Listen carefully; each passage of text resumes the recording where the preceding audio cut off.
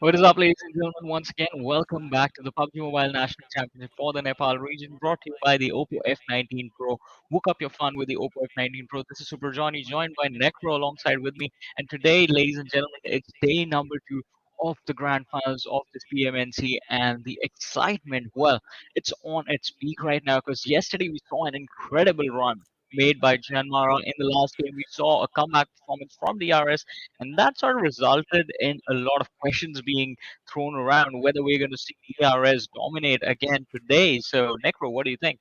Well, I mean, let's keep that question aside for a while. But Johnny, I gotta compliment your look at this at this point. You look clean. You look like a doctor. Not gonna lie. You look like a sports psychologist. But yeah, getting back to the question you asked. Well, I mean, DRS, yeah, things are looking quite shaky, but I do know, or we all do know without a doubt, even the people in the Nepal region do Yeah. know that DRS has to be one of the best out there. And I'm pretty sure their faith is going to be on DRS, right? Because from what my theory is, up till now, DRS just had one thing in their mind. Okay, no problem. We're going to be qualifying the group stages. Then we're going to be qualified from the semifinals as well. And then once we get in the finals, that's when we're going to be starting dominating. And this is what I'm personally expecting that DRS has in their kind of brain, but I don't really know what to expect in the future lines. I mean, that's exactly what I thought as well. I mean, that DRS, they were going to be able to do wonders when they were made it to the finals, but day number one did not really go their way. And along with them, Skylightz Gaming is another team that's fighting to their best potential for this massive prize pool that's there, ladies and gentlemen. $30,000 on the line for these teams.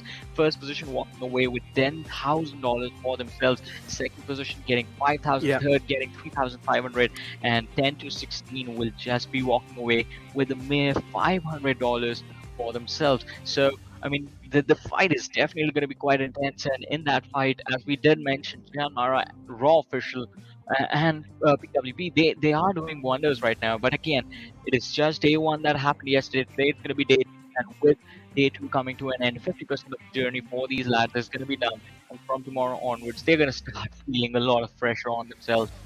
Exactly. Taking a look at the point system as well, pretty much the same that you guys have been looking for since since the back times. I mean, I don't even know. So we've been taking a look at this since a pretty long time now. But now, getting back to our convo that we were having, JyanMaara currently are the table toppers. On the other hand, EKTA as well were trying their best yesterday. So the storyline that's kind of building up slowly and steadily is getting quite interesting right now. Take a look at the squad roster. Of course, these are the top 16 teams out there from the Nepal region. And here we have Fishtail Esports. Now, this team in general, yesterday, tried their best to kind of show themselves on the board. I mean, yeah, a decent performance was being yielded, but I don't really know what to expect from a team like Fishtail today. Yeah, I mean, as you said, I mean, it was a decent performance they put up on the board yesterday, but today it's going to be quite interesting, and not just Fishtail, but Vibes and KINGsNepal as well.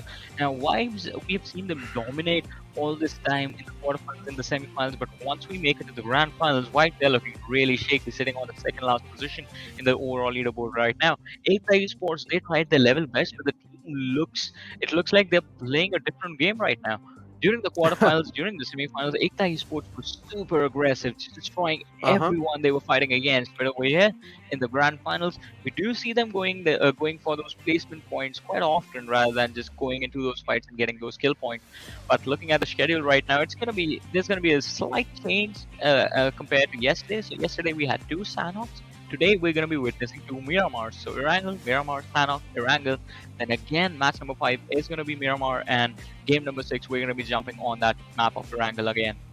Exactly. That means we're going to be having a long day today. But yeah, on the other hand, overall rankings of post game 6 after the game 6 that we saw yesterday, of course, as I did mention, JyanMaara is on the top, Raw Officials on the second place, then you have PN Crew coming in on the third, then of course Skylightz Gaming. I mean, they also had some of the good days out there, without a doubt. On the other hand, now talking about DRS, now in the final game, on the game 6, DRS actually got a chicken dinner for themselves. Now, they also kind of lived a little bit of leave to kind of hit in the back, right? So is it going to be DRS domination? It's what the question me and Johnny are personally wondering, right? Because we still don't really know what to expect from a team like DRS. I mean, personally, one thing I'm expecting without a doubt is going to be at least them dominating. On the other hand, As I did mention yesterday, some of these surprising entries in here, it's going to be KINGsNepal, Tri-Crew Nepal. Now, these two teams we're kind of struggling, let's be honest. I mean, KINGsNepal in the group stages in the first few days were looking pretty strong, but then later on, somewhere down the line, it did seem like their performance was being shaky.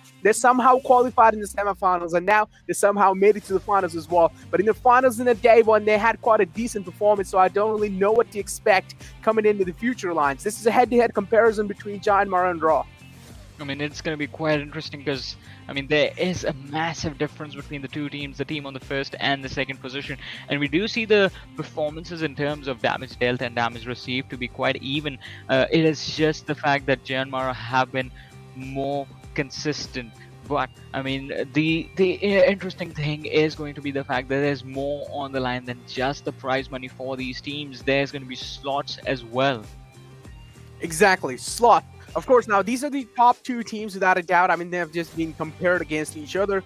But still, in damage dealt, it does really seem like Raw is kind of a foot ahead, which is fine. You know, on the other hand, JyanMaara, though. So one thing we definitely do know here is JyanMaara heavily relying on that consistent performance on kind of like that in general, you know, like overall being a consistent team out there getting themselves those placing points. On the other hand, team to watch out for, without a doubt, it's going to be Skylightz Gaming because they have had quite a big repetition. They have had quite a big name throughout the NC. So, of course, the team to watch out for, without a doubt, is going to be Skylightz Gaming because they're just going to be instilling so much fear in the enemy teams, right? And on the other hand, I feel like over here, DRS could have also been there, but unfortunately, in the entire kind of from group stages till final, DRS haven't really taken the competition that serious.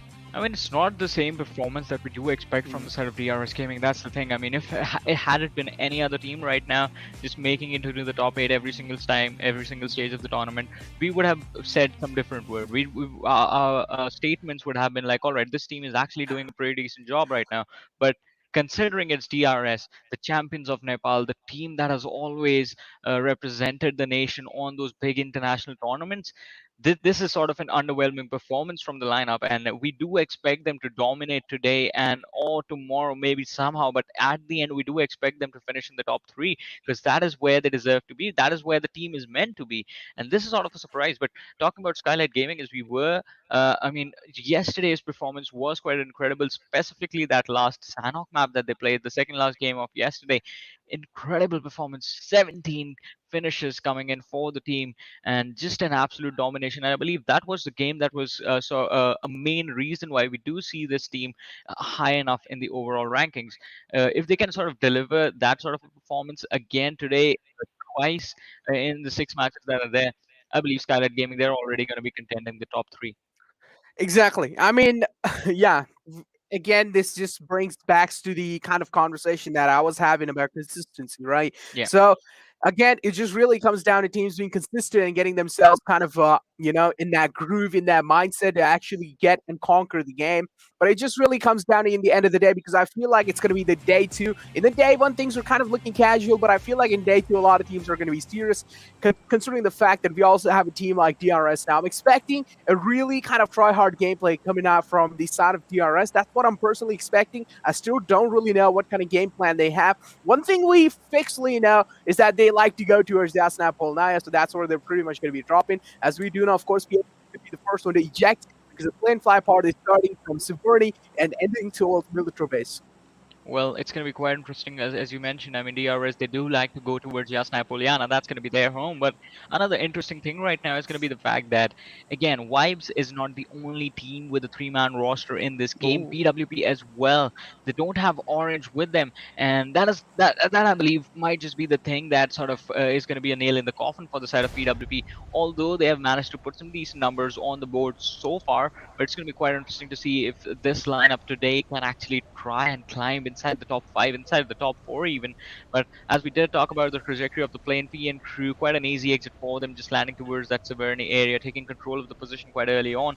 But again, the most intense situations in this game at this point either going to witness towards the side of Georgopol or towards the side of Milta. There are a lot of teams that like to go towards the western side, and that results in those early game skirmishes. And considering it's a northwestern circle, it's going to be quite interesting to see how JyanMaara are going to plan things out, because look at them going for a 2-2 split, 2 players towards the military base and 2 towards Nowhere Epnoi.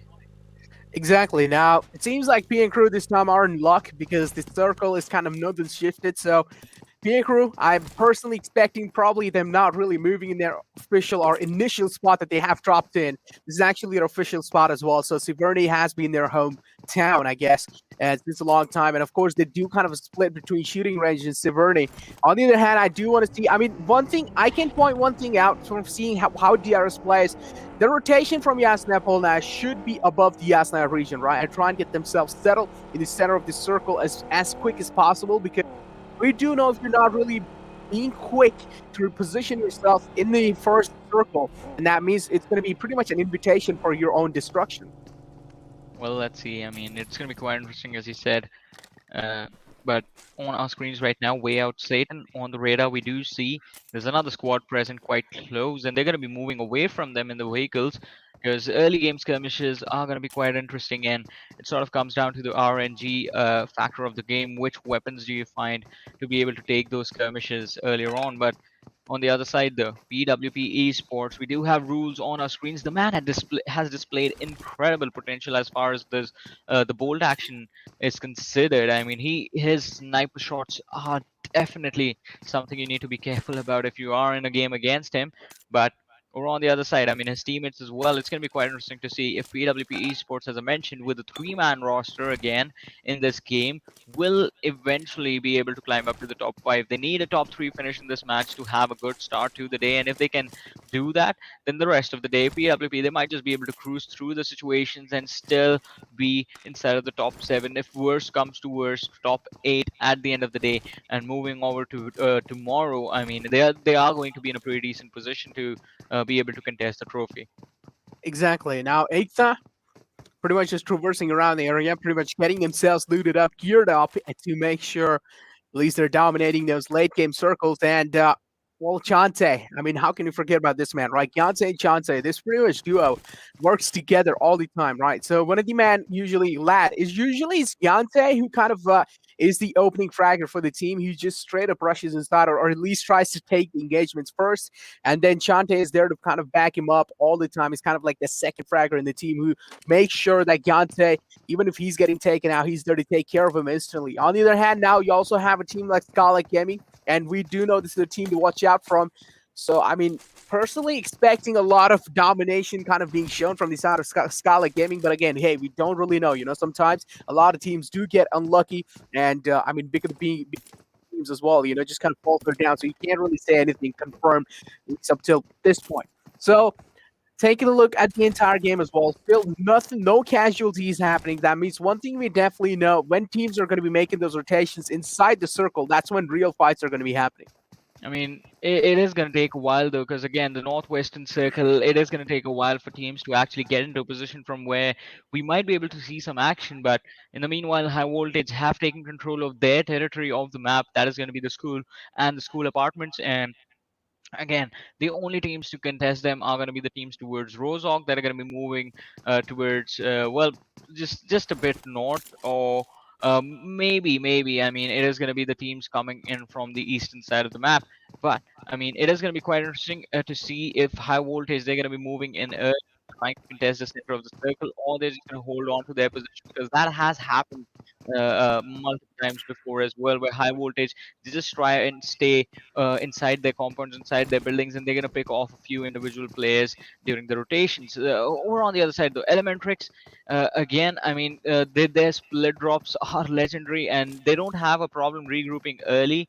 So that is not something that I believe anyone is going to be worried about this team. The trouble for Elementrix arises, we saw this yesterday as well when we had a Northwestern Circle. Uh, it is that rotation timing. If they go for a late rotation, they get caught off guard, and they have to find a way around it. Yesterday as well, I mean, just caught off guard completely in a fight towards the Georgia Pole Bridge, and getting taken out wasn't something that they were expecting. So today, I believe Elementrix, they're going to try and switch up with either the timing of the rotation or going for a different path. But in the meanwhile, Team T2K, the team sitting at the bottom right now of the standings, Jane tried to fire some shots on the opponent that he just saw, but now he's going to fall back a little bit, wait for his teammates, and then maybe they're going to see to re-engage on the players of Team Extreme. Exactly. I mean, Team Extreme yesterday got themselves 2 chicken dinner, but still they're not really the table toppers. I think so they're somewhere in the top 5, but now we do clearly see TDK kind of making those rotations happen. Team Extreme is right in the front lines. I don't really like how careless blah blah blah is being, because look at him. He's kind of out in the open. He could have been spotted out and easily been taken out because he doesn't really know the exact positioning, right? He doesn't know how many players are in the building. He just knows there is someone in the building. So being this careless sometimes can be risky, but again, these are the kind of risky plays being made. Yeah, look at that. We already do see the separation coming in from the side of Team Extreme, but yeah, also do like the awareness being shown from the side of blah blah blah. He's making sure that even if he's kind of taking the risky plays, he has eyes all across the map, which is understandable in the position that he's gone himself. Now, we already do see Muffin also kind of repositioning himself, but still, Team Extreme, it seems like they have found themselves pretty much a spot where they can chill out for a while, but not really long, because the circle might just start moving anytime soon. I mean, there's still going to be a while before they come in contact with the blue zone. 400 meters to go. So both the teams actually at this point need to start moving forward. But Extreme, they are pinned down. And Team T2K, just the fact that they are spread apart and they have figured out that Extreme are in an uncomfortable position, they're going to look to capitalize on this. But the one thing that can work out in the favor of Team Extreme right now is going to be the fact that they're a little bit closer to the circle. So if they can get just try and disengage early, it is going to be quite interesting to see if they can try and get away. But the page getting caught off guard from the backlines is going to take a little bit of damage. He is losing out on his HP down to 40% right now. Another shot is going to be there by rated, then the page is going to be taken down. Team T2K finding the opening for themselves. Team Extreme in a lot of trouble, but now another lad has been spotted out in the window. Team T2K looking to re-engage. Kazi and Muffin completely pinned down, rated in front of them, blah blah blah, right behind them. Absolutely no way for them to disengage from the situation. But on the other side, high voltage, as they were moving out from the area, moving up north, they're going to be caught off guard by the players of PN Crew, and Legend is going to be able to find an opening, has a knock in his hands, but it's going to be quite difficult for him to actually get the finish. Since he has taken a little bit of damage, but Sandesh with the bold action is going to try and take Assassin out, but Assassin managed to get away. His intentions are clear. He's going to try and get as close to his opponent as possible and then try and go for a revive. The bullet just whizzes past Assassin, and now Assassin pretty much getting the res back on his teammate. Should be back on his feet anytime soon now. Sandesh, though, pretty much trying to handicap the buggy at this point. He's trying to blow the tires up. He's probably going to be doing so. Some blind shots being taken. Sandesh is the man who's trying to scout out the area, but PN Crew did find themselves that opening frag. I feel like they could have pressurized it more if they wanted to, but they didn't do so, which is understandable. You don't really want to risk your lives in those kind of moments, especially when your team's kind of out of sync, when your team's not really in the place you want them to be. Team's not really positioned for success. So yeah, just pretty understandable. That's why PN Crew did not really fully commit for that fight. But still, they did try to do as much as damage as possible, but they were able to get only one knock. On the other hand, the fight between Team Extreme and TDK still continues. They're still trying to find any kind of an opening here. Not really able to. Sarga, though, oh, he's so close. It's down low with Sarga. At this point, even if he catches one bullet on his body, he can be pretty much knocked out. So he needs to be careful. That's what he's doing. Decides to back off instantly and try and play the situation out a little safe. Well, let's see. I mean, it's going to be quite interesting to see. As he said, I mean, they are going to try and play it a little safe, but is that going to be an actual possibility? That's going to be quite interesting. But now the dominators of the lobby are in front of us right now. JyanMaara taking the fight, but KINGsNepal are the ones who find the first opening. On the other side, though, DRS going up against the players of Elementrix and Sus and Liquid getting absolutely demolished in the situation. Mysterioso and Inception, they were away from their teammates, and DRS were able to capitalize on that fact that it was a 2 versus 4 fight. So now Elementrix, they're going to be down to their final 2 players inside this match. Exactly. DRS getting real up close and personal against lots of Elementrix. 2 men have been taken out now. Elementrix is quite handicapped in this position. That's why they realized maybe taking a chill pill for a while and just holding back their guns would be the best thing they can possibly do.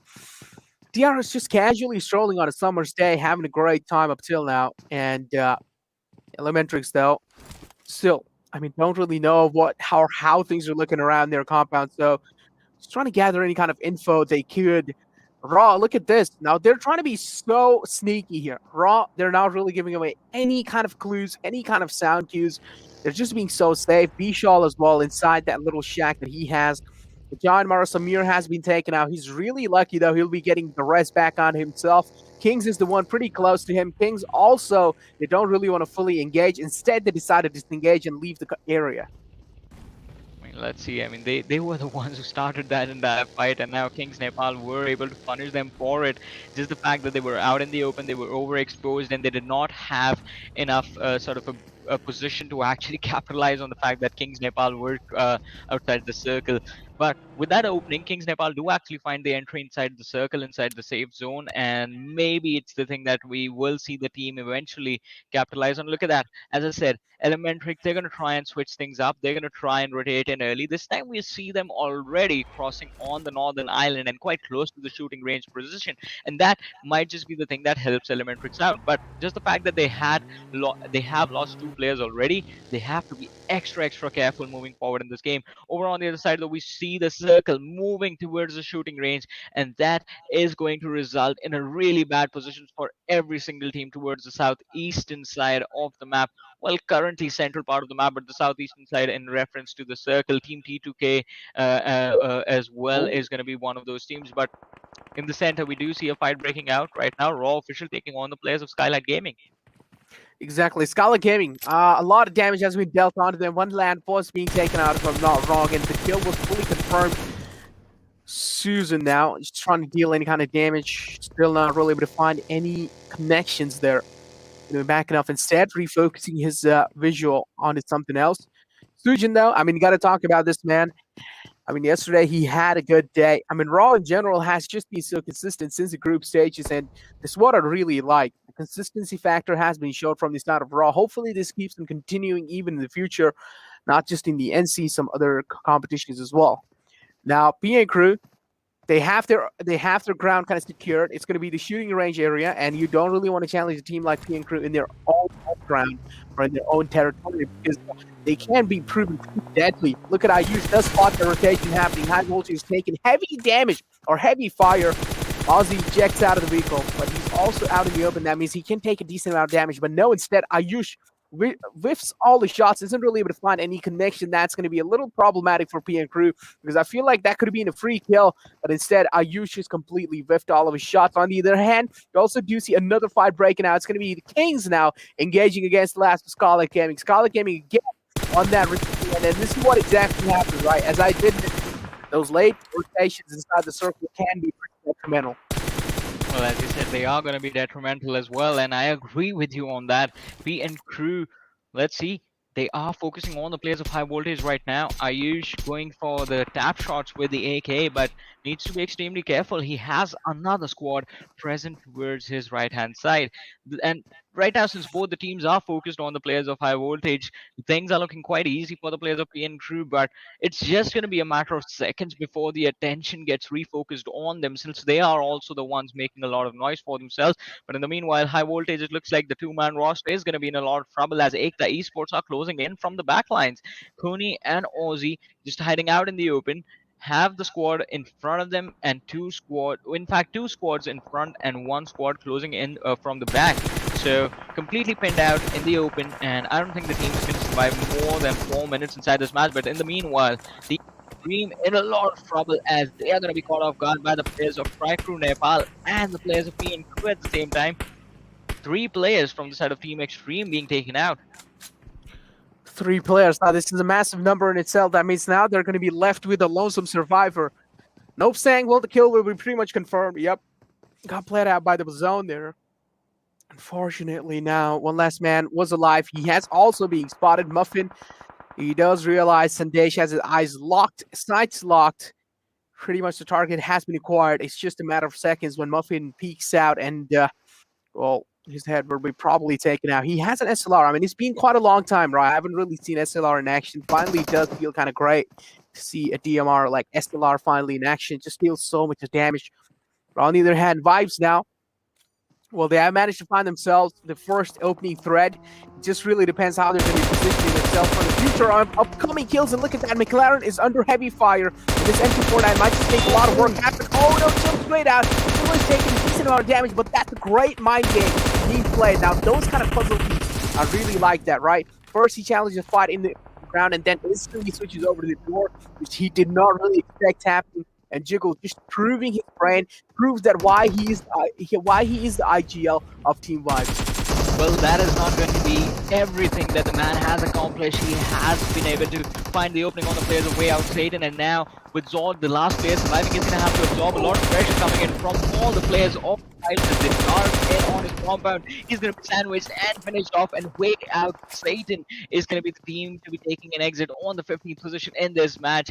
Vibes, even with just a 3-man roster, are able to take on those 3 versus 4 situations and still come out on top. It is quite incredible the way this team is playing. But over on the other side, T2K, what is going on right there? A team that we have been like a team that's known to be really aggressive, be the ones to dominate every single team fight, are the ones getting taken out on the 14th position in this game. And along with that, Raw Official finally cleaning things up. Skylightz Gaming taking an exit on the 13th. Exactly, big team faltering down. This is quite a problematic situation, but this also kind of tells us that DRS, a big team, is still alive in the game, including Raw. So, I mean, we had our eyes kind of set on DRS, but again, as you did mention, TDK, a massive team. Performance, again, from the start of TDK has been sometimes shaky, sometimes, I mean, they have been, proving themselves, but most of the times it has been kind of TDK showing that shaky performance. But again, it's the same thing as it is with DRS, right? I mean, they have proved their mettle in the past competition, so not a lot of fingers will be raised on them. On the other hand, Vibes again unleashing hell on the lads of TriCrew Malik going to be finding another crack. That means TriCrew 2 players are already down. How are they going to be holding themselves off? Slipknot as well being taken out. And yes, the last man completely crumbling down on his knees. That's going to be it for TriCrew getting eliminated on 12th position. The only big teams here I do see are going to be High Voltage, Elementrix, JyanMaara, Vibes. Then you have EKTA as well now. They have been proving their mettle since a long time. And EKTA, unfortunately, 1 man has been taken out. That means they're just a 3-man squad now. Well, let's see.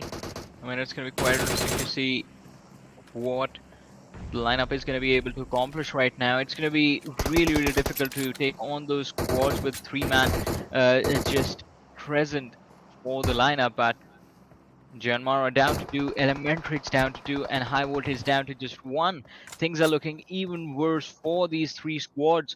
Over on the other side, Raw Official, there is an opening for the players of PWP as one of the lads from the side, Raw Official, is going to be knocked out. Rules still staying in the backlines while Reaper and Delta actually charge forward, putting up a lot of pressure on the squad. And since the players are going to be low as well, these 2 players are going to have a much easier time taking them out. Delta switching over to the nade instead of the M249 in his hands, and Shawl just making a run for it, running inside the smoke, getting close to his teammates out from behind the tree just before the nade popped in that location. But now more utility is going to be tossed out by the players of PWP, and with all the grenades being lobbed, Raw Official, they find the time to get a revive on towards Sada. Back to a 4-man lineup. This team is going to be moving forward, but again, Sada is going to be dropped down to his knees by Delta's nade.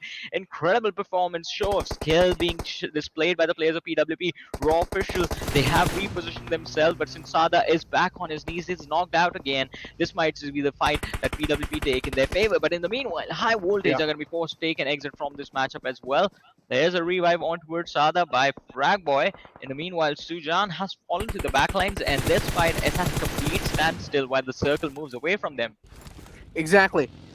Now the circle pretty much moves away. Nima does manage to find himself that 1 kill on the ladder PN crew. This is a massive frag that he found. Season pretty much the kill will be confirmed now. Just going to be a lawn mover moving right onto him, but no, instead, well, he kind of missed the target there, but it's fine. He has guns now, but take a look at that. Zone's doing a lot of damage. That means Nima will be pretty much down low at this point. If he gets caught off guard by any other team, or at least gets shot at, that could be a little problematic situation. On the other hand, the Legend from the side of PN, the last two players alive from the side of PN crew. Legend is down under heavy pressure, under heavy fire. I don't really know how he's going to be getting back or retaliating back from that kind of initial position he's found himself. On the other hand, Fishtail Esports as well getting a knock onto the lads of Vibes. 2 players have been knocked out. Vibes down to just a 1-man squad alive. They're already in the lobby with only 3 players. And look at this, Sunday. It's mowing down the lads of Elementrix. Inception has been taken out. The other man was almost being taken out as well, but he's quite lucky that the bullets just whizzes past him, and he was able to get back in cover in the right nick of time. Well, let's see.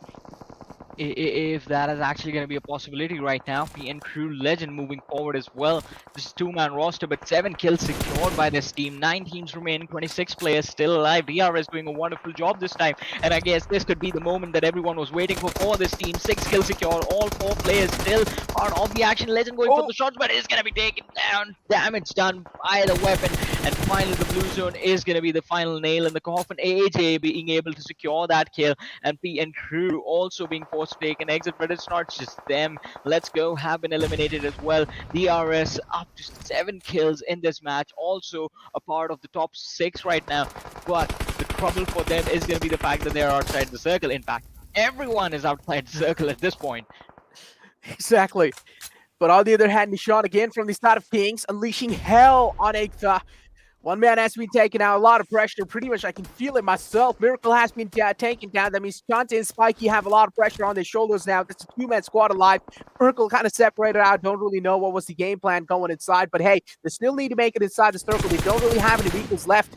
I don't really know how our EKTA are going to be making it right, because at this point in time, I'm expecting that for them to actually burn out all the things or all the utilities they have. Kings, though, look at that. They are the king of the hill as well. They have a lot of high ground. They have one of the best positions out there. They also do have a decent amount of circle being covered by themselves. And look at this demon just completely being a demon, being merciless on the teams, and he's unleashing hell on the lads now.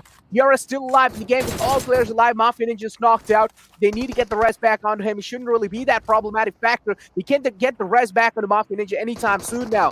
Kings, again, as I did mention, they have quite a decent positioning. DRS on their receiving end, just because they don't really have a high ground and they are on the lower ground. That means Kings inside this fight have massive advantage. Last few teams alive, 8 in total.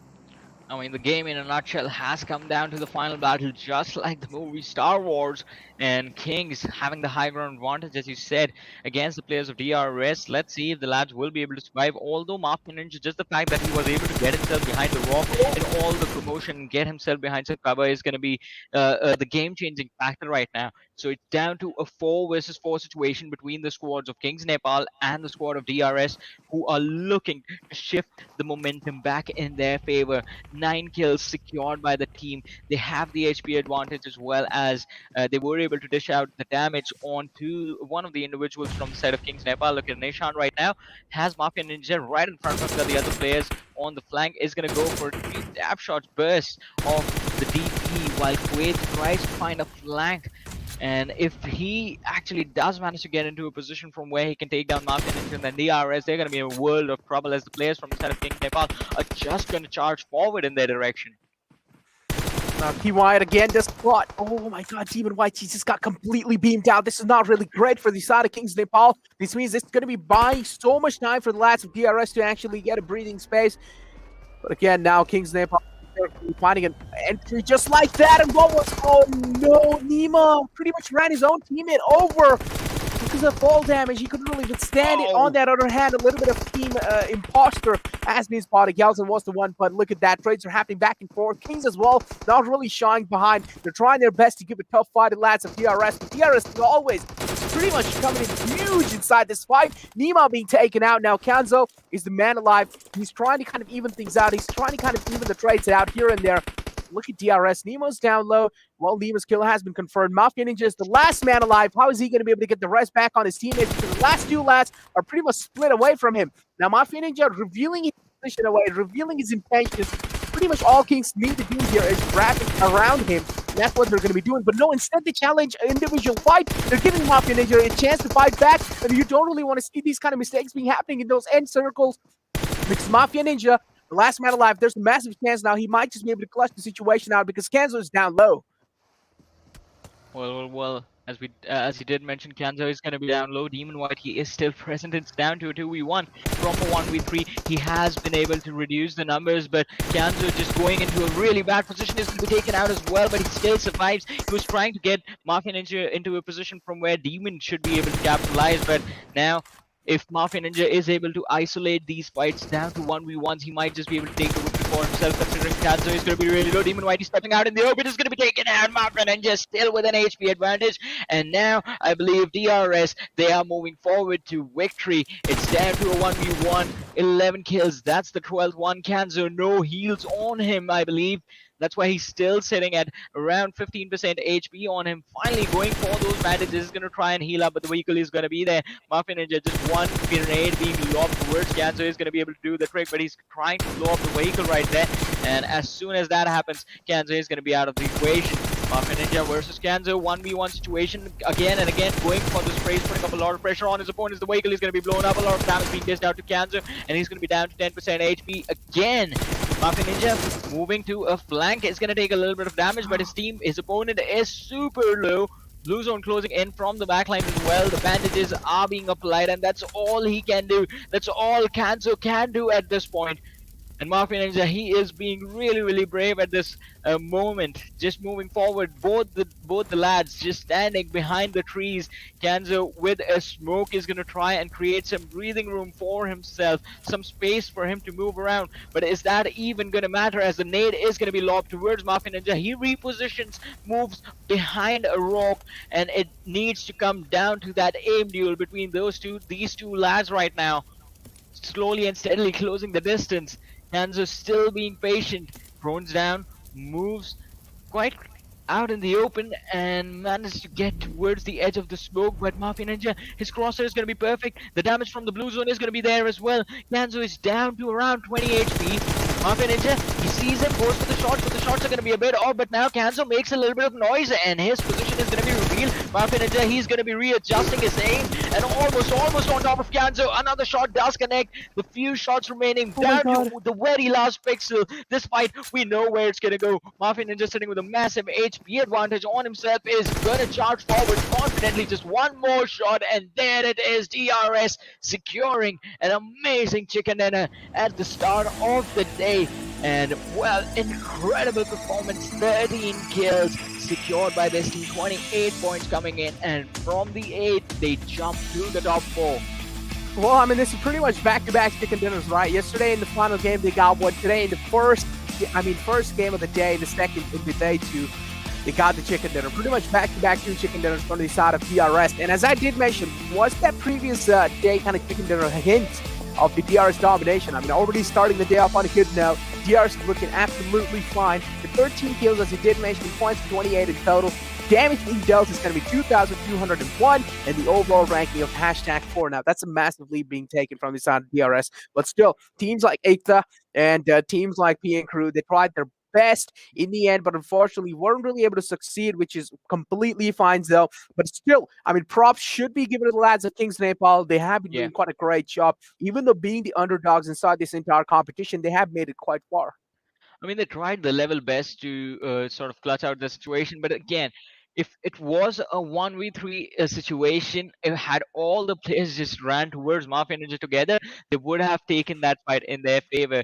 But no, they gave him individual 1v1s, and he was able to just wipe out the entire team and secure that chicken dinner for himself. And just realizing that exactly how you need to play those clutch moments out, it always comes with the experience of these lads. And DRS, we know these guys are the most experienced players Nepal has to offer. But let's have a look at the MVP of this game, and it's going to be the clutch meister himself, Mafia Ninja. 6 kills, no assist, because he was able to secure every single kill all by himself.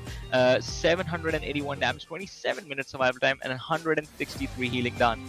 Exactly, 163 healing done. As you did mention, survival time is 2708, and then damage being dealt 781 with 6 kills. I mean, of course, Mafia Ninja, as you did mention, the clutch meister himself is pretty much showing himself on the MVP board, and this is what we like to see, right? DRS pretty much showing the true colors, showing what they're made of and why they are one of the best out there. Again, in the day one, they were just kind of trying to test the tempo of the teams, how they have their mindset in the game, and finally they have figured out a way to counter them. And in overall, these are the top 4 players. #1, of course, going to Mafia Ninja. Then you have Kanzo from the side of KINGsNepal, who tried his best in the end to kind of show himself on the top. Unfortunately, wasn't really able to. And on the other hand, you also do see Susan from the side of Raw Official getting himself 5 kills and the damage being dealt of 581. Then Nima coming in from the side of DRS again and getting himself 4 kills and 585 damage in total. The match summary in front of you. And, well, I mean, pretty much miracle. Most utility use. Wow, that's great. I mean that is going to be great, but EKTA Esports need to start stepping things up. Need to see those aggressive positions, the aggressive fights from the team again.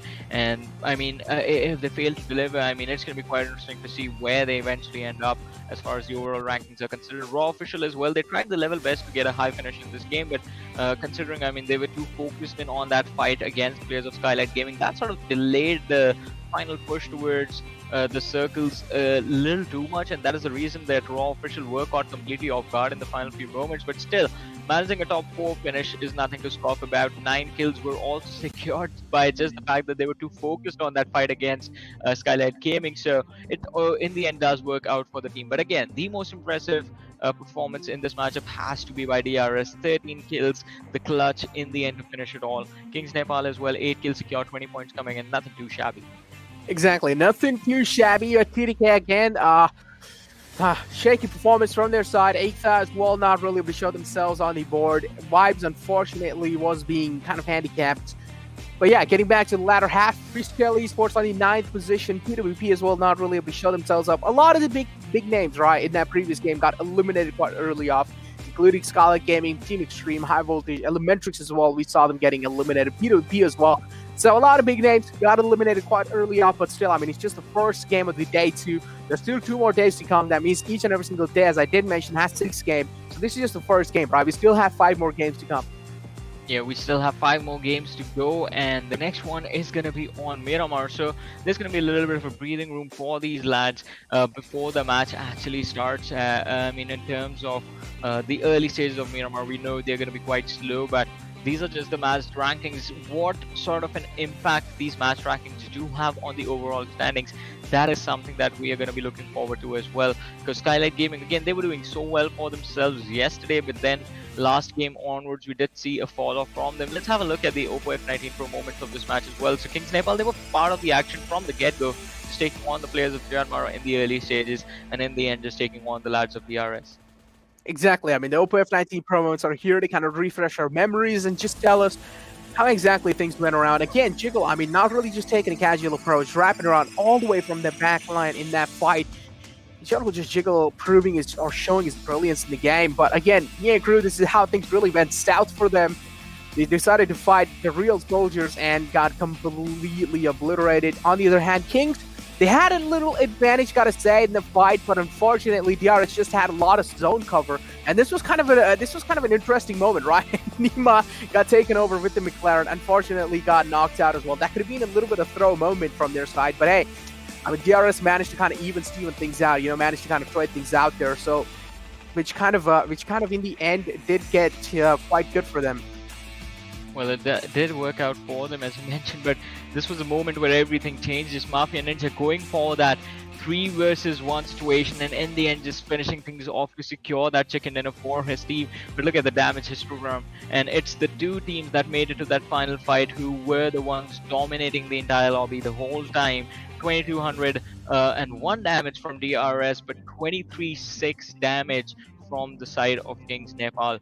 Just a phenomenal performance from both these 2 teams, and I believe this, again, as you mentioned, yesterday's last game was a hint from DRS, so maybe we're going to see a domination from this team again. They've already managed to secure a top 4 overall ranking. Now the only things that is left for them is to contest JyanMaara, but even JyanMaara walked away with quite a decent number of points from this match. Exactly. I mean, JyanMaara not really, you know, shy away. I mean, they did get, as you did mention, quite a decent number of points with, I mean, 3 kills, 852 damage. I mean, I would say it's kind of okay-ish, but it's still kind of iffy from a team like JyanMaara, you know? But on the other hand, take a look at Kings. Even though they got only 8 kills and the second place, gotta say, they had a lot of damage being dealt. That means pretty much it was a dominating game from the side of KINGsNepal as well. The overall rank in the front of you lads, this is how it's really looking like. JyanMaara again, the table toppers without a doubt with 96 points. On the other hand, Raw Official not really far behind with 86 points.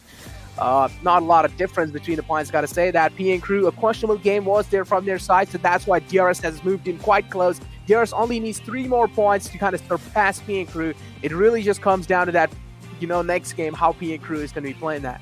Exactly, I agree. It's going to come down to that next game, and not just for PNP, but for JyanMaara as well. Because the difference that they had going for themselves, they need to make sure that it is going to be there by the end of the day, at least a 20-25 point difference if they want to be safe tomorrow. But over on the other side, there's going to be a slight drop in the overall standings of PWP Esports and EKTA Esports, which do see them move to the 9th and the 10th position, way outside and on the 11th right now, and P2K on the 16th with 15 points after 7 matches. Did not expect that happening for the team. Exactly. Without a doubt, did not really expect that. PDK, yeah, as I did mention, all the way in the bottom. None of us expected this. Elementrix as well in 13th place. Then you have Vibes coming in with 12. I mean, yeah, this is just the day 2 first game. We don't really know what kind of the future has for us, the future has planned for us. Maybe a team like Elementrix can, pretty much step up. But yeah, I mean, if you take a look at Elementrix as well, right? I mean, yeah, they are a great team. Don't get me kind of mistaken there. But on the other hand, I mean, their past has been kind of iffy, right? I mean, yeah, they have been one of the best teams out there in the past, but considering the fact like how they played in the past as well, I mean, sometimes it has been kind of an iffy performance. So I don't really know what to expect from a team like Elementrix in the future. Exactly. I mean, we don't know what to expect from the team. Although, as you said, the performance has been a little iffy, but I mean, they've had good games as well, and they do alternate between the two. So at the end of the day, as I like to say, it's all going to be about that point average per game that you need to make sure is going to be at least at a 12 or a 13 in order to be inside the top 8. If you want to contest the top positions, it needs to be at a 17 or an 18 points per game average, and that is going to be something that almost everyone is going to be focusing on in the next match as well. But before we jump into the next game, we're going to take a very short break, so don't go anywhere. We'll be right back after this.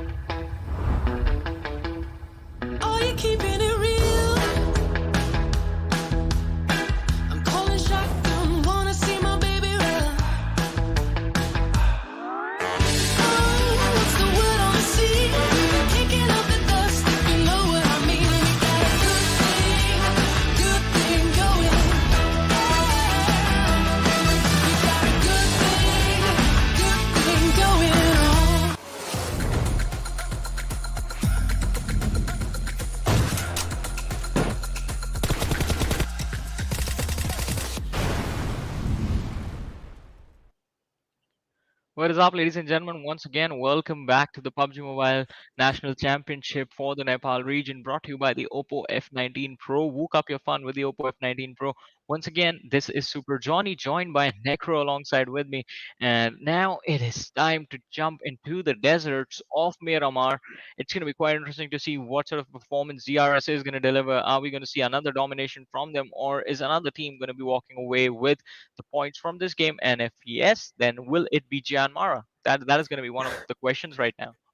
I mean, if DRS gets another chicken dinner for themselves, that can be a hat trick without a doubt. I mean, back-to-back 3 games could be a hat trick for themselves. It could be absolutely great. But on the other hand, JyanMaara as well, and PN Crew especially, I mean, if they want to hold on to their position, I mean, that previous game was quite shaky. Hopefully, they are able to hold on to that position and not really let DRS surpass that. We don't really know. DRS, they have a different mindset in the game. They can make a lot of things happen without a doubt. So we don't really know what to expect from a team like DRS in the future lines.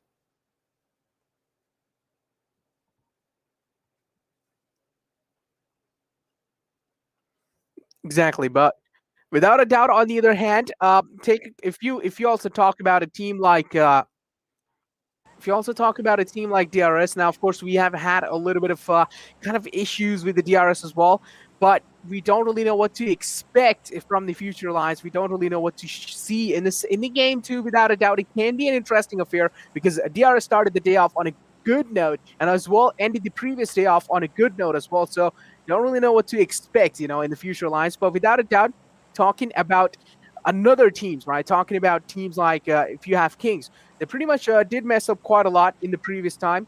I mean, in that final clutch moment there. But hey, I mean, maybe we just need to give them a little bit more time, a little bit more breathing space, and they can start working around it. Without a doubt, we have been hopped into the map of Miramar. The plane fly pad did start from El Hazar, ending all the way towards Valle Del Mar.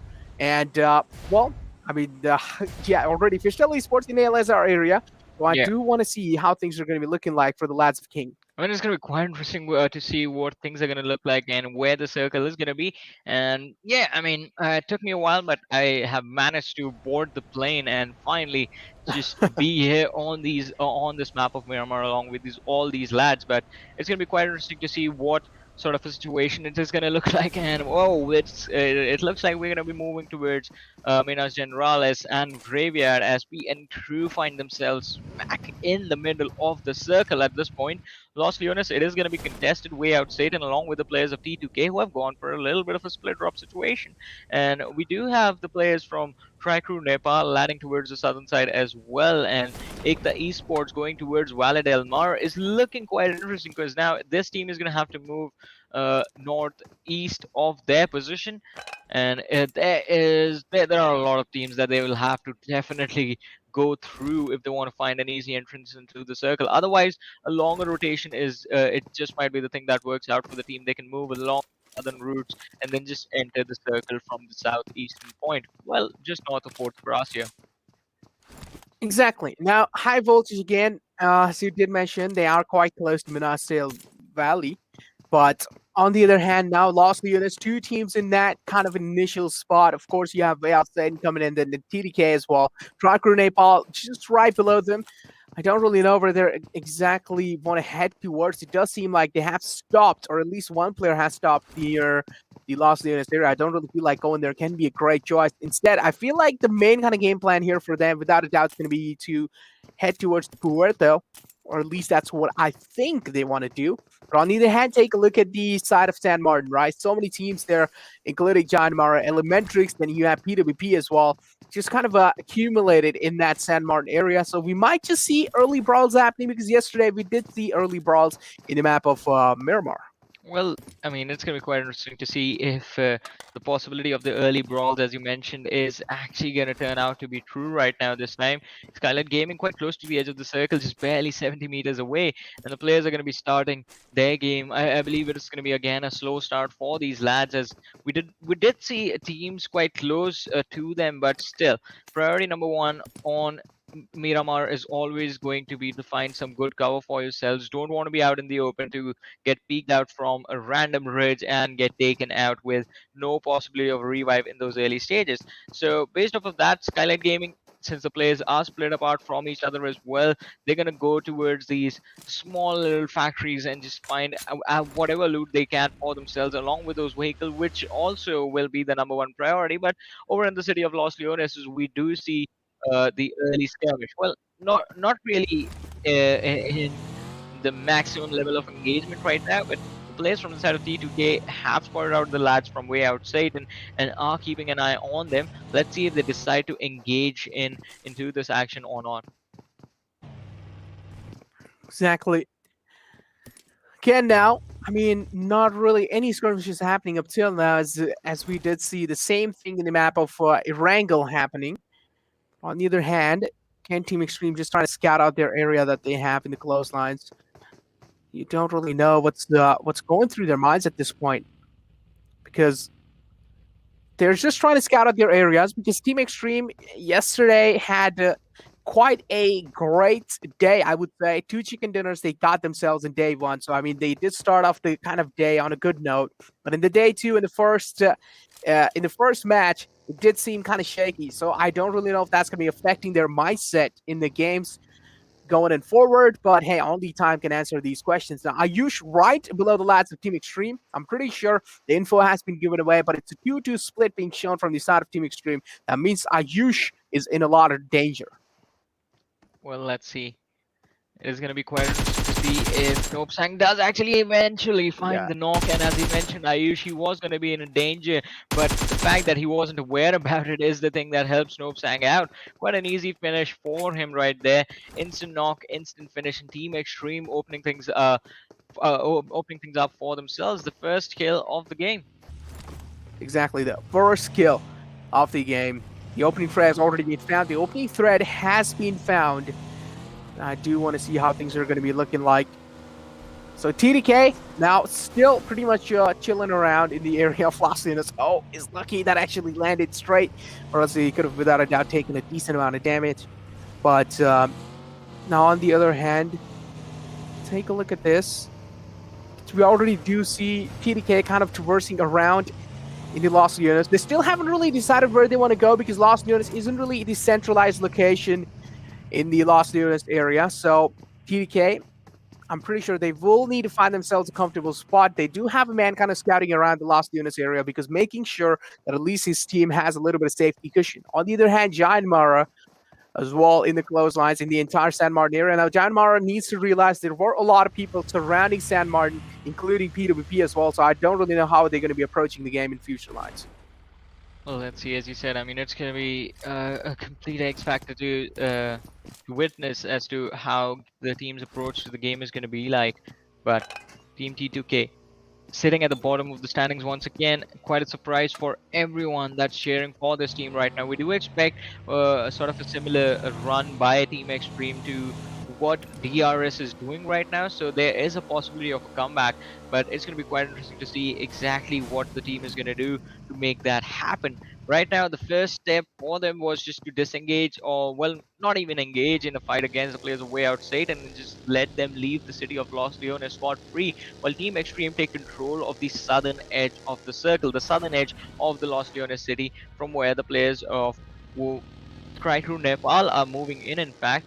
But over on the other side, again, my eyes are going to be quite quite focused on the players of EKTA Esports, who are finally starting to move in from Valle del Mar. And as I mentioned, the only possibility for them to rotate with the path, basically the path of least resistance for them, is going to be those southern routes along the shorelines of the map, and that is exactly from where they are moving in. But if they move towards the players of Team T2K, then maybe EKTA Esports just be in a little bit of a trouble situation. Let's see what is going to happen. Exactly. JyanMaara now look again pretty much really close to PWP. And now P and Crew, as they did mention, they have the kind of centralized location inside the circle. Team XTREME is pretty close to them. We did see Ayush being taken out. That means P and Crew are a little handicapped without a doubt. Still teams taking rotations from all the way below KINGsNepal, quite close to TDK. I'm pretty sure at this point TDK should be a little scared because since yesterday they haven't really been able to perform. They're all the way at the bottom in the overall rankings. So there should be a little bit of scary factor going inside. So probably I'm expecting the lads of TDK not to challenge any kind of fights. Now take a look at the other hand now. You also do have KINGsNepal quite close to one more team. That's going to be Wayout SATAN. At this point in time, I feel like both these teams shouldn't really fight, but take a look at the circle shift as well, right? Completely shifted over to the northern side. But hey, KINGsNepal, it seems like they've already started to unleash hell on the lads of Wayout SATAN. Now Wayout SATAN should break a lot of sweat at this point in time. Well, let's see. I mean, as you said, at this point of time, there's going to be quite an interesting Wayout SATAN. They have lost one of their lads. Bolihang has been taken out. In KINGsNepal, it's not going to be an easy team to fight right now. But Bolihang in the backlines is going to get a revive finally from Frankie, and back to a 4-man roster. The smokes have been deployed by the lads to try and re-engage into the situation with the players from KINGsNepal. They're going to look to fall back to 8. He needs to get back to the other side. His teammates are quite far away from him with no line of fire available to actually provide some cover just in case the players of Wayout SATAN go from a flank from the back line. So it is quite a risky situation, but still KINGsNepal doing a wonderful job of delaying any sort of aggressive push coming in from the players of Wayout SATAN, and that is just the thing that works out in favor for them. Shinx did go for a few shots, but he took a few in return as well, so quite an even trade between the two squads. And well, the fight is again going to be at a complete standstill. Pretty much a stared-on competition, as you did mention, a standstill going on between these two teams. So I don't really know. So Wayout SATAN, again, I mean, they're quite scared, as I did mention. So, of course, you do see that kind of panicky move happening here and there. Wayout SATAN aren't really stepping out of their kind of limits. They are staying in their limits. They're not really moving out or taking any kind of those risky peeks out there. Trying to play the position out as safe as possible. On the other hand, Vibes now, take a look at that. I mean, PWP quite close, right, to the lads of Vibes. Raw is right behind them, so there's a massive chance that PWP might just be sandwiched. Well, let's see. As you mentioned, I mean, there's going to be possibility of them getting sandwiched, but I mean, the possibility is going to be quite low since majority of the teams are already overshooting them. I mean, just moving up north towards Hacienda del Patron, quite close to the position of where JyanMaara is going to be, where the players of Raw Official are, where the players of PWP are going to be. But it is just going to be the fact that I believe they have some cover already for themselves. So they might just be able to just keep their heads down and just survive for a long time before they actually have to engage in a fight. So that the timing of the squad fights is going to be something that we need to keep an eye on. But in the meanwhile, Elementrix, they spot a few ladders of Vibes Esports, and I believe Jiggle did take some damage on himself as well. So it's going to be quite interesting to see if Elementrix will actually be able to contest this position from the side of Vibes, and it's not just them. There's another squad present towards their right, and it is just going to be like a threat looming on the players of Vibes, and it is going to be the lads from the side of PWP. So this concrete cover is something that needs to be contested right now, and if PWP Yeah, do has to take control of this, then they're going to be safe for the next, I believe, 10 more minutes. exactly. They can definitely be safe, but it just really comes down to that. If P2V does give their positions away, that could be a little problematic for them, without a doubt. I mean, at this point, look at this. I mean, Delta is taking a lot of shots, so position should be compromised. But they don't probably know that there is someone right in the clotheslines or right next to them. So I mean, they have the Hacienda del Patron all the way for themselves. The PN crew are looking quite great. They must be feeling like a boss because they have conquered the house of the boss. But on the other hand, another fight happening. That's going to be Nepal versus the lads of Wayout SATAN. Oh no, he slips from that mountain, and this is going to be a lot of damaging factor for him. And yes, it is. I mean, the kill has been there. Kill is there now. Unfortunately, he gets knocked out by fall damage there. And again, this is kind of a disadvantage of being on that lower ground, right? And when you try to climb that high ground, look at that. Oh no, I feel like this should be it. They're so unlucky. Nepal, yep, quite unlucky inside this game. And Wayout SATAN, and of course, they're not really going to let these free kind of opportunities go away, right? Getting all the kills for themselves. And that's going to be it for a team like Nepal. Such an unfortunate and a disastrous start in the Miramar match. Well, as you said, I mean, it's going to be quite an unfortunate start for the team, but let's see. EKTA Esports getting shot at by the players of Wayout SATAN, and Spiky is going to be taken down by Bolihang. Quite an unfortunate situation, just one more lad being lost out. Wayout SATAN doing a wonderful job right now. 3 kills already secured by them. If they can go on to wipe out the players of EKTA Esports as well, that's going to be such a massive advantage for the squad in the mid-game stages of this map. And Frankie, I believe, is going for it, trying to get himself into a position from where Spiky's kill can be secured quite comfortably. But no, the buggy is going to be dropping down through the wrong side of the ridge. And now Frankie's finally going to decide to just let the player be finished by the blue zone while the team focuses on its rotation. But over on the other side, Skylightz Gaming going up against the players of high voltage as well. Exactly. Now again, they do kind of look. We are seeing a lot of teams they do have a lot of info. We don't really see any kind of critical damage happening, right? We do see some kind of one or single players faltering down here and there. TriCrew was the only team that got taken out from the game, but hey, finally we do see a lot of critical damage happening here though. Skylightz Gaming, I mean, one lad has been taken out. PN crew as well are on that receiving end, and also they're separated out. That means it's without a doubt, PN crew has to be in a disadvantage. Season quite close to Skylightz Gaming, and we do know Skylightz Gaming what they're capable of. I don't really need to focus on that fact anymore. Legends positioning might just pan out to be really good, or it might just pan out to be completely, opposite or completely south, because he's quite far away from Season. If Season gets taken out, that means Legend will just be in such a problem, because it would be almost next to impossible to get the rest back onto him. Leon's position being capitalized. This is where Legend does hear that, and he's trying to work around it. Oh, that shot was quite close. It could have been really close. Mosin, though, not really able to connect. And now, again, pretty much focusing on the same spot. Season has moved away or has repositioned himself. Heaven is closing in on him, getting real up close and personal. Leon doesn't really realize he's getting flanked by one of the lads from PN crew, and he needs to work around it, or at least try and reposition himself. Leon did spot out Cherry. This should give his position away. And on the other hand, now, look at this. Legend is all the way in the back lines. Leon needs to realize that he's overstepping his limits at this point in time. He needs to realize there is someone behind him. He's just so tunnel vision on that one single player. Well, let's see. I mean, he is going to be tunnel visioned, and That might just be the possibility that is going to be quite detrimental to what the results of the fight are going to look like. But the end crew in a troublesome situation right now. Season still focused on heaven and does not realize that Leon is closing in from the backlines. There's absolutely no way for Season to survive this sort of an aggression coming in from the players of Skylightz Gaming. But as we were talking about tunnel vision, Leon is going to take a lot of damage from Legends, from backlines. Legend taking hits himself. Leon is going to be down just a sliver of HP. The shots from the UMP are going to be quite deadly, but Legend, oh no, he's going to get peeked on by Leon with barely any HP on him, and still Legend goes down. Heaven in the backlines is going to finish off Season, and with that, PN Crew, they get wiped out in this match. PN Crew taken out by Skylightz Gaming, who will still be allowed to move forward with a with a 3-man roster, 3 players still surviving for the squad. But in the meanwhile, on the other side of the map, we have DRS taking on the players of Elementrix. And, well, Elementrix, 2 players have been lost. Mafia Ninja going for the finishes on the lads with the buggy.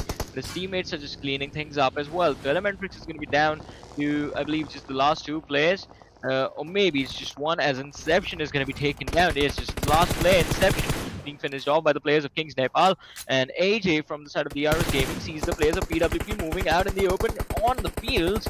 The shots are going to be fired, but with that, his information, his position has been revealed as well. So it's going to be quite interesting to see DRS, which team fight are they going to focus on next. Will it be the fight against the players of KINGsNepal, or is it going to be against the players of PWP, who are still looking to find some cover for themselves? In the meanwhile, Skylightz Gaming against the players of Vibes and Team XTREME, I believe a third-party situation right there in front of us.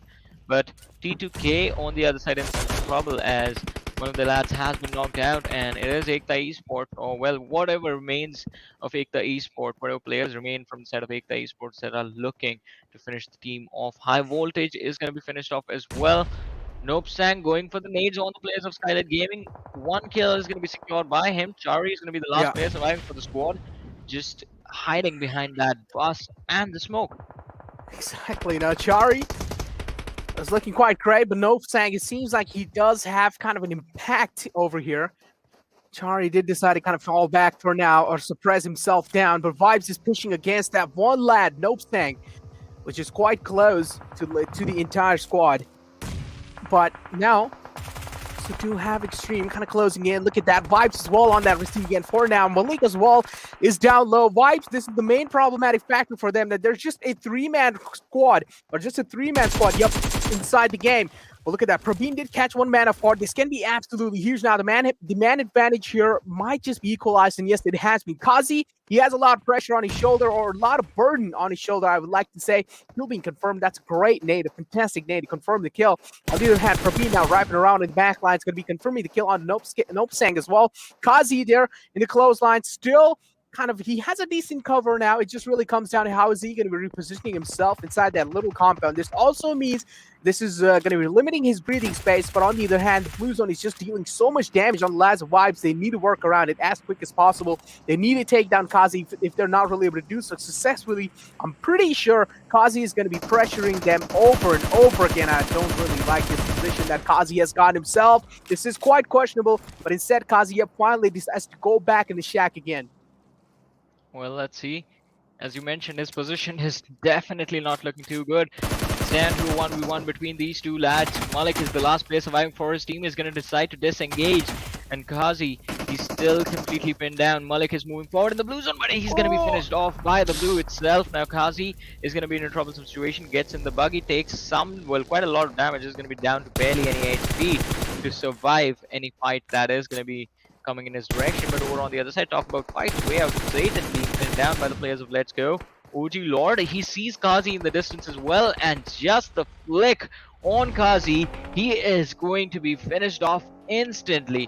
He was so low that, well, he was really low, so even 1 bullet was like just able to do the trick. Had he just gone inside the zone, stopped, healed up, and then started to move forward, maybe he would have distracted OG Lord for a long time, but no. Kings now. Again, look at the circle shift. It's kind of out in the open. Kings, they can be Guardian Angels over here. They can try and hold TDK off on Bay. All Kings need to do here is keep on showing their presence and make sure TDK is staying in their limits, not really overstepping them or not really trying to make the rotation inside. Now TDK, the only way to get inside the zone for them is going to be without a doubt to find an opening on Kings. On the other hand, we also do see kind of Fishtail. Oh, they're on that receiving end at this point because they are down to just that one last man alive. The other man has been knocked out. The nade did seem quite damaging. And now Kings. It seems like one lad is down low. It's going to be Nishan who's down low. And look at that. TDK finally making that crucial rotation happen all the way back from the blue zone. But look at that. They're also taking heavy amount of bullets right onto their body. And it's going to be DRS just unleashing hell on TDK. Nothing much can be done in the position they have because they need to make it inside the circle. At the same time, you want to make sure each and every single teammate is safe and sound. Well, let's see. I mean, as you said, they're going to try and make sure that each and every member is going to be quite safe and sound. But definitely T2K is going to be in a world of trouble as the players do try and fight the blue, but the players are going to be really low, taking shots from the backline as well. The players of DRS and the team in front of him, KINGsNepal, causing a lot of trouble, resulting in Team T2K getting taken out early in this matchup down to the top 5 teams. And DRS, KINGsNepal doing a wonderful job. Look at the domination from both the two squads, in fact. 6 kills, 5 kills to these teams. JyanMaara is going to be part of this action with 4 kills of their own. The 3 Titans just going at it with everything that they have to offer inside this match. And along with them, we're going to have a few more teams. Teams like PWP, Raw, Official joining the action. DRS in some trouble as Wade is going to find an opening. Mark and Ninja is going to be taken out. Revenge play coming in action for what happened in the last game. KINGsNepal making the same mistakes again, going for those individual takedowns. It's going to result in the player taking a lot of damage and falling back, prioritizing the zone as the first thing they want to focus on before they try and chime in the action of the gunplay. Exactly. Nishan as well now. Look at Demon, he's down low. That's quite a great under toss nade, but oh no, that Molotov, the flames spread apart, and Demon White, he doesn't even have time to drop and roll. He will be knocked out instantly. Gunner in the clotheslines. Nishan as well. It's just kind of snaking around. Look at that. He's just zigzagging his way around to Demon. He does know there's a massive chance that he might be compromised as well. Smoke's being lobbed in onto Demon. The rest has to be stuck now. Look at JyanMaara. They're spreading out all the way on the map. They realize Kings in the front lines. Key wide position still isn't compromised, but just because of that initial cover of their vehicle, they might just have a little suspicion that there is someone in the clotheslines. That's a great nade from Gunner. Going to be taking Demon down again. He was down low, but Nishan decides to strike in at the right nick of time, but unfortunately he gets raided out again. But again, look at that Kivite. Oh no, that's quite a questionable decision to actually make that kind of a push happen all the way in open. I don't really know why he stepped out of his cover that he had. And JyanMaara, well, a lot of free kills being gifted. Look at that Kanzo though. Still, he has. Oh my God, he's such a brave man. Unfortunately, he did get the rest back onto one lad. Demon was back up, but hey, Samir gonna be sealing the deal on the KINGsNepal. A big team taking an elimination. Keep this in mind. DRS is still alive in the game. There's a massive chance that they might just be able to pull this off. Yeah, I mean, the possibility is going to be quite high, but the two players still surviving for the side of the DRS have to be quite patient. They have the players of PWP right in front of them. Nima is going to be taken down. AJ in the backline takes a lot of damage, but is still alive just for a few seconds before they get taken out from the distance. JyanMaara Shah being able to finish AJ off, and the next target is going to be Delta from the side of PWP. This one is going to come down to the top 2 of the leaderboard. JyanMaara going up against the players of Raw Official as PWP is going to be taken down. 10 kills secured by JyanMaara, and as I said, JyanMaara, they're going to try and make sure the difference that is there between them and the team on the second position, they're going to try and make it as big as possible, and this is the match that helps them do it.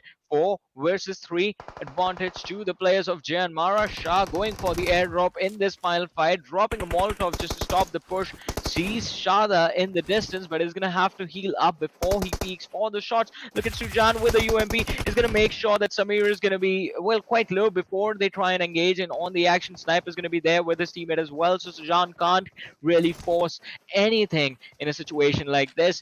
JyanMaara and Raw Official, both the teams inside the circle, but these aren't the lads who like to wait. They are going to be proactive with how they want to take the fight. So Jan on the flank, Sada and Fragboy sticking together, but JyanMaara still taking a lot of damage as well. Shai is finally going to be taken down by Fragboy, as it is going to be down to a 3 versus 3 situation. JyanMaara looks like the situation is slipping out of their hands, and Raw Official, they are the one just controlling every single thing right now. The fight is in their controls, and this might just be their chicken dinner to take.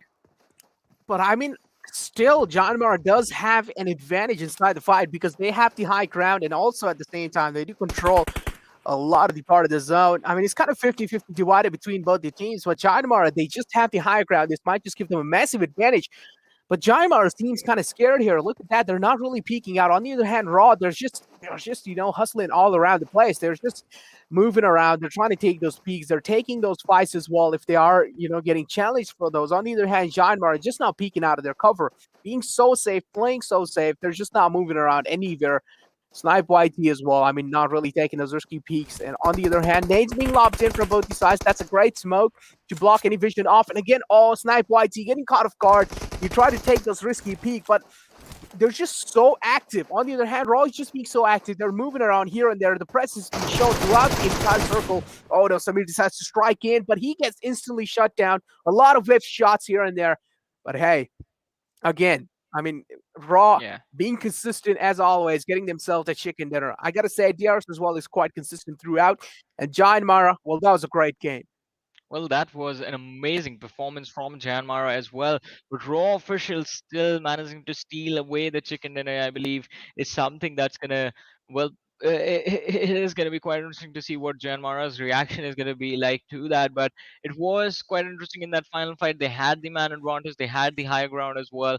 Just a little bit of a utility shortage, I believe, from the team because if they had a few smokes, they could have smoked away the position of where Fragboy was towards the right, and then the entire team, the four-man lineup, could have just charged towards the left-hand side or just tried to push through the smoke over there, finding an opening for themselves, and then maybe they could have walked away with a 13-point chicken dinner as well. But still, an incredible performance nonetheless from JyanMaara, from KINGsNepal, from DRS as well, and from Raw Official. But just the fact that Raw Official did in fact get the chicken dinner means they're still gonna have a close call with the players of JyanMaara. The kill point advantage, I believe it's not gonna be that major for the squad. Exactly. As I did mention, the kill point advantage isn't really going to be that insane, right? It's Yeah. gonna it's gonna be quite. I feel like it's gonna be quite balanced out. But again, I mean, as we were talking about a team like P and Crew, that was quite an important game for them, and I'm expecting DRS pretty much surpassing P and Yep. Crew in that one. They must have surpassed them at this point. The P and Crew's position has been compromised in the overall rankings, and they're not really going to be that happy after that one. So again, this also means, or this also kind of builds up the storyline for the upcoming game, right? That could be, P and Crew just getting their revenge on the DRS, and they're like, okay, you have taken our position over. We want that position back. So P and Crew would be wanting to fight back. But yeah, on the other hand, JyanMaara, they were already the table toppers, and with that kind of a consistent performance, they pretty much must have solidified their place onto there. But we still can't really say. It's just the day 2 second game. Anything can happen, right? Raw might just strike in. I mean, they did get themselves a chicken dinner with great stats. So I mean, I still feel like it's going to be close affair between the top two teams. Yeah, I agree. I mean, it is going to be quite a close affair between the top two teams, and it's going to be quite interesting to see exactly who is going to be charging forward. But again, I mean, as we were talking about it, it's going to be a close call. So they still have 4 more matches to go to actually decide at the end of the day who's going to be moving forward. But maybe the way DRS have been quite consistent, maybe they just might be able to close the distance between them and Raw Official and move forward. But let's not forget KINGsNepal as well. They are also being really consistent. I mean, having good situation for themselves. Quite an unfortunate exit, though, getting sandwiched between the players of DRS, PWP, JyanMaara closing in from the flank as well. Had that not happened, KINGsNepal definitely would have had a top three finish in this matchup. But they have to realize that, I mean, it is also a thing that is working out for them that sort of puts them in the bad positions inside of the match, the overcommitments to situation. So the reason it works out for them is their opponents don't expect them to actually do that because it is quite an insane move, but just because it is sort of a surprise to everyone that they are facing up against, the opponents aren't able to react, and because of that, Kings Nepal do tend to have a lot of fights going their way. But in those final few situations where everything is chaotic, you do tend to get third party quite a lot, so you have to be extremely careful. And Kings Nepal do end up getting taken out in situations like that. But let's have a look at the MVP of this game, and it's going to be Snipe YT from the side of JyanMaara. Exactly. Snipe YT from the side of JyanMaara getting himself 5 kills and then, damage of 642. Snipe YT is just such a great player. At the same time, I've heard that he also does the IGLing for the side of JyanMaara. So this is just absolutely massive, right? He also does the IGLing. At the same time, he has been such a consistent and a star performer from the side of JyanMaara. On the other hand, if you also have a man like Gunnar coming in inside the squad, just imagine how much amount, like the amount of firepower this initial squad has in them, right? So raw time of 25-14, assist of 1, and healing done 179 in total. And just Snipe YT in general, just dominating his way throughout the entire PMNC. Then Boliang on the second place, and then Frankie, of course, on the third place. And then you have Nishan from the side of Kings getting himself 2 kills and damage of 639. Well, let's see. It's going to be quite interesting. As you said, the damage of 639 by Nishan.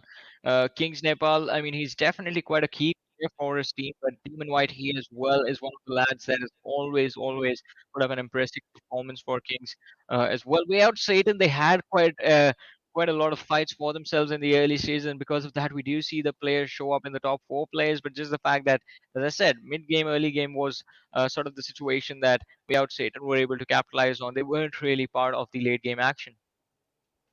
Exactly. On the match summary now, Wayout SATAN again getting themselves 5 kills. And then Mr. Thapa getting himself with, 314 meter. That's a long. I gotta say that's a really long distance skill. Finally, Miramar pretty much, just that big map, pretty much getting those long distance skills. This is what we really want to see. Match ranking now. Here we have JyanMaara, of course. Even though they got the second place, but they just had, overall a lot of kills. On the other hand, Raw official, 5 kills and 20 points in total. And then on the other hand, DRS, again, a consistent performance coming in through from their side with 7 kills, 8 placement points, and PWP as well. Finally, some big names showing themselves off, and this is what I really like to see, right? But we're still missing one more team. It's going to be Skylightz Gaming.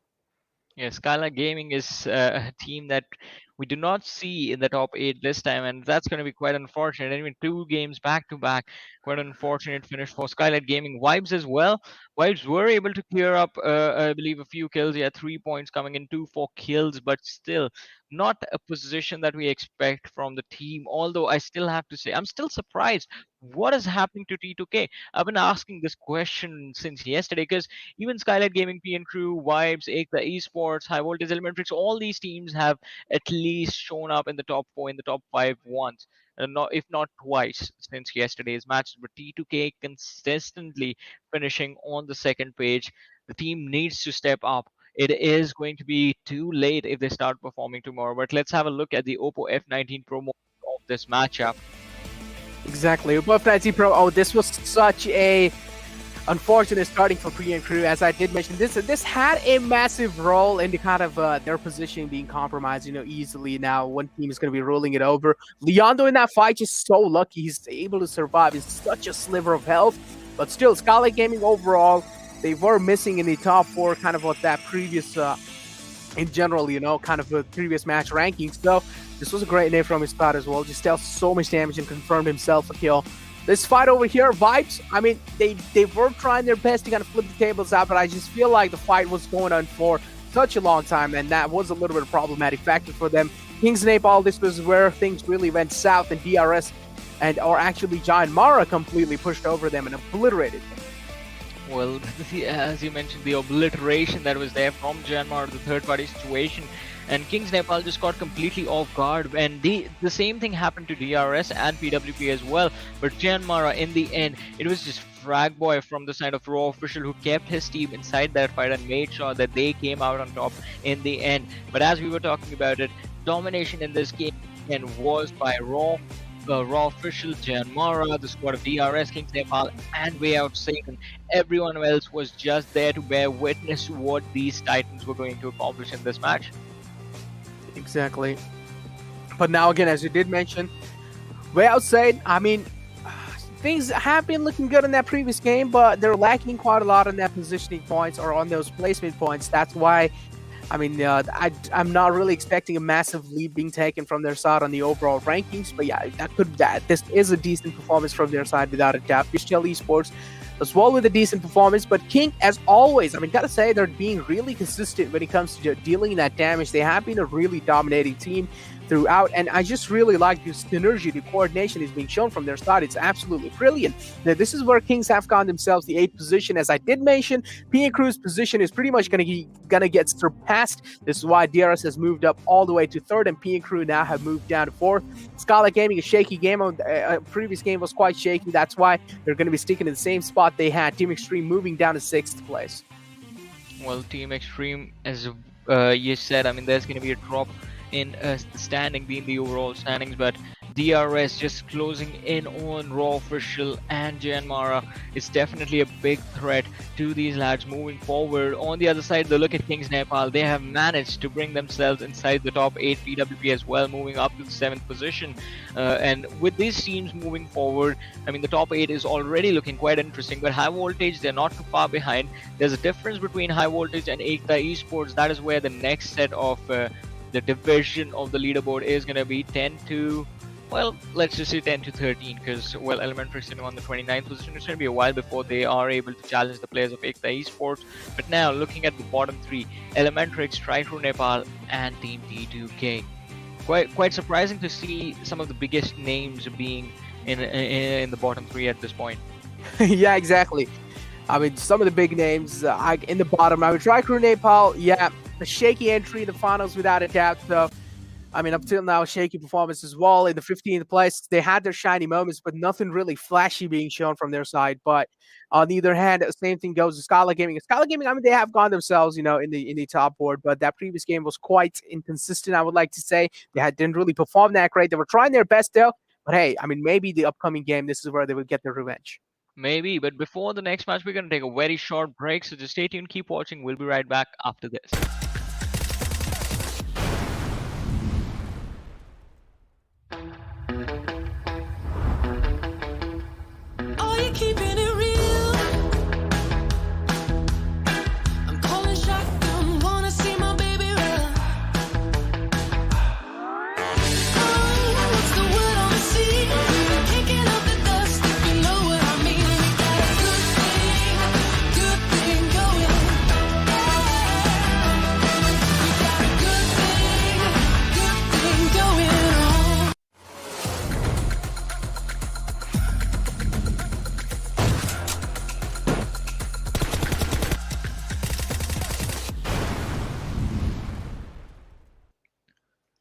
What is up, ladies and gentlemen? Once again, welcome back to the PUBG Mobile National Championship for the Nepal region, brought to you by the Oppo F19 Pro. Wook up your fun with the Oppo F19 Pro. This is Super Johnny, joined by Necro alongside with me. And after Miramar, it is time for us to jump into the rainforest of Sanhok and see if the domination that we are seeing from KINGsNepal, from DRS, from JyanMaara and Raw Official, are they going to keep that going? Or, as we've been asking a lot of questions about the bottom 3 right now, Nepal, Elementrix, and Team T2K, will our questions be finally answered in this matchup? What do you think? I mean, there's a massive chance they will be answered Yeah. because look now, this is the 3rd game. That means only 3 more games left. This is kind of like the dividing half game over here. And also, I mean, this game can be really interesting without a doubt. I mean, the map of Sanhok, of course, a smaller map, and we do know this also means a lot of zone favoring kind of things happening. And if we do see a circle like yesterday on the map of Sanhok, yesterday one circle is kind of tilted all the way towards the top left island. So that was kind of a interesting circle, I would say. We saw a lot of fights happening, especially when teams try to rotate inside. But hey, here we have the map of Sanhok. Without any kind of wait or further ado, we're just going to be straight up heading inside. The plane fly path is starting from Hathing and ending all the way towards the opposite line. But yeah, here we do have Joker taking the first exit off the plane fly path. And well, PMNC, as we do know, they like to go towards that kind of ruins area next to Painan. They don't really like to get any kind of major cities for themselves. Instead, they just like to loot those compounds that are surrounding Painan. Well, let's see. I mean, it's going to be quite interesting. Yesterday, we had a really fun circle on that second last map of Sanhok, And it is going to be quite interesting to see if we get a similar circle today towards one of the edges, towards the extremities of the land. But as you were talking about, the team raw officials just landing quite close to the city of Painan and just looting around the vicinity. It is always the lads from the side of Elementrix who go for a split drop around the position, quite close to the players of Boot Camp and the city of Painan as well. But this time it looks like Mr. Yuzu is going to be really far away from his teammates. Yuzu is heading towards the side of ruins, quite close to the players of KINGsNepal, in fact.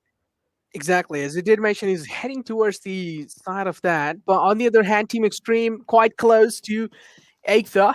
And Gyantse is the one who's really close to them. I don't really know if that's a great idea because they've been separated out. On the other hand, same thing we've been saying. Elementrix, look at the separation being shown from the side of Elementrix, right? I mean, those who quite close to the side of Ruins. Then you have Inception all the way towards Painan. Then you have Sus all the way towards or near Quarry. Then you have Elementrix Liquid near, Bootcamp area. Yeah, they do have a lot of map control. They do have a lot of info as well. But imagine if one lad gets taken out, right? That can create such a chaos, that can create such a ruckus in the team itself.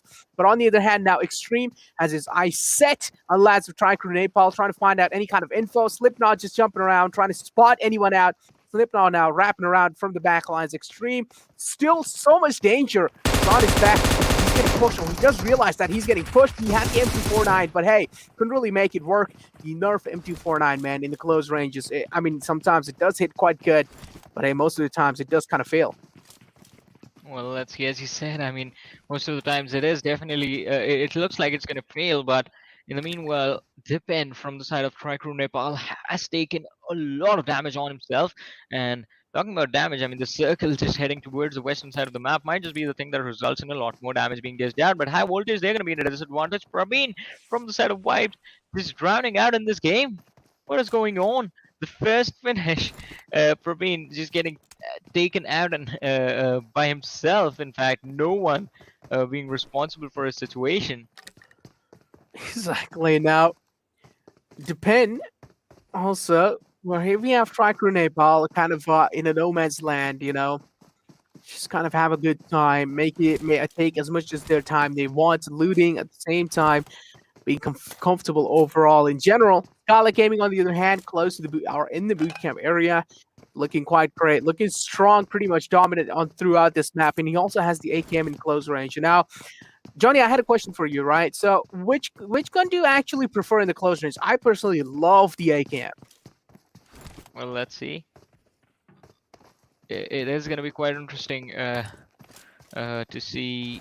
I mean, the AKM is going to be a weapon that you love, but it's going to be quite interesting to see what these players will be able to accomplish with that weapon right now. I mean, preferable choice for me would always, it is always going to be that M4. But for now, high voltage, back for revenge. The individual Extreme was taken out a few minutes ago by the players of Tricrew Nepal, but Assassin going for a charge is going to be caught off guard and taken out as well. Overcommitment from the side of high voltage being punished, and it is not going to matter which weapon you have in a situation like that. You are definitely getting taken out if you don't even realize where your opponent is. Exactly. Assassin, though, just kind of running like a headless chicken, gets taken out.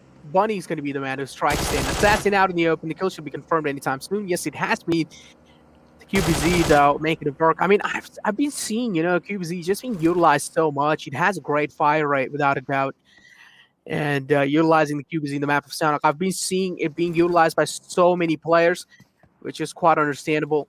But on the other hand, Inception from the side of Elementrix as well being knocked out. This time it's going to be B and Crew unleashing hell on the lads of Elementrix. Sus is there in the close lines, but Liquid as well all the way to back. This means a massive separation, a massive split is being shown. It can also create a problematic factor for P and Crew, but at the same time, this can also give them advantage if they're able to spot the flank before Elementrix is able to react in time. Look at that spray coming through. Wasn't really able to connect a lot of shots on the McLaren. Finally, does manage to stop it. Vehicles being popped. Sus doesn't have any other choice rather than stop, but he stops it on the wrong side. He's getting shot at even from Raw on the other side, but oh my god, that's a great shot from Somedays. That was an absolute skull-cracking shot. Well, let's see. I mean, the shots were definitely skull-cracking, but will there an opportunity to go for a finish. That is going to be a big question since right now PN Crew they are hiding behind the rock. Revive is going to be a very likely possibility for the team to make it happen, and that is exactly what is going on right now. The player is back on his feet. KINGsNepal looking for an opening again.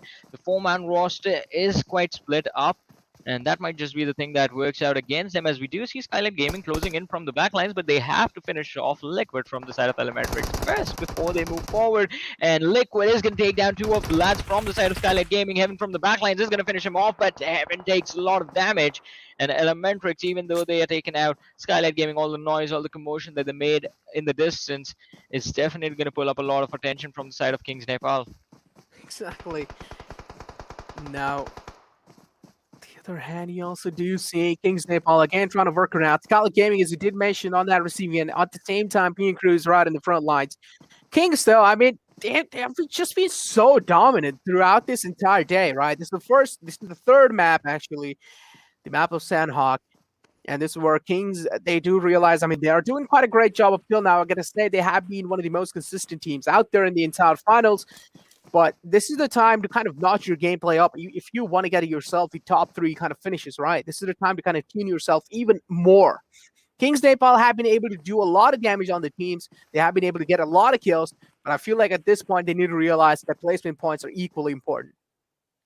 Well, let's see. I mean, as you said, they need to realize placement points do hold a value with themselves. And we have talked about this again and again. There needs to be a balance between the two with how you are trying to secure those kill points in the late game stages so that placement points are eventually going to be yours by then.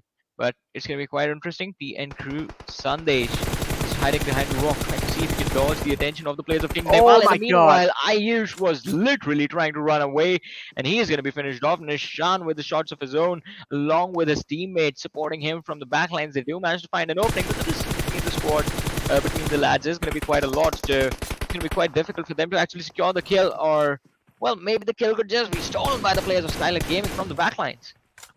As you did mention, maybe the kill can just be stolen by the thieves. That's going to be Skylightz Gaming today. Skylightz Gaming, again, all players alive. They also do have a decent compound for themselves, looking quite great, confident, looking good.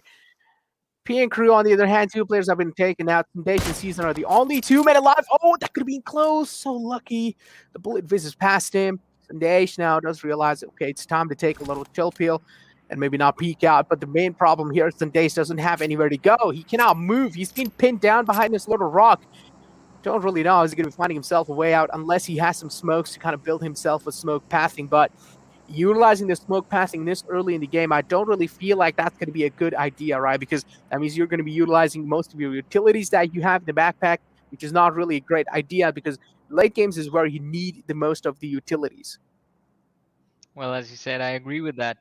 Utility usage during the late game is going to be quite important, and it is going to be really, really tricky for a lot of players to make it work. But let's see.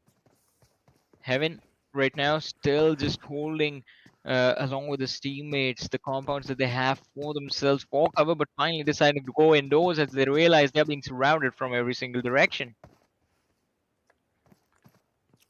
Skylightz Gaming, as you did mention, they finally do realize they're being surrounded. And the funny part here is that this is the house of PN Crew, right? This is where the PN Crew like to officially drop in, and then, you know, this is where they initially started the game. And now PN Crew are pretty much being pressurized from their own position. So I'm pretty sure how to counter this one is going to be really tough because they're not even close to that position. That means PN Crew, so much pressure is onto them, and at the same time, this early off in the game, they're down to just a 2-man squad. And DRS has already taken their position over. That means PN Crew also has a lot of pressure onto themselves to actually redeem themselves and get the position back. But with only 2 players, I feel like that's going to be one of the most toughest tasks out there. Skylightz Gaming looking quite great in the position they had, as I did mention. Same thing goes with JyanMaara, looking absolutely great in the game. But I also do want to see how things are looking for some of the teams like DRS, right? Because they have been dominant. I mean, throughout yesterday, I would say. In the final day, they got themselves chicken dinner. And today as well, they started the day off on a good note. So anything can happen. Vibes, on the other hand, a big team, but with only 3 players. So that is a little bit of a problematic factor that has been occurring or that has been created since the start. I don't really know how are they going to be able to counter that, or how are they going to work around it because Turbine has already been taken down again. Vibes, I mean, they are handicapped. Well, as you said, I mean, things are not looking easy. They already start off with just 3 players, and now that number being brought down to 2, it is going to be a troublesome situation for the team, definitely. And considering their position inside the circle as well, if they do not keep their heads down, Vibes, they will. They are getting taken out quite early on. But with the blue zone closing in, we have to see where the next shift of the circle is going to be. Right now, the most exciting thing that can happen in this game is just a circle moving up northwest, moving towards the south side of Camp Alpha completely, or just sticking around the sort of that intersection point where the 3 rivers meet, just the western side of boot camp. So those 2 points could turn this game on its head, and it is going to be really exciting to watch. But let's see Skylightz Gaming in the center of the circle at this point. PN Crew towards their south, JyanMaara towards their north, and well, they have to worry about all these squads right now because the moment they reveal their heads, that's going to be it. They are going to get taken out. Look at the circle shift. Oh my God, a lot of teams are unlucky here, but I mean, there are a lot of teams accumulated. That means teams like Team XTREME and TDK will have a harder time to get inside the zone. I feel like there's a massive chance that they might just be getting like hauled off the bay here. On the other hand, TDK is still trying to make it inside the circle. Don't really know how things are going to be looking like for that squad. On the other hand, they're quite close to the lads of DRS. Now, DRS, I'm pretty sure they're going to be on a move after this one as well. But TDK, take a look at the rotation they're making, hugging the zone lines all the way from the edges, from the blue zone. They're making the rotation happen. Pretty sure they're going to be, completely traversing across. But on the other hand, Vibes, it seems like they're unloading their mags on the lands of Fishtail. One opening has been found, one guy has been knocked out, but the rest 3 are still standing tall. Well, let's see. I mean, they are going to be standing tall, but JyanMaara in the backlines is taking out the players of Wayout SATAN. They do find the opening for themselves, but how nicely will they be able to capitalize? That's going to be a big question. In the meanwhile, let's go just trying to see if they can dodge the players of Raw Official closing in from the backlines and Vibes as well, who are still just being really patient, and that is exactly how Vibes are going to be playing this game. But if Let's Go do end up eventually charging towards the compounds, towards the shacks that the players from the side of Vibes have for themselves, then maybe it's going to be in a little bit of troublesome situation depending on how the fights are taken. But Let's Go, they are being surrounded at this point. They do see the teams on the ridges across from them. On one side, it was Raw Official. On the other, it is going to be PWP. Exactly. And now Mr. Thapa, he did spot someone out on the hilltop, but he still doesn't really have a great visual on him, so he's not really going to be committing for that. So, on the other hand, Vibes, again, just sticking in this compound. Nothing much being shown by their side. Not a lot of movement, being suppressed, just like Assassins. Being really quiet, and they're just waiting for any other enemy teams, right, to make any kind of mistakes happen, and this is where Vibes will pretty much work around it. On the other hand, they also need to realize that Fishtail is pretty much trying to wrap around them. That could be a little problematic factor, but PWP is there to kind of make sure Fishtail is being in their limits, right? Because Fishtail is also getting shot at by the lads of PWP. On the other hand, okay, hold on. A lot of fights are finally happening, right? As I did mention, as those circles starts moving on, a lot of teams do realize that they need to make a rotation inside the circle. Look at Gara. Oh, no. Teeman is right on him, and he can pretty much spot him out anytime soon, but unfortunately, no, he slips away from his sight, but Gara might just be spotted out now, and yes, he was. Demon does have his sights locked on to Gara. Bunny as well might just be spotted out, but how are they going to be making it out of this water? Gara is back on the land here now. Bunny is still stuck inside here. He doesn't really know how it's going to be able to kind of retaliate or kind of get back in a good or safer spot. Demon finally getting shot at from the back line. Depend is the man who was on the bridge. So at least he's creating that pressure on Demon to fall back. Well, I mean, as you said, he's definitely creating a lot of pressure, and that had to happen eventually. Demon, he cannot possibly engage into the situation all alone. He needs his teammates along with him. But over on the other side, talk about engagement and EKTA Esports just getting taken out by the players of Raw Official. Let's see if that is going to be the whole squad being wiped out. But DRS AJ is going to be taken down by the players of PWP as well. An opening that I believe PWP are going to be happy with. But the Depend trying to find a little bit of distance, create a little bit of a distance between him and Demon is going to try and make a run for it. Both the teams outside the circle at this point. And KINGsNepal, they do tend to focus a lot on their rotation. So this is going to focus on that entirely. And both the teams running in the opposite direction away from each other. But JyanMaara could be the one caught off guard. Look at Nishan. He has Gunner right behind him, but he's completely unaware Oh, of the threat that lurks in the backlines, in the grass right now. A complete snake. Gunner just keeping his head down low, is not even going to focus on Nishan, but Quith runs Oh my into the God. aggression, is going to be taken out. Gunner is going to go for the finish, and KINGsNepal there is going to lose out on one of the individuals, completely unaware and caught off guard. And now things are not looking easy for KINGsNepal, since they have to worry about the fight in the backlines as well. Plus, JyanMaara's players are going to be in the line of they will have a line of fire available to them. So Gunner, he might just be able to come out of the situation on top, depending on how far away his teammates are. The utility is going to be on point, and Demon YD is going to be knocked out as well.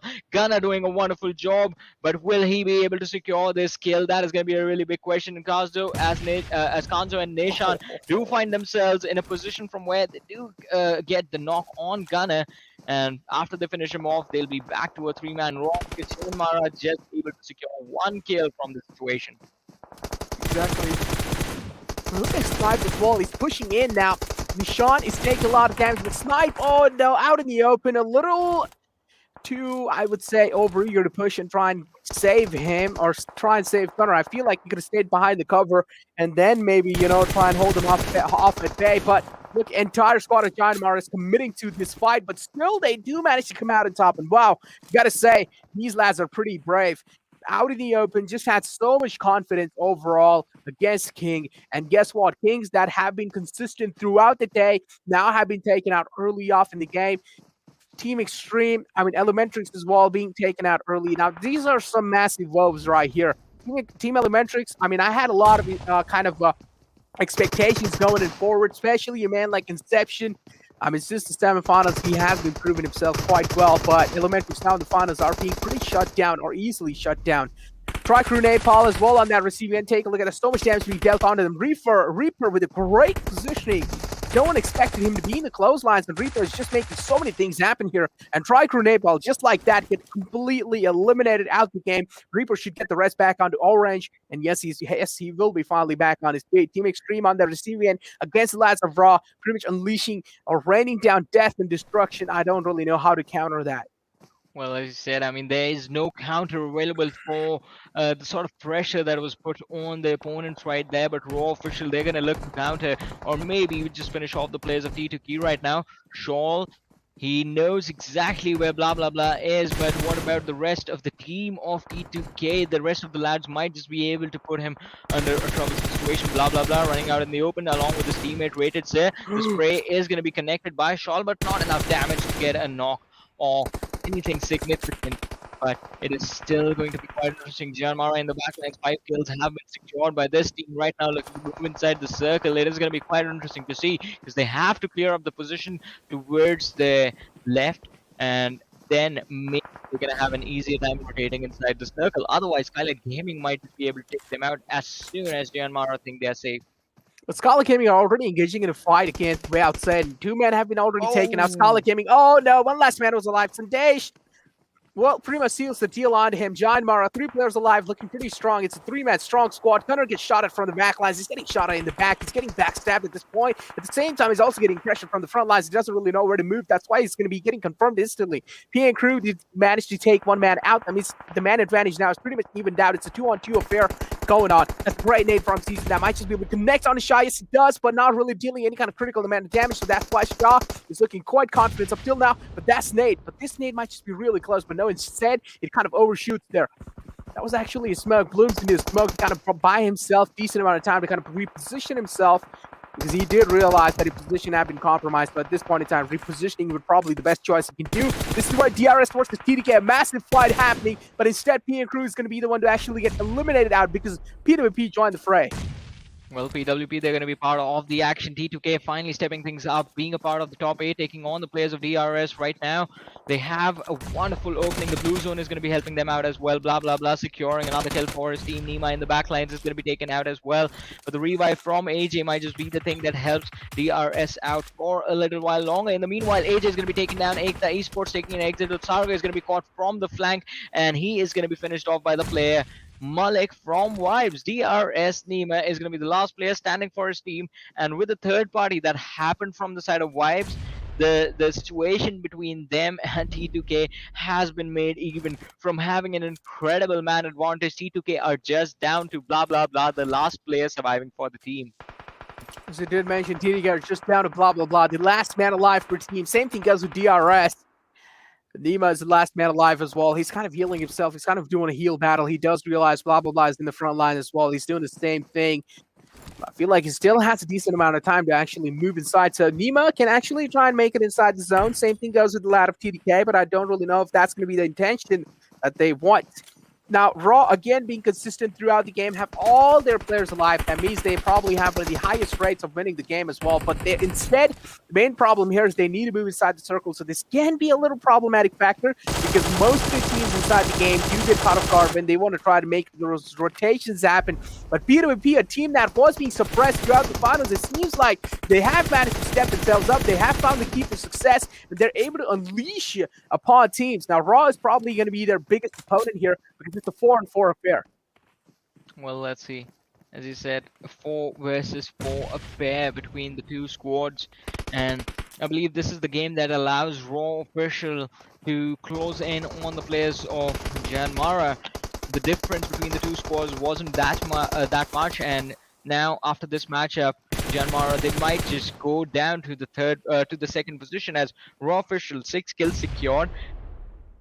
All 4 players alive, and if they finish off the players of PWP, then it is going to be their chicken dinner. Blah blah blah. It's just the last player from T2K, and Vibes is just down to a 2-man roster. So PWP is the only team standing between Raw and the first position of the overall rank. Backway out of the open is scored out. The shot from Orange, just barely missing their mark. The fact that the players of Raw are going to be out in the open, PWP are going to be on the action. Like it is going to take down Fragmon. That's the opening that I believe everyone was looking for. T2K blah blah blah from the backlines is going to take Jiggle down, but now Malik, he's focused on the players of PWP, and he is just destroying the game, ruining the game for every single team right now. Malik finding another opening. PWP are going to be losing out on one of their lads as well, but that is just a knock, not a finish. But Orange is going to be taken down as well. Raw Official, all of a sudden, this could be their game to win as the damage is being dished out on the lads of PWP, and Raw Official are closing in on the compound of Vibes. Exactly. Raw Official slowly and steadily getting real up close and personal. Jiggle should be back on his feet as quick as possible if actually Vibes don't out-survive Raw. But still, PWP is alive with all their players alive. I mean, yeah, they're trying to get the rest back on their feet. Yeah, they have managed to get the rest back on. But look at that great find from the side of Malik. He's again trying to handicap the last PWP out. And this is where if PWP, if they actually want to make it inside the compound, if they actually want to push inside the compound, I'm pretty sure Raw's not going to let that happen. Jiggle has been taken out from the side of Raw. This is a massive chance that PWP might just be able to steal those kills away. But no, instead, Raw just has their domination throughout the map. They're able to completely destroy each and every single team that is trying their best to kind of fight back in this position or in this situation. PWP doesn't really have any other choice left. Rather than push the compound, that's what they're going to be doing. One last man alive from Vibes have been taken down. Look at Reaper. He's trying his best to fight back, but instead, no, he gets shut down, and that's going to be it. Oh my God, Raw again coming out on top in that previous game, getting himself that chicken dinner. And wow, what a way to close the game out. And look at that, as I said, the only team that was standing between Raw Official and the first position on the overall leaderboard was the squad of PWP, and with Vibes just taking on the team allowed Raw Official to, well, dethrone JyanMaara. But again, the difference is not going to be too big between the two squads, so JyanMaara will definitely have the opportunity to reclaim their throne. The Raw Official, an incredible performance, 12 kills, 27 points secured from this match, and 2,056 damage by the entire team. Exactly. 2,056 damage being dealt, overall ranking of #1 now, taking over the position of JyanMaara. One game let loose in Raw. just catch up to them that easily. I mean, pretty much Bangor will win as well. You gotta say, I mean, overall, the entire lineup of Raw is just looking so great, right? I mean, I feel like at this point, their name is perfect to how they play, right? It's perfect to how they play in general. Ruthless, aggressive warriors. And look at this, even our Nepali brothers, it seems like, well, they're having to talk about the game, how things really went down, and how Raw pretty much, they're trying to break the game down. I mean, I believe they're going to be as impressed as we are with the sort of performance the team has delivered in this matchup as well. And it's going to be quite interesting to see what the stats of the other lads are going to look like, specifically who the MVP is going to be from this game. At a certain point, I believed, JyanMaara, they might just be able to step forward, but again, getting caught off guard, the same thing that happened to DRS in the last game, the same thing that JyanMaara did to KINGsNepal in the last matchup on Miramar happened to them this time, and Raw Official just being in the center of the circle was the thing that helped them out in the end. Exactly. Raw Official, as you did mention, being in the center of the circle, having good positioning, making those rotations happen in the circle, pretty much helped them out in the end. Here we have the MVP, and in front of us is going to be SATAN from Raw Official. And, well, I mean, of course, getting himself 4 kills, 719 damage. So, one thing we can definitely say is that kills were equally distributed throughout the players. Well, let's see. I mean, it's going to be quite interesting to see what the stats of the rest of the players are going to be like. And here they are. Well, in fact, we have top 4 Sandesh with 3 kills, 19-minute survival time. The only player with a 19-minute survival time to be in the top 4 players. We have Malik from the side of Vibes, the man who just stole the game away from PWP in the end. Yeah, exactly. They did mention he just completely stole the kill away. Vibes did try their best in the end to kind of hold on. But look, I feel like the main problematic factor here is just that 3-man roster, right? I mean, yeah, you can try and fight back with that, but you definitely do need that one more lad to kind of, help your teammates out. And I feel like that's kind of the main kind of problem here for the side of Vibes. They need to find themselves the 4th, or they need to make sure that their 4th player is back on track and playing with them. Match ranking, though, Vibes, I mean, yeah, pretty much a consistent game from their side. Gotta say, they tried their best to survive each and every single circumstances that were put against them. And up till now, they have been doing quite great throughout the semifinals, throughout the group stages, and even in the finals, I would say a decent performance is being shown.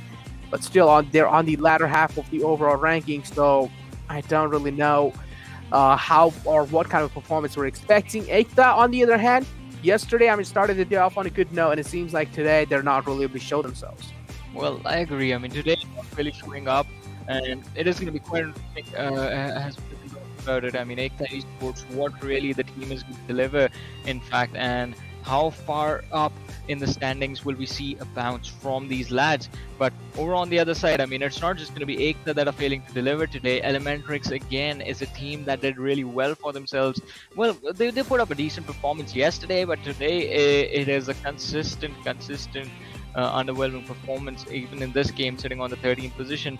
Although, I mean, finally, we do see T2K move up in the top 8 finish. As I did mention, we finally do see T2K as well kind of stepping themselves up. Oppo F19 Pro moments are here in front of us to kind of show and refresh our memories what exactly happened in the previous game. Fights did break out early off. Unfortunately, most of the teams or most of the players got quite unlucky. Assassin in the end there, got caught off guard quite in the open. I do feel quite bad for him. Elementrix here trying to kind of flip the tables around, but Skylightz Gaming just a little step forward from them. And even the one last man kind of clutched the moment out. PN Crew, again, this is how things went south in the up. This was quite a great trigger discipline being shown from the side of Gunner. He tried his best to kind of turn the tables around, or tried his best to kind of flip the tables. He did manage to do quite a lot of damage, but this nade from Nishan was just so great. Well, the nade, as you said, it was quite great, and it did, in fact, dish out a lot of damage. But in the end, I mean, it is going to be about that utility usage, as we did talk about in the middle of the game as well. And talking about utility usage, Malik, the man who stole the show in the end. I mean, Raw Official did in fact walk away with the chicken dinner, but Malik, I believe he got 3 knocks, 1 from the side of Raw Official and 2 from the side of PWP. Exactly. Well, now that's going to be it. I mean, these were the Oppo F19 Pro moments in front of you lads. But hey, finally, the overall rankings have been showcased. And, well, here we go. Raw, as I did mention, they surpassed JyanMaara. 1 game let loose from their side, and instantly Raw compromises on it and pretty much just steals that position away easily. Now, JyanMaara again, well, I'm pretty sure they do want to get the position back, but one thing is that they're going to be trying to figure out how to take it back, because I'm pretty sure Raw, I'm expecting a consistent performance throughout the entire day from their side, so that might just be happening. Well, I agree with you. I mean, they might just try and take things away and just try and see if if they can move further in the standings. But another team that's climbing up slowly and steadily, and well, they are closing in on the second position as well. It is going to be DRS, PWP as well, sitting on the fourth, just being quiet for a little while. And this is the only team in the top 5 that does not have a chicken dinner yet. So we will have to see what PWP will be able to accomplish once they do, in fact, actually get the chicken dinner. But let's see. I mean, it's going to be really interesting. But over on the other side of the standings, again, T2K, KINGsNepal at bottom 3 position, led person on the 13th. EKTA Esports taking a drop, moving down to the 11th today, and Vibes on the 10th position. As you did mention, Vibes all the way down to 10th position, and TDK as well. I mean, quite close, not really far behind, but as I did mention, it just really comes down to that. I mean, in general, TDK seems quite lost, right? They don't really know what to do or how they want to actually work around in these kind of situation or these kind of moments. So I don't really know what to expect in the future lies from the side of TDK, but we do know they are a massive team. So let's just keep our eyes locked on them. Well, we'll have to keep our eyes locked, but we still have 3 more matches to go, 2 Erangels and 1 Miramar. But before we move to the next half of the day, we're going to take a very short break, so don't go anywhere. We'll be right back after this.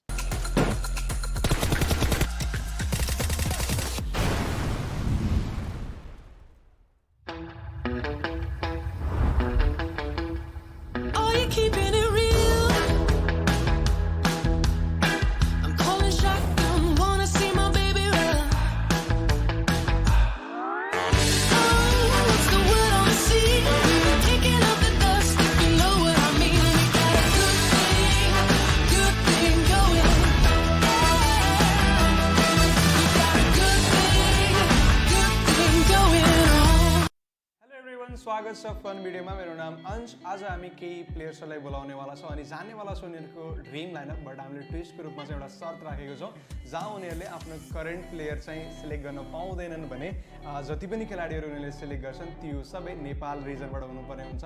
जाउँ पहिलो गेस्टलाई यो question सोधौँ। अब मेरो dream lineup चाहिँ के छ भने अहिलेको करेन्ट लाइनअप छोडेर ड्रिम लाइनअपमा चाहिँ माफिया निन्जा, किन he is the best IGL right now. Current आइजलमा दामी छ अहिलेको खतरा आइजल चाहिँ माफिया निन्जा भन्छु म होइन। अनि त्यसपालि भनेको असल्टिङमा म ग्याजेनलाई लिन्छु, त्यसपालि स्न्यापरमा ब्लाब्ला अनि इन्क्लुडिङ मी। आइजिएलमा म माफिया निन्जालाई चुज गर्छु, किन भन्दाखेरि एकदम हार्डवर्किङ प्लेयर हो है एज अ आइजिएल। अनि एसल्टरमा हाम्रो टिटुके ब्लाब्ला। अनि लाइक मेरो लागि फ्र्यागर हुन्छ नि, फ्र्यागर चाहिँ असासिन, एसबी असासिन, अहिले भाइस असासिन छ। सो मलाई मेरो खेल्न मन लागेको लाइनअप लाइक मेरो ड्रिम लाइनअप चाहिँ मेरो पुरानो पिएनको लाइनअप हो, जहाँ चाहिँ लाइक आइजिएल म थिएँ अनि इन्टरफ्राइगर चाहिँ हाम्रो ब्लेन्ड थियो। ब्लेन्ड लाइक खतरा खेल्छ क्या इन्टरफ्राइगर चाहिँ, पहिलेदेखिको मेरो आफ्नै चिनेको साथी पनि हो, राम्रो खेल्छ। अनि अभिषेक भयो अर्को असल्टर। अब अभिषेकको त केही कुरा गर्नु है, उसले अब मेहनत हल्का मेहनत गऱ्यो भने त नेपालकै बेस्ट प्लेयर हुन पनि सक्छ क्या हो, तर अब टाइमै मिल्दैन उसको। अनि मेरो सपोर्टमा चाहिँ आयुष राख्छु म। आजकल पिएनबाट आइजिएल गर्थ्यो, त्यो राम्रो खेल्छ आजकल। मलाई त्यही लाइनअपबाट एकचोटि फेरि ट्राई गर्न मन थियो भनौँ न। ओके, मेरो ड्रिम लाइनअप चाहिँ एज अ आइजिएल म लियोनलाई प्रिफर गर्छु होइन। अनि एज एन्ट्री फ्र्यागर असासिन उसले चिनिरहेको हो, मिल्ने साथी भनौँ न। अनि as a Joker and me, यो हुन्छ मेरो ड्रिम लाइनअप चाहिँ। ओके, यो त तपाईँको ड्रिम लाइनअप रह्यो, तर हामी जान्न चाहन्छौँ यदि यो ड्रिम लाइनअप लिएर तपाईँ ग्लोबल खेल्न चाहनुहुन्छ भने चाहिँ के ऱ्याङ्क प्रेडिक्सन रहनेवाला छ त? मेबी टप 5। सो अब मेरो पास्ट एक्सपिरियन्स ग्लोबलमा प्लस अब हाम्रो पुरानो सिनर्जी पिएन हुँदादेखिको नै होइन। सो अब ग्लोबलमा नि टप 5सम्म चाहिँ एक्सपेक्ट गर्न सकिन्छ भनौँ न। सायद यो टिम भयो भने चाहिँ हामीले लाइक ग्लोबलमा नि टप 5 जान सकिन्छ जस्तो लाग्छ, त्यतिसम्मको चाहिँ कन्फिडेन्स छ। यही लाइनअप हेर्दाखेरि त अब जस मैले अब आफ्नै खोजेको सबै हुन्छ नि पोसिबल प्लेयरको स्किल्स अनुसार हेर्दाखेरि यो लाइनअपले I can perform top 5 maybe in globals. I have that confidence, किनभने माफिया निन्जाले त अब धेरै खेलिसकेको छ नि त ग्लोबल इभेन्ट्सहरू पनि, उसलाई एक्सपिरियन्स भइसक्यो क्या, अब आइजिलिङ एक्सपिरियन्स भइसक्यो। जस्ट अब हामी पनि त्यसमा इन्क्लुजन एज अ असल्टिङ अनि हुन्छ नि स्नाइपर राइफल इन्क्लुजन भयो भने I think I can perform इन टप 5 भित्र चाहिँ पर्फर्म गर्न सक्छु होला सायद जस्तो लाग्छ।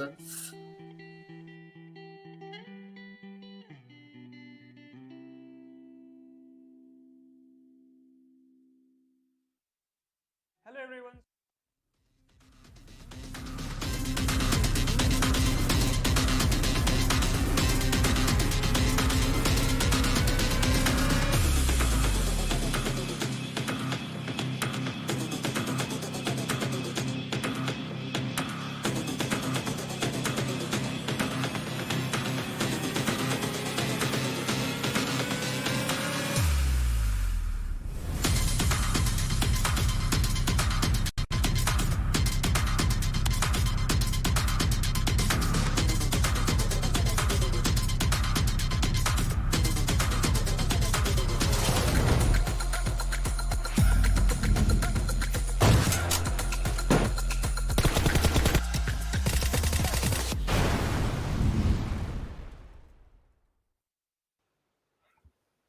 What is up, ladies and gentlemen? Once again, welcome back to the PUBG Mobile National Championship for the Nepal region, brought to you by the Oppo F19 Pro.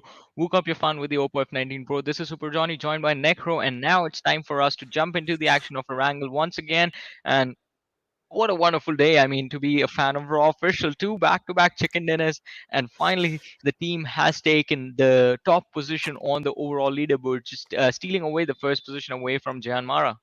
Exactly, as you did mention, Raw officials. I mean, they are having a great day. Gotta say, they're having one of the best days out there of their life. So, I mean, yeah, they are dominating the competition up till now. They have gotten themselves the #1 place, but still, I feel like teams like TDK. I don't know why. I feel like they're doing this on purpose. Like the way they're playing right now, they aren't really showing their gameplay, or they aren't really showing their true tactics. I don't know why. I'm just getting a little hint that they're doing this on purpose. That they're not really, kind of performing that well, because we've seen in the past, right? We've seen this happen even in the SA Championship. A lot of teams in the first few days, or in at least the first few, or at least the first day in general, they don't really like to perform, right? But in TDK, I feel like they realize this. Even if these 12 games are out, even if they're not really able to do that great, they still have 12 more games upcoming in the future days, or they still have 3 more games today itself. So anything can happen, right? They can pretty much flip the tables if they want, because TDK out there, without a doubt, they have some great players, right? You have Jane coming in, you have Utsarga coming in, you have Reddit, sir. I mean, in general, they just have such a great lineup.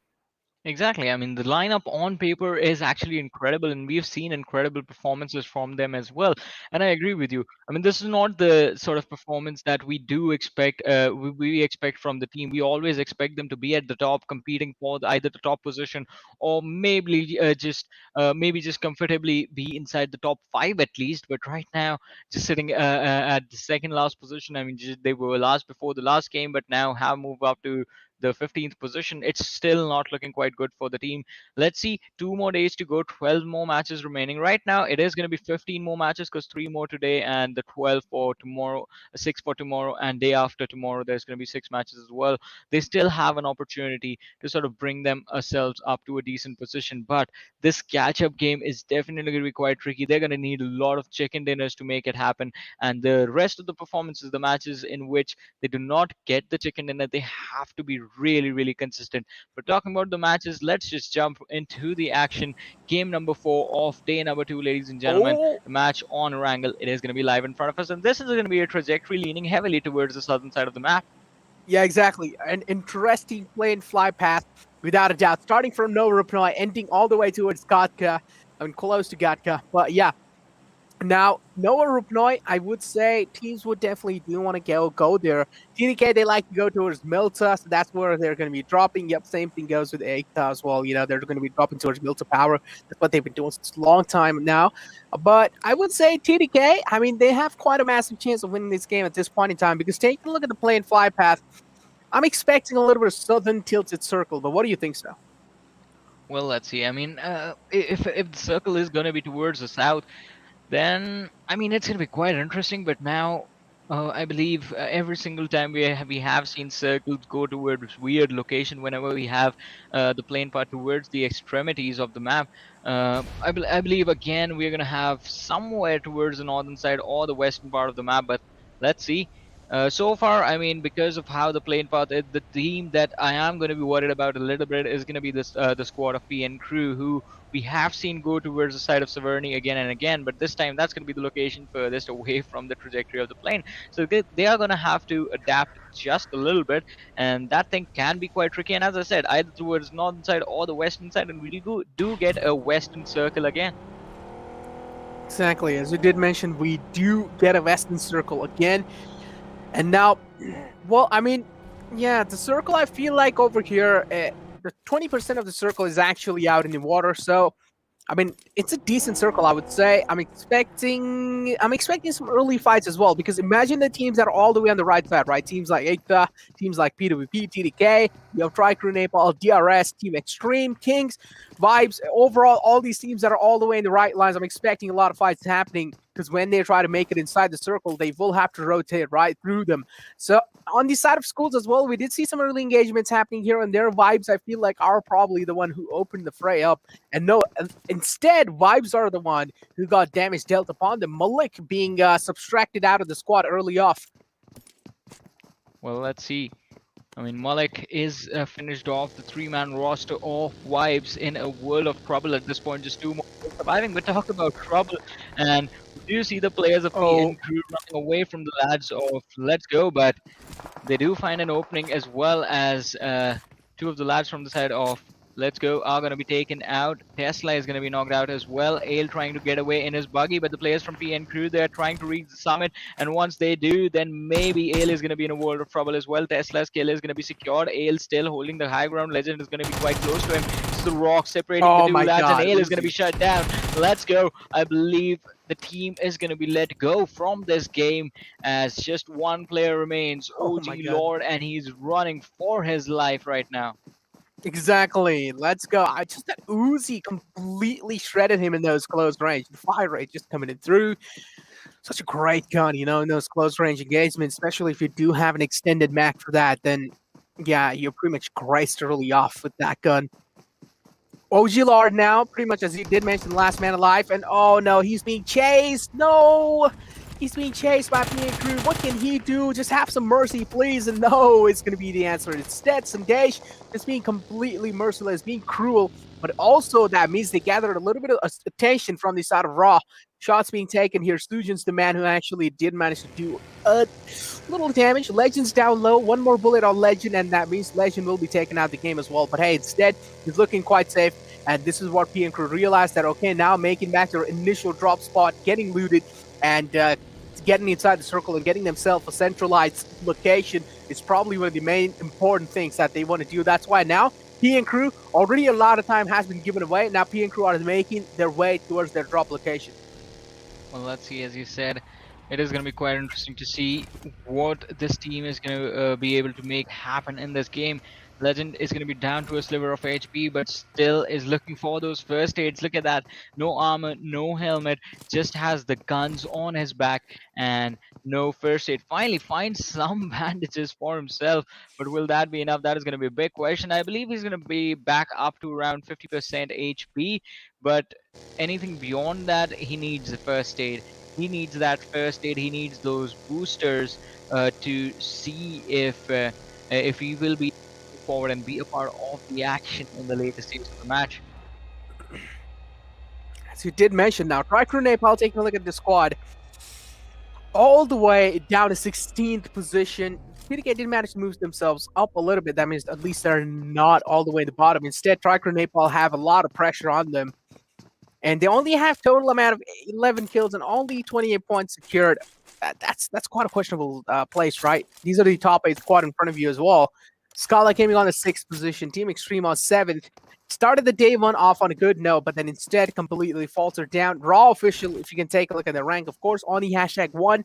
They've gotten themselves quite a lot of points, I would say. 133 points, but not really far behind from JyanMaara. Quite close. So 1 game let loose from their side, or any of these teams, their position will be easily compromised because DRS is right behind them. Well, as you said, DRS is going to be right behind them and the chase is going to be on, but it is going to be quite interesting to see if DRS, we're going to see a switch of pace from the team, or the level of aggression that they're bringing in to every single match it is going to remain the same. In the meanwhile, PWP, we see them 1600 meters away from the circle, so quite a distance that they have to cover. And since the blue zone has already started to close in, I believe they have about a minute or two before they are going to be required to move. Exactly. Now, PWP, so you did mention a lot of pressure is on them without a doubt. Sandesh over here trying to move around from the side of PN Crew. Of course, they're in the hashtag 5th position here with the average damage of 1,075.6. So, I mean, I would say that's quite great stats in general, but it just really comes down to that because PN Crew recently has been a team that is getting handicaps early off. And that is also creating such a massive problem for them. If your team is already getting kind of crippled down or kind of handicapped early off, that is a little problematic situation for your team, and maybe you need to find yourself a new way to work around. And on the other hand, again, DRS Gaming, I mean, we all do know they have taken a massive leap today. Today was quite a great day for them, and this also means a little bit of safety cushion for the upcoming days. Well, I agree. It does mean a little bit of a safety cushion for the matches that they're going to play, but EKTA Esports, they don't have a safety cushion at this point, and this is a team that we have been saying needs to start to perform as soon as possible. But Raw Official, still the chase is on for them, and EKTA Esports is trying to move inside the circle. I believe they are going to reach a comfortable position in just a few more seconds with the players of KINGsNepal. The shots coming in from Nopsang from Team Extreme, and if he connects a few more, oh my god, the first knock. Then out in the open, Kenzo is going to be taken down and finished off. Kazi and his teammates able to secure that kill, but now they need to get away because KINGsNepal, they do end up eventually finding some cover for themselves, and there is going to be a retaliation coming in from the lads for what the players of Team Extreme did to their teammate. Oh, the buggy flips out in the open. This is not really a good thing. Nopsang is also taking heavy fire. He needs to get back to his teammates. Kings are doing a great job keeping Extreme on their knees, making sure they're not really overstepping their boundaries. Nopsang finally made it back to safety, but look at the vehicles they have, right? Team Extreme now finally on the move again. They do realize the compound they have, there's a massive chance that they might just be the center of attraction, and you don't really want that to happen, especially when you're moving inside the late game situation. So, I mean, yeah, again, but look at this though. Extreme quite close to the last of TDK. Now, this game is quite important for both these squads, right? Especially, I feel like mainly important for TDK. But on the other hand, Extreme, if they want to hold on to the position they have in the top 8, this is quite important game for them as well. Because Team Extreme have been pretty suppressed throughout the day. They need to make sure that they're bringing in that consistency factor again, as they showed in the first or in the day one. Look at Elementrix. They have the centralized location for themselves next to Skylightz Gaming, so they should give Elementrix a little edge. Well, let's see. As you said, I mean, it might just be able to give them a little bit of an edge, but the only team that stands in there is the squad of Elementrix right in front of them. Maybe KINGsNepal cruising in from the backlines for a while, but see the wave that's moving towards the western edges of Gatka, and it is going to be really, really intense. The fights that are just about to break out towards the edge of this circle, and in that situation, I mean, Wayout SATAN. Look at the players 2-2 split coming in from the team. The shots are being fired from the players of Skylightz Gaming, I believe, towards either high voltage or the players of TriCrew Nepal. And well, the action is already breaking out. KINGsNepal have sort of penetrated the defense of Skylightz Gaming as well. So there's going to be a lot of the teams just going at it against each other out in the open towards Gatka. Exactly. Look at how many teams are accumulated right next to the big boy mountain, right? So a lot of teams are accumulated right there. Raw as well in the close lines. But hey, the main problem for Raw here is that they're out in the open. There's a massive chance that they might just be easily compromised, and you don't really want those kind of things to happen, especially if you are in the shoes of Raw. You want to make sure you're being as safe as possible in those kind of moments at least. But now, look at this. Oh, Joker is trying to spray out, but I feel like the main intention of Joker here is to make sure or show presence inside the Gatka region and make sure, tell teams that, hey, do not dare to come here. If you do, Skylightz Gaming has already acquired this. So that's what the main reason for I was of making a lot of noises. But on the other hand, high voltage in the front lines of Skylightz Gaming. I feel like at this point, Skylightz Gaming has teams all over them or all across them. But look at this. On the other hand, PN Crew on that receiving end, 2 lads have already been taken out. And oh no, they're going against the big mammoth themselves, DRS. Oh my god, look at this. Well, moving forward, I mean, PN Crew, it looks like they're going to be in some trouble. DRS, they have found an opening for themselves. Sandesh is taken out, but the other lads rotating out in the open need to be extremely careful. And Crew do eventually actually get away. Ayush is still completely pinned down in those houses, and DRS, they can't charge in without regrouping, so that is the only thing that's stopping them right now. But as soon as Ayush's position is revealed, him and Season, they're going to be in so much trouble. Look at him, Ayush closing in the backlines as close to Season as possible, just trying to pick him up, and he is going to be successful. But will they be allowed to get away? That is going to be such a big question. 400 meters before they can enter the circle, and they're going to have to go for a wide rotation. Even that is not going to be free, as AJ is going to be right in front of them, turning the car around. Season just trying to see if he can safely allow his teammate to move forward. Frankie going for a spray. Pravini gets away without taking any damage. Oh, missed a lot of shots, Frankie. I'm pretty sure he's going to be disappointed in himself because that could have been an easy kill, right? And well, Frankie did miss a lot of shots. I'm pretty sure at this point he's quite disappointed because, as I did mention, it could be a free kill. And look at this. Oh no, ramming the vehicle straight against each other. Boliang though. Oh my god, what was that? That's like one in a million moment right there. Boliang takes both of them out the game, and Wayout SATAN out of nowhere. Oh my god. Dragging the entire lads of PN Crew down to hell, and PN Crew again, even in the fourth game, not really to show their dominance, and this is quite unfortunate. PN Crew's game was really important for them. Only they have the same thing goes with EKTA. This game is really important. Team XTREME as well. In general, there's just so many teams that there's so many things online for them. They need to realize that this game is really important.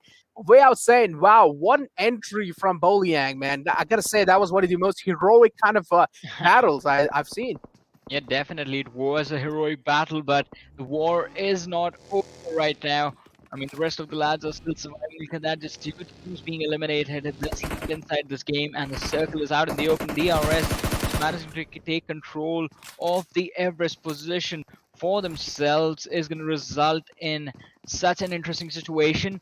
But let's see, Vibes moving forward as well. They have found an opening. One kill has been secured by this team, but Praveen and Jiggle are still alive. Malik, as we saw him, just taken out as soon as the game started. Vibes have been put on a back foot. Praveen taking a lot of damage from the backlines, is still going to make it inside the cover. Now, priority number one is going to be to heal up, and then maybe we're going to see Vibes move to the late game stages. So you did mention the priority here probably is going to be to make it inside the circle and then try and find yourself a safety spot. On the other hand, Vibes now again in a questionable position. One lad of EKTA is in the clotheslines. It's going to be Merkel. It's proning out in the open. I don't really know if this is a great decision to make or a great choice. But Vibes, as always, I mean, one lad is being taken out. They're down to just those two men alive. I don't really know. If I was in shoes of Vibes, what would I do? I feel like at this point, I would just stick around with like the last two players left. I won't really separate out and just not even move a muscle, because that's the only way you can probably try and out-survive till those late zones. But again, this just really comes down to the luck as well, right? If the circle moves away from you, that means Vibes just has so much pressure on them. There's a massive chance that they might just break a lot of sweat. Oh my god, this is close. And that's going to be quite close. Jiggle going for the shots, the burst from the M4. But EKTA Esports, the distance between the lads is going to be quite a lot. So they do actually just quite easily, in fact, get away. But now Jiggle's position has been revealed. Praveen is in the backlines as well. And EKTA Esports closing in. They should be able to overpower the players from the side of Vibes quite easily, considering they have a good man advantage against the squads. But you never know what to say when Vibes is going to be involved. A three-man roster that has been on a domination streak all this time. It is going to be really, really intense to actually see what they're going to be able to accomplish in the late game stages as well. Exactly. And Gunner now being shut down completely. Delta unfortunately locked himself out the house there. He's lucky that he wasn't really being under pressure, or he wasn't really being shot there. EKTA finally do realize the depth of the situation and do realize there's a massive void to fill. And if they want to make it happen, they will need to make sure they're ruling Vibes out of this position. So how are EKTA going to be doing so? I mean, EKTA, we do know they have a lot of firepower without a doubt. You have Kante, man like Kante as well chiming in. Then you have Miracle as well. But again, with just gunpowder, you can't really make a lot of pushes happen. Yeah, in those up close and personal moments, yeah, gunpowder is what really matters. But especially approaching a fight in a tactical way, this is where the IGL chimes in. And I don't really know how to push in the position of EKTA because look at that, they're quite exposed, right? And if they try to make a push happen, this pretty much means free kills will be gifted over to the lads of Vibes because Vibes have all the cover they need. Well, as you said, Vibes, they have all the cover that they need, and that is in fact correct. But will that cover actually work out in their favor, or will Raw Official on the other side take down the entire squad of KINGsNepal? There's two big questions that we're going to find out answers to in just a few minutes. In fact, Team XTREME is going to be part of this action as well, just being spotted out in the open, DRS in the backlines as well. Raw Official being aggressive and taking those fights, taking them to their opponents.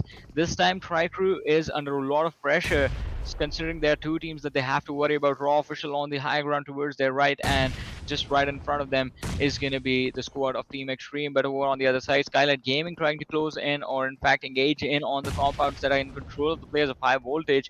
This is not going to be an easy situation to come out on top of. Exactly. Skylightz, oh my god, that nade was so close to Chari. Barely alive in the place, he's gone himself. No snag as well. Getting a kill on the lads of KINGsNepal. Lays being locked in from the side of high voltage. Look at this. Leon now does realize there is a lad. There are a few lads in front of him. Vibes are going to be the one. Vibes again on that receiving end. They're always just being kind of invited in those troubles. And look at him now. Praveen's down low with that Tesla. On the other hand, fights are breaking down each and every single part of the map here. Because, of course, circle's getting smaller and smaller. A lot of teams are alive. 14 teams in total. 47 players in total. And here we have Skylightz Gaming again on that receiving end. But finally, Joker is there to provide that backup. That means high voltage might just be a little bit of trouble. But I also do like the split coming in from their side. But what if the house just gets pushed? That means the guys that are completely split out, they will need to make that push happen as well. But for now, it's going to be Skylightz Gaming locking their horns against the lads of EKTA. And it seems like EKTA are doing quite a great job keeping Skylightz Gaming on their toes. But it's a great nade coming in to pretty much get that knock for themselves. EKTA now do realize they need to get the rest back onto one that lad. But Chante now has been knocked out. Miracle instead doesn't really go for the res. Instead, goes for probably the best thing he can do. Go back and try and keep your position anonymous. That means even if Chante gets taken out, Miracle, there's a massive chance that he might just be able to survive for those position points. Well, let's just see. As you said, it might just be the thing that the player survives for those position points, but it is not going to be easy, since look at the time, 18 minutes in, and there are still 14 teams present inside of this match. But Chante, he has been revived, and Skylightz Gaming, they're too focused on the player of high voltage. EKTA Esports closing in from the backlines. Havok, he sees the feats of his opponent, but he is going to be under a lot of pressure. His teammates are present on the flank, but the nade is going to be lobbed in their direction by Chari, and the Molotov is going to dish out a lot of damage. Havok might just be able to come out on top of this situation. The players from Skylightz Gaming are falling down left, right, and center. Leon is going to be down to 50%. HP Heaven is going to be focused on the players of high voltage on the flank. Havok has finally been taken down, but EKTA Esports, they were able to close the distance. And now Miracle with the low toss grenade should be able to secure the extra kill as well. And there it is, ladies and gentlemen. EKTA Esports destroying the players of Skylightz Gaming, and also picking up the kill of Havok right there. Oh no, Havok is still alive. Havok is still alive, as I did mention, but Chante is bleeding out. EKTA need to get the rest back onto Chante. I do understand it's going to be quite a tough task, but hey, you need to get the rest back on Chante. If you're not really able to do so, that's going to be a little problematic factor, but instead it seems like no, Chante would be given away. On the other hand, Elementrix unleashing hell on the lads of TDK. TDK again on that receiving end. As I did mention, this is quite an important game for the guys of TDK. If they're not really able to make a lot of things happen, this can end up in quite a problematic situation in the future. But it seems like, take a look at this, a crucial rotation, pretty much a desperate rotation being made from the side of Team XTREME. No Sang here, wants to challenge a fight. That's why his teammates are there to provide him that extra backup. The step slipped off position was being compromised. That's a great nade to kind of seal the deal on the Slipknot. That's going to be it for KINGsNepal, getting eliminated on the 13th place. Again, the woes continue for the last TriCrew. On the other hand, so many fights are happening all across the map. But take a look at that play zone. It seems like a lot of players are being taken out by the play zone as well. Instead, they're not really able to make it inside because this circle is just out in the open. How are you supposed to make it inside, especially when you're being locked and loaded, when the target's being acquired by the other team on you? Well, that is going to be a big question right there. But in the meanwhile, DRS Gaming, they're going to be forced to take an exit from this match. And over on the other side, Wayout SATAN doing a wonderful job just holding on to their position. Team XTREME still in front of them, just holding them off guard. And it's going to be quite interesting to see what exactly the team will be able to accomplish and how they are planning to come out of this fight. Stuck on the edge of the circle, the western edge of the circle. Have to worry about the teams in the backline as well. But let's see. Moving forward in this matchup, Team XTREME, they have Muffin, who has been knocked out. Depeche is going to be quite low. Nopsang is the only healthy player from the lineup, still surviving and still alive. But over on the other side, in the distance, we do see the players from the side of PWP as well as they are falling down. And a nade from Bolihang again. Kazi from the side of Team XTREME is going to be knocked out and taken out of the equation. XTREME under a lot of pressure, and it's just by that one individual from the side of Wayout SATAN. Bolihang finally is going to be shut down. Oh, that nade moved the car away. That's why Bolihang got exposed, and he didn't really have any other option rather than to stand up and try and get back to cover. But instead, when he tried to do that, Kazi just worked around it, and Team XTREME just came out on top in that previous fight. But again, they have all four of their players alive. One man has been knocked out. That means the man advantage is still looking great on the side of Team XTREME. Yep, the man who was knocked out is finally back on his feet. That's going to be it for Wayout SATAN, getting eliminated on the 10th position. 9 teams alive, 19 players in total. And Raw pretty much trying their best to establish their domination. But look at the circle shift as well, right? It's kind of out in the no man's land. None of the teams are inside. I would say there are a few teams that are quite close, but making it inside the circle, I feel like that's going to be one of the most toughest tasks out there because it's completely out in the open. That means you will have to heavily rely on proning down in the grass for being a snake. And at the same time, you need to rely heavily on your utilities. That's going to be the smoke. Well, definitely. And the smokes are going to be important, as you said, because there is no cover apart from those haystacks and the vehicles that you brought along with yourselves to enter the circle. Raw officials still alive, part of the action inside of the top 4, and the competition that's there against them. The players from the side of JyanMaara are just reduced to the last 2 players surviving for the lineup. In the meanwhile, the Esports, they're going to be eliminated. Team XTREME under a lot of pressure. Jiggle getting another knock for himself, but the kills need to be secured, otherwise it is not going to matter how many players you have knocked out if you fail to secure those extra points. Look at Jiggle, he's moving forward, he's down to around 30 HP on himself. The players from the side of Team XTREME are getting finished off, and the team is going to be forced to take an exit. But talk about exits, Elementrix running towards the players of PWP, and Liquid is going to be taken shut down by Delta, but the shots are coming in from the distance. Delta is still alive. Liquid is going to be finished off and punished for the overcommitment. Finally, Delta is going to be finished off by Sus, and Elementrix coming back into the action. The kill has been secured. We're down to 5 teams, 10 players. Raw official JyanMaara still inside the top 5, but Raw official again in this action with a man advantage. 3 players surviving for the team. 3 players surviving now. Raw, as you did mention, they only have 3 players. On the other hand, JyanMaara 2, Elementrix 2, Vibes only 1. But as I was talking, I know the Constructor is just coming in, and last man of Vibes also being eliminated. Vibes taking an exit on 5th position. I mean, from the previous game, I gotta say, Vibes is being pretty consistent, but just that isn't really enough to get yourself back on the top 8, right? Because the top 8 is completely stacked, and all the teams in the top 8 are doing a great job overall, keeping their position solidified for themselves. Look at Inception finally stepping in huge, but instead his position gets compromised, gets spammed out, and Skylightz is going to be the one to kind of retaliate back in style and make those trades happen. But on the other hand, Sus as well finally stepping in, Sujin being taken out. Raw slowly and steadily are falling apart, and you don't really want these kind of things to happen, right? But Sus, I feel like now he also has a lot of pressure on himself. He needs to get back to Inception and try and make that res happen. That's why he's creating a smoke pathing. Well, let's see. I mean, the pathway has been created. Did you see the vehicle? Oh, yeah. It just flew. Well, stuff like that does tend to happen when the game gets too intense. But I mean, talk about intensity. Now, everyone is prone down on the ground, and it is going to be quite. So, look at that! Did you see that? The speed at which Team XTREME got eliminated. 1 second they were there, and the next they were just like getting taken out by the players of Raw official. But also, now another thing that's going to be super exciting is going to be the fact that this game is down to a 2 versus 2 versus 2 situation. We have 3 teams remaining. All 3 of them have just 2 players in the action. I did mention we only have 2 players in the action. Oh, this nade is going to be close, but a little bit undershoot, I would say.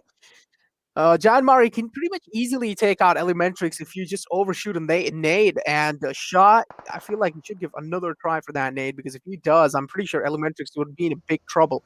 Because Sus and Inception are right next to each other, and a nade landing in between of both of them, that could be a massive fight. And wow, I gotta say, Sus has some insane eyes.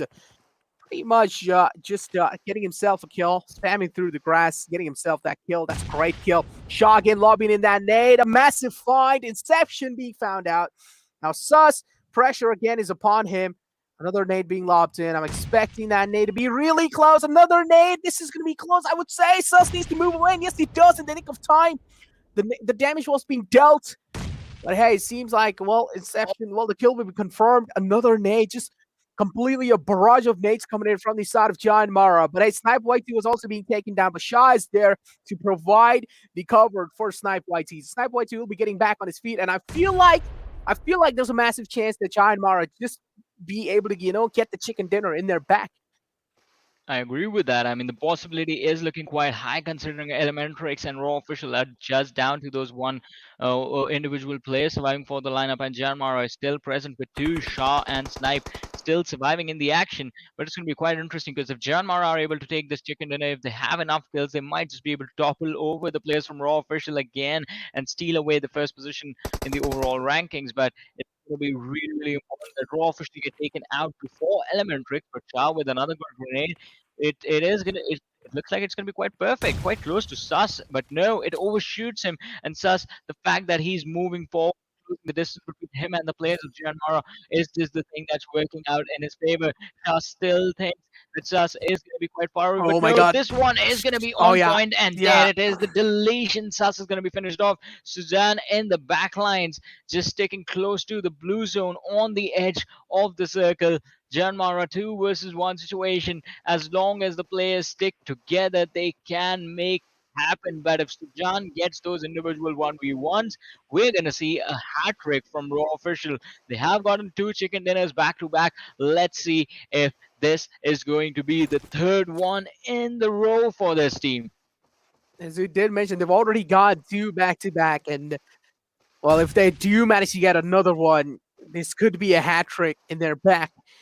Fusion, a lot of pressure, I'm pretty sure, must be on his back. Nade being lobbed in from his side, from the side of Shah. A blind nade being shot.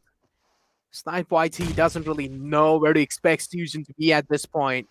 Fusion needs to make it inside the circle. Pressure is upon him, because the entire circle now has been occupied by the lads of JyanMaara. Fusion still trying to take situations out. A little chill. This Molotov is quite close. Oh, Fusion. But instead, a little bit of undershoot coming in. Now, Fusion needs to move in slowly and steadily. Doesn't really have a lot of time left. 6 seconds left in the clock. 4, 3, 2, 1. The blue zone's going to start moving now. Fusion, the pressure is upon you.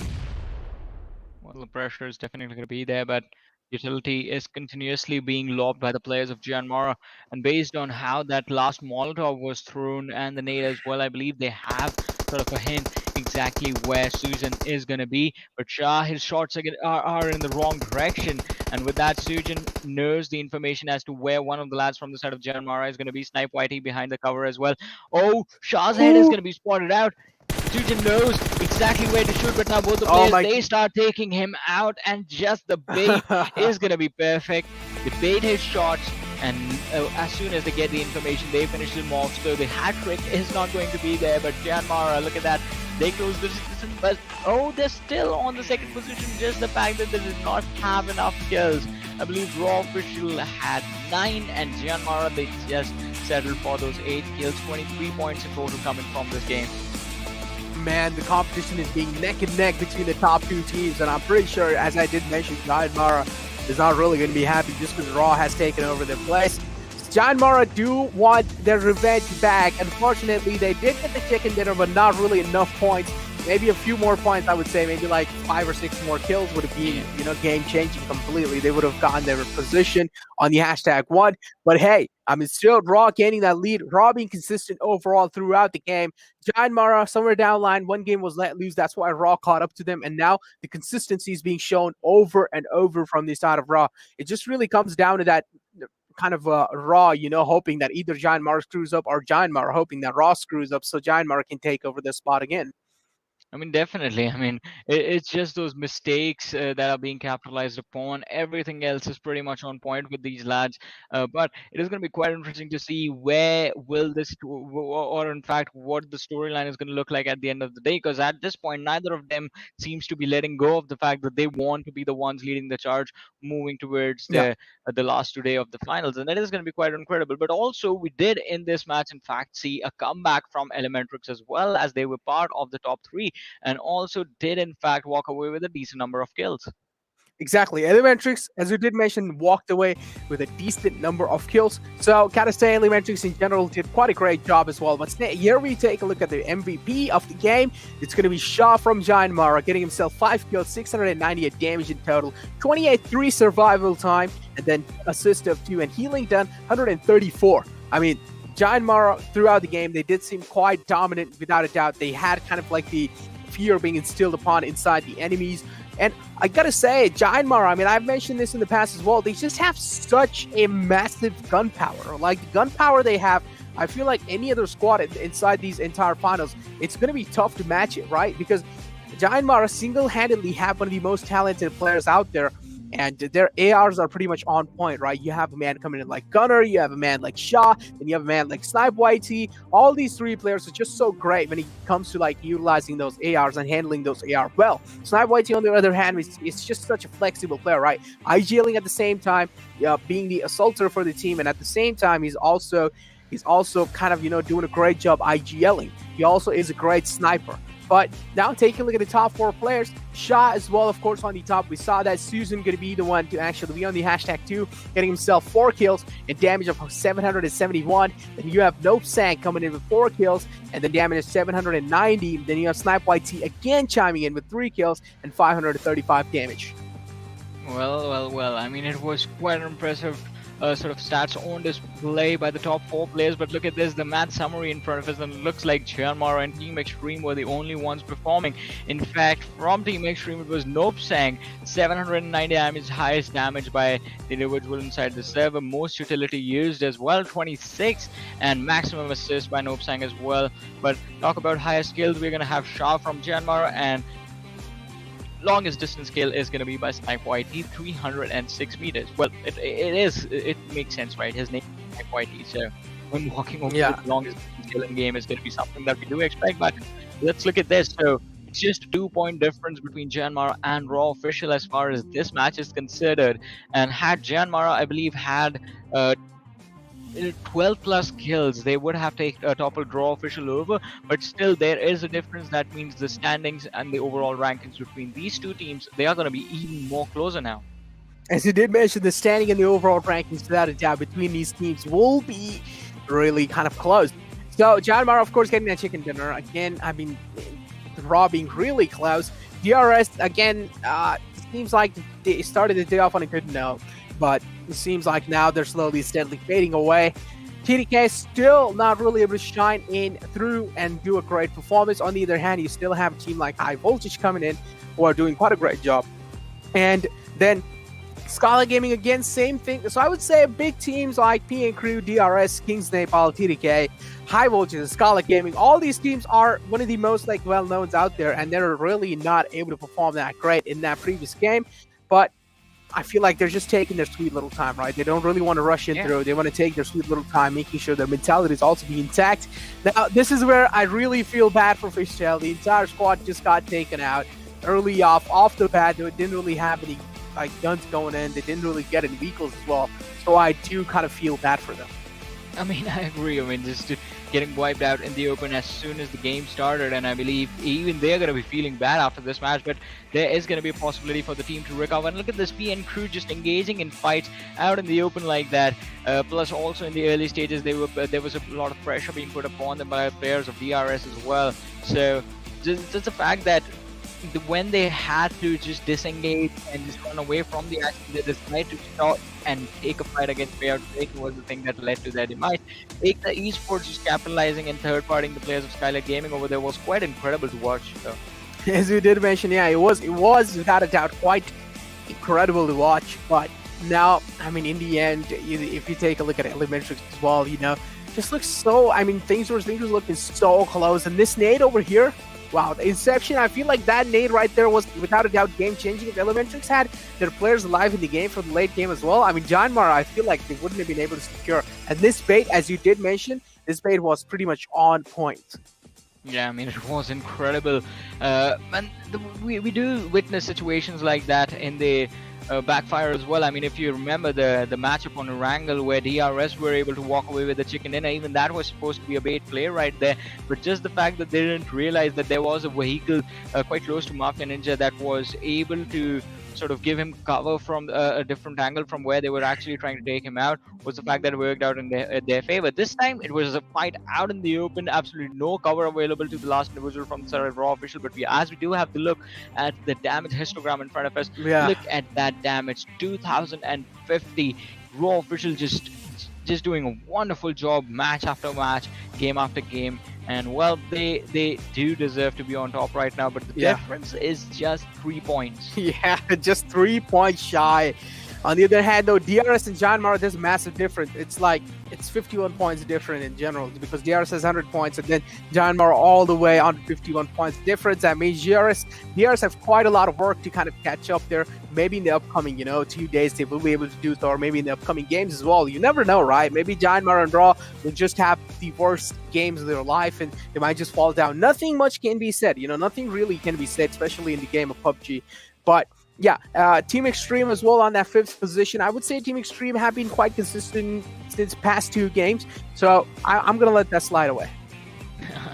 I mean, they have been a little bit more consistent, but let's see. I mean, we're going to want to see this team again walk away with at least one chicken dinner by the end of the day. But let's talk about the performance, the climb up that has been initiated by the players of Team Elementrix, sitting on 46 points. I believe if they play the same way they did in the last match, and so with 2 more matches to go, they should be able to break inside the top 10 at least, or maybe the top 11. I mean, trade positions with the EKTA Esports, and maybe when they come back tomorrow, they're going to move inside the top 7, the top 6 day after tomorrow, finish up in the top 5, just step by step move forward in the overall standings. But although as we were having a look at the top 8 just a few seconds earlier, I have to say there's a big difference between the top 2 and the rest of the leaderboard. I mean, both the teams sitting at 150 plus points, and then we have the team on the 3rd position with just 100 points to their name.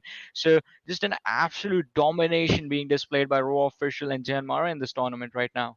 Exactly, as I did mention, just an absolute domination they displayed by the side of JyanMaara and Raw, both these teams. And still, I mean, big teams like Skylightz Gaming, DRS, did seem kind of missing in that previous game, but we never know what would happen in the future lines.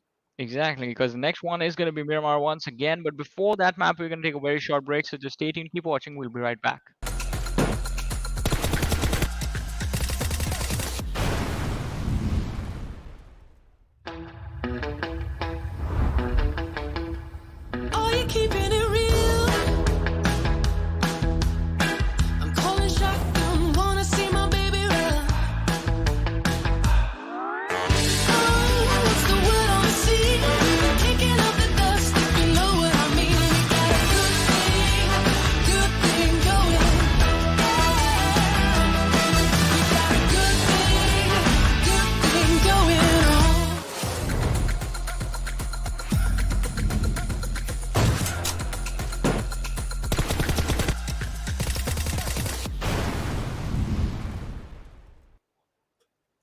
What is up, ladies and gentlemen? Once again, welcome back to the PUBG Mobile National Championship for the Nepal region, brought to you by the Oppo F19 Pro. Woke up your fun with the Oppo F19 Pro. This is Super Johnny, joined by Necro alongside with me. And now it's time for the second last game of today. Miramar is going to be the map that's going to be played. Well, Raw official, the chicken dinner might have just been taken. The hat-trick chicken dinner might have been taken away from them, but still, they had a pretty good run on Miramar the last time. Let's see what's going to happen right now, as the match is live and the trajectory of the plane is going to be in front of us very soon. But Necro, what do you think about this game? Well, I mean, I would say the map of Miramar, of course, a massive map, and I'm expecting a team like Skylightz Gaming to actually show a good performance. I don't know why. I'm just like getting a little hinge about it. I'm expecting a team like Skylightz Gaming, DRS, especially these big names finally kind of shining in on the map of Miramar, but we still never know. there is a little bit of luck factor involved in each and every single game. So it just really comes down to where those initial circles pans out, right? And how teams are able to adapt to it. But on the other hand, now you can already see EKTA taking an early exit or ejecting out of the plane pretty early this time. It seems like if they are just going to be going towards El Pozo. So pretty much the drop location is going to be El Pozo for the side of EKTA. But on the other hand, TDK, we do know they like to go towards Las Leones. This is where they're probably going to be ejecting out as well. PN Crew like to go towards Graveyard. Team Extreme probably towards the Hacienda del Patron. Well, let's see. I mean, it is going to be quite interesting to see where the circle is going to go. Again, the collision towards the side of Los Leones that we always witness from the two squads, Wayout SATAN and Team Train to Kill. Will there be finally a fight breaking out between the two squads? That is also going to be a pretty big question at this point. But along with that, early game aggression, I believe, towards the side of El Pozo, and the circle is also heading in that direction towards the west. But as we were talking about it, EKTA Esports, they're going to be quite close to the players of Raw Officials, so quite an interesting situation between the two teams. Also a 3-1 split coming out from EKTA. As you did mention, a 3-1 split coming out from the side of EKTA. And yeah, take a look at the circle as well. Kind of nothing left circle. The centralized power part here is going to be Power Grid and between Monte Nuevo. So what do you think the future shifts are going to be? I'm personally expecting pretty much a open circle, right? But what do you think Are we going to be seeing like a city circle or a open circle? I personally think we're going to be seeing an open circle.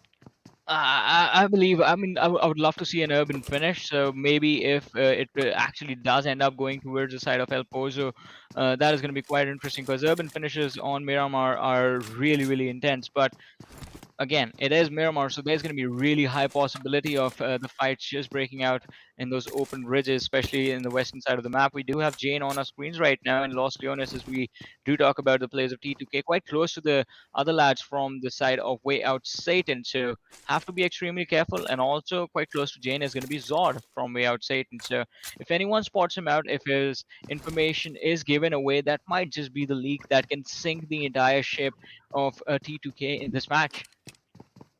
Exactly. But TDK now, well, there is one more team in their front lines. You do realize that, I'm pretty sure. Without saying has been their kind of mates in the Los Leones area. They have been locking horns against each other, but we haven't really seen them fight in their initial drop locations, right? Los Leones is just such a massive city that even if you're dropping in the same city, you don't really see fights happening early off, right? It's just a massive city. I feel like 3 teams can pretty much loot comfortably and to get themselves a comfortable loot as well. So in general, Los Leones is a great city to drop in, but hey, sometimes, I mean, you don't really want to take those chances, right? Sometimes there is a massive chance that you might just get caught off guard and your enemy just tries to kind of capitalize on you. Well, but let's see. I mean, as you said, if you are caught off guard, I mean, the enemy is definitely, I don't believe they're going to try. They will definitely capitalize on you. You're going to lose at least 1 to 2 players, depending on how open of a position you were in. But, I mean, it is going to be quite interesting to see what these teams are going to look to play the situation out like. Because, I mean, so far we haven't really seen those sort of early engagements from either side. Even in the last matchup, Wayout SATAN, they went their different way, disengaging towards the northern side, and T2K decided to stick towards the western edge of the southwestern edge of the Los Leones city. So they run basically in the opposite direction. That is exactly what's happening once again. After you do sort of share drop locations like this for a long time, you tend to figure out each other's tendencies, and once you figure out a way to disengage, you're going to always take the path of least resistance, as we do see Wayout SATAN do it right now. But that does not change the fact that these teams will have to move like 600 plus meters to get inside the circle. Let's see what the rotation is actually going to look like. So you did mention, let's see what the rotation is actually going to be looking like as well. So Tri-Crew Nepal pretty much just seems like they're wrapping around all the way from the back lines, and at least, well, trying to find themselves a comfortable spot inside the circle. That's what their main kind of focus here is going to be on the map of Miramar. And of course, map of Miramar means a lot of hilly areas, so you also got to watch out, because if a team does have a high ground over you, that means they have a massive advantage. They have a massive visual advantage. They also have a lot of info to work around with. So you need to find out a way to try and counter them. PWP as well, talking about this squad. I mean, they have had some games where they have shown a lot of flashy plays, but in a lot of games. I mean, some are down line in the past, but I mean, PWP throughout the finals, I would say, haven't really seen that great of a performance, right? I mean, from a PWP team like PWP, we expect them to be, one of the best out there. But in the grand finals, they do seem kind of lose. Well. I mean, maybe, but until they do encounter the same situation again and try and figure things out in a different way, that is going to be a big question to answer. But over on the other side, I want to talk about this squad, Extreme. I'm sorry. They have been, I mean, on an incredible turnaround in the way they have been performing today. But the overall pressure from the team is going to be something that needs to slow down just a little bit. This time, Miramar is that sort of does allow you to do that quite perfectly, especially in the early stages. So Muffin on our screens right now is going to be grouping up with the Pesh and following up with the rest of the lads right in front of them. And as I did, in fact, mention Elementrix as well, I want to see Elementrix be inside of the top 3 in this match with at least 5 to 6 kills to their name. And if they can do this in Miramar and the last Erangel of the day, Elementrix, they're going to have no trouble breaking inside the top 10. Exactly. Now, Elementrix, as you did mention, you want to see them do quite good. Up till now, Elementrix haven't really been able to do so. They do seem quite shaky. I don't really know what to expect in the future as well from the start of Elementrix. We never know what can happen. But hey, I mean, Elementrix, we do know they have the caliber. They have players like Inception, Sus, Yozu, some of the most experienced players out there. And Sus, I mean, he has had some flashy plays or flashy moments in the past, so I don't really know, what to say. But, as I did mention, stacked up lineup, they can make it happen, but something just, I don't know, what just seems missing, I mean, Elementrix, they just haven't really getting that limelight in general. Well, I agree. I mean, they haven't been their natural selves since we saw them play during the quarterfinal stages. But again, they have made it this far in the finals, and that is also something that, I mean, it was sort of a surprise considering what the start looked like for the squad. But since they've made here, I mean, it is going to be about those small improvements that the team has been making, and maybe even in the finals they will continue to improve. I mean, they have done that with the last performance, but now sitting smack in the center of the circles, look at them getting surrounded from all the different directions, basically everywhere. Towards their west is going to be the squad of EKTA. Northern side we have PWP closing in. Towards the east there's going to be one more squad, and from the south there's going to be 2 teams in fact closing in. But Team Extreme, the Pesh spotting out JyanMaara Shah, and well, I believe the lad is going to be in a world of trouble as he has been knocked out. No revive anywhere near, and the kill is going to be secured in 3, 2, 1. There it is. Exactly, kill being secured. And Extreme now, I mean, at least they got themselves that kill. That means they should be getting a little bit of confidence boost inside the game. That would be helping them out quite a lot. Still, the circle is quite massive. It's just the first circle. I do want to personally see, as I did mention, I'm hoping for a open circle, right? I don't really want a lot of buildings getting in the way. I want to see all these teams, fighting till death, because I'm just a cruel man in general. But now we have the circle kind of favoring the lads of DRS and Skylightz Gaming. Now, 2 big teams. Imagine if these 2 kind of alpha titans just clash against each other. That would be the battle of centuries to witness. Yeah, definitely, it's gonna be battle of the century. But for now, I mean, so Extreme did not, in fact, actually get the kill. That's quite surprising, because now it makes me wonder what actually happened. Who got the finish of the lad from JyanMaara? How did Shah get knocked out? Did he jump from the building, take 4 damage? Was he low? Did he ram his vehicle? What exactly happened in a situation like that? Was vehicle blown up? And I mean, there's a lot of questions, but I believe talking about kills, we are definitely going to see a few in this game, as Vibes are going to be spotted out in the open by the players of Raw Official. Sada going for a few shots with a mini, but is going to switch over to the Scarl as he's going to be required to spray down those vehicles in the distance. And well, he has his teammate right next to him, Sujan, helping him out, but the distance between the squads is going to be quite a lot. And look at that, Gara is also going to be knocked down as he falls down. Yeah, he got knocked out to the full damage as well. I feel really bad.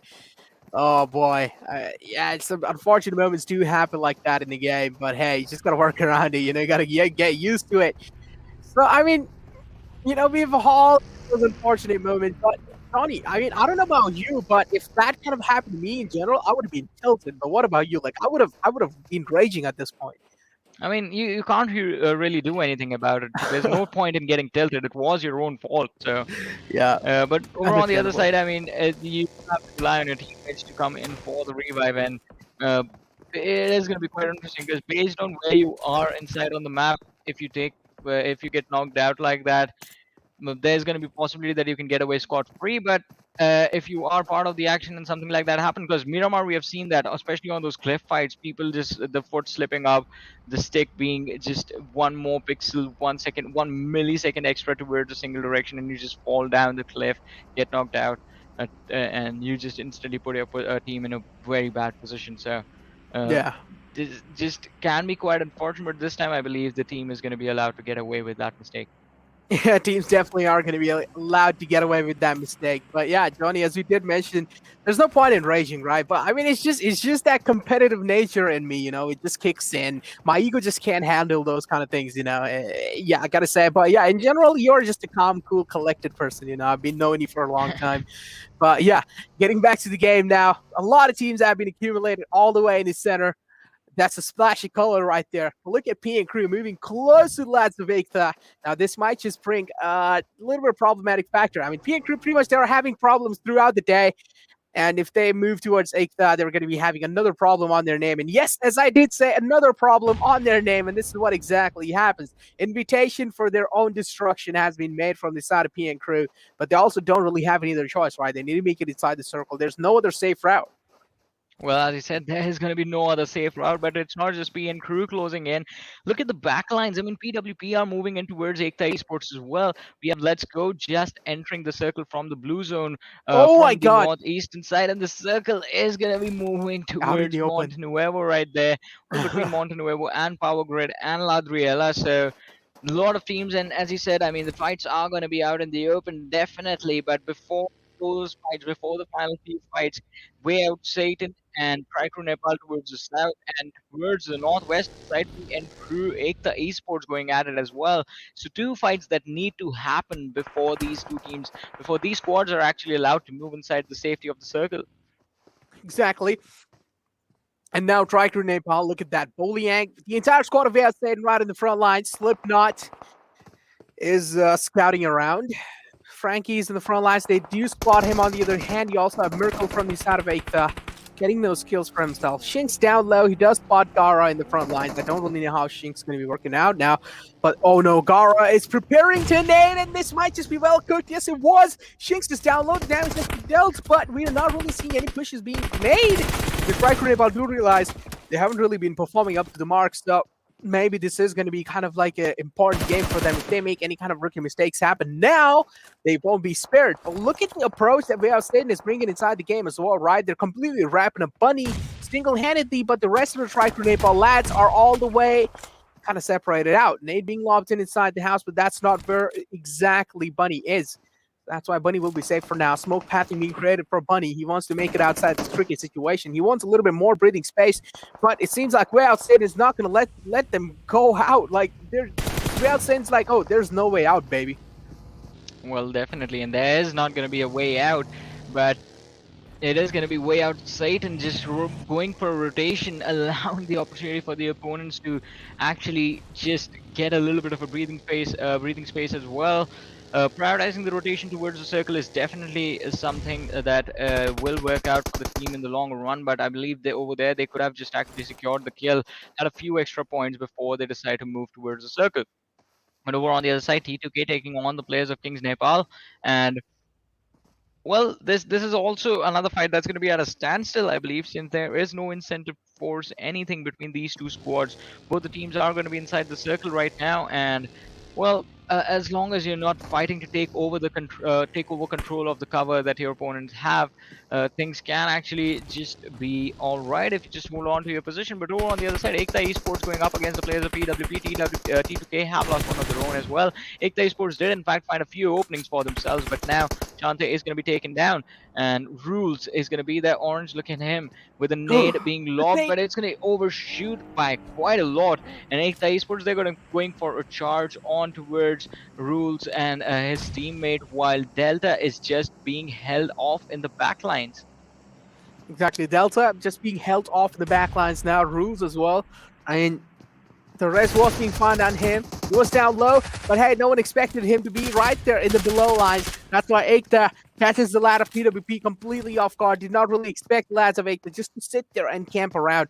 But Spiky and Chante both are down low. This is where EKTA is trying to retaliate back in style, and I'm pretty sure there's a massive chance that they might just be able to, because there's 3 players against 1. Rules is the only man alive. Also, Rules isn't really looking that great on HP, but instead, Rules is on the run. He's like, oh, I am not really interested in fighting anymore. Instead, I'm going to be probably falling back and maybe hoping the best for my team, or at least trying to gather some secure some placement points. This is what Rules is trying to do. Smoke's being lobbed in from the side of Rules. He still doesn't really want to rule out for a fight. That's why pretty much backing off is probably the best choice he can make. And Rules up till now is looking safe, but he still needs to make it inside the circle. And how is he going to do so? Well, let's see, as you said, how his the lad going to be able to accomplish the task in front of him. But on the other side, look at Skylightz Gaming. The M24 shot is going to be the reason Joker is going to be taken down to his knees. But EKTA Esports against the players of PWP still fight at a standstill. Rules and Delta still surviving. And it's going to be quite interesting. EKTA Esports, I believe they're deciding to back off now, finally going for the rotation inside the circle, since the blue zone is closing in slowly and steadily. But Delta in the backline is dishing out a lot of damage. Spiky is going to be down to a sliver of HP. The retaliation is going to be there from the side of EKTA Esports. So Delta is going to be down to around 10 HP on himself. The damage that was the damage earlier that was given to Rules resulted in his armor being completely shot up. So that is something that he's going to have to deal with. Look at that 50% damage on that armor. Helmet is going to be quite healthy though. That just might be the thing that helps him survive a few extra seconds. But Wayout SATAN, Frankie out in the open is going to be taken down. And well, there is the finish as well. Skylightz Gaming going for the kill, and Frankie, well, completely unaware. Rotating like that is definitely not something that he wants. And well, same thing can be said to the players of EKTA Esports. They run into the players of Vibes, and Vibes is going to be able to find the opening, since there is a standard situation right now for EKTA Esports. From the backline, you have PWP, and right in front were the 2 lads from Vibes. Exactly, as you did mention, right in front were the 2 lads of Vibes, and now EKTA pretty much just dominating their way through, and it seems like this game has been pretty great for the side of EKTA. I mean, the domination is being shown. They're just being the rulers of this entire late game situation. But still now they're just down to that one last man alive, Gyante. I feel like they have managed to secure quite a lot of kills, and the tables have been flipped against EKTA now. Now they're the one who will need to make it inside the circle, and how are they going to be do so? I have no clue about it. On the other hand, Skylightz Gaming completely obliterating the squad of High Voltage. There's no way High Voltage is able to fight back, and they will also have to deal against DRS now. Oh no, 2 of the best teams now. High Voltage will have to deal against them, and how are they going to be able to do so? Nima pretty much trying to steal this kill away. He does realize Ozzy is knocked out and instead denies that nade. He's also getting shot at. Oh no, overexposing himself a little. Skylightz Gaming as well, kind of working around, and Nima's down low now. But he should be able to get himself back up. That means DRS versus Skylightz Gaming battle is on the way. Well, the battle is going to be underway quite soon, but let's see which team is going to be coming out on top. We have 13 squads, 36 players still surviving. EKTA Esports down to the last surviving player. Oh my god. Gyante is going to be quite close, right next to Rules, and 36 seconds and the blue zone is going to start to close in. Whoever survives Vibes is just going to clean them up. Rules, he's thrown down inside indoors, and Gyante is in the back lines just hiding behind the barrels. Quite close to the blue zone, but that's not going to be an issue for him. But now finally the footsteps being given away. Rules knows where his opponent is exactly. They have to worry about the players wipe DRS. They're going to finish off Havoc from the side of High Voltage, and well, that's going to be it. High Voltage, last player finished off, and the team is going to take an exit on the 13th position. As I did mention, High Voltage is the last player being subtracted from the squad. They're going to be taken out as well. DRS, oh no, they're making some risky rotations happen, and finally they are able to make it back to safety. At least they're lucky that none of the damage has been dealt on them. On the other hand, Kings now are the one who decided to chime in out of nowhere. Kings have been pretty solid throughout, and now this is where Kings are like, all right, it's our time to show. It's our time. It's show time. And Kings now, though, oh, Nishan, oh no, did not really expect anyone to be in that house. And then Skylightz Gaming, well, this is what they really wanted, right? A free opportunity to steal those kills away. That's a great nade. It's on Mark. might deal a lot of damage, but no, instead he blew into a smoke. Joker didn't really have any nade, it seems like. Well, the utility usage over there is not even going to matter, but over on the other side, Giante, look at him, he's left alive. He is still surviving, but the blue zone is going to be able to dish out a lot of damage. GRS on the other side, 6 kills already secured by the team. All 4 players still surviving, and they have the edge under their control. But look at this. As you said, I mean, Joker is still present with his teammates, and Heaven sees the opponent in the distance. T2K trying to make a run for their lives. Skylightz Gaming, KINGsNepal closing in on their location. JyanMaara is going to be eliminated as well. The nade being lobbed towards the players of KINGsNepal is definitely going to dish out a little bit of damage on the lads, but they're still going to be really, really healthy to re-engage against the players of Skylightz Gaming. So you did mention they're going to be pretty healthy to actually engage against the lads of Skylightz Gaming. Look at these rotations being made from their side as well. Skylightz Gaming now looking quite great up till now. Raw right in the back lines, but Raw having pressure on them. Let's go Fishtail. Oh no, didn't he make something happen? They're also getting started from the back lines and the front lines. There's the entire squad of Raw just completely chiming in inside the fight. They're getting charged upon. And unfortunately, that's going to be it. If I'm not wrong, for the lads of Let's Go Fishtail. And yes, that was it. That was it. They weren't really able to secure a lot of points as well. Only 1 point in their bag. On the other hand, Susan from the side of Raw is able to take out 1 lad from Elementrix, and this might just be absolutely massive. Yozo being knocked out as well. Inception replies back onto Susan, but hey, already a lot of damage has been dealt on the Elementrix, and they need to find out a way. They need to find out a safe way out of that situation, because Raw is completely ruthless and aggressive, just like how their name is. Well, let's see. I mean, it is going to be quite ruthless, as you said, but Heaven and the rest of the lads from the side of Skylightz Gaming, they are doing a wonderful job right now, basically getting information from every single direction around their compound and not just overcommitting to any weirds in front of them. But Raw Official just closing in from the backlines. Inception is going to get deleted by Skylightz Gaming as well right there. Elementrix taking an exit down to the top 16, 20 players still alive in this match. Raw Official, they're going to try and make a run for it, cross the ridge and make it to the other side, but Skylightz Gaming is standing in their way, and they're basically standing in everyone's way right now on this southern edge of the circle, just keeping an eye and gating a lot of teams from entering. KINGsNepal is going to be one of them, and the other one is going to be DRS. Exactly. Skylightz Gaming just fought Kings, but still. Skylightz Gaming is able to find a lot of knocks, but they're not really able to find kills, and that is a little problematic. So, I mean, they're farming a lot of damage at this point, but those kills do seem kind of missing. They only have 3 kills at the back. On the other hand, teams like Raw and DRS, look at them. I mean, they have been having a great game. Gotta say that. Raw, DRS, and Skylightz Gaming, and then Kings. These are the top team, or one of the best teams out there. And finally, we do see TK as well, you know, not really far behind. Jane is out in the open, and he's being left out, you know. He's not really being focused. So at least for now, Jane is pretty lucky, because a team like Skylightz Gaming is completely focused on a team like DRS, which is quite understandable. But it seems like Kings this time, though, are going to be the one to do a lot of damage on DRS. Well, Oh.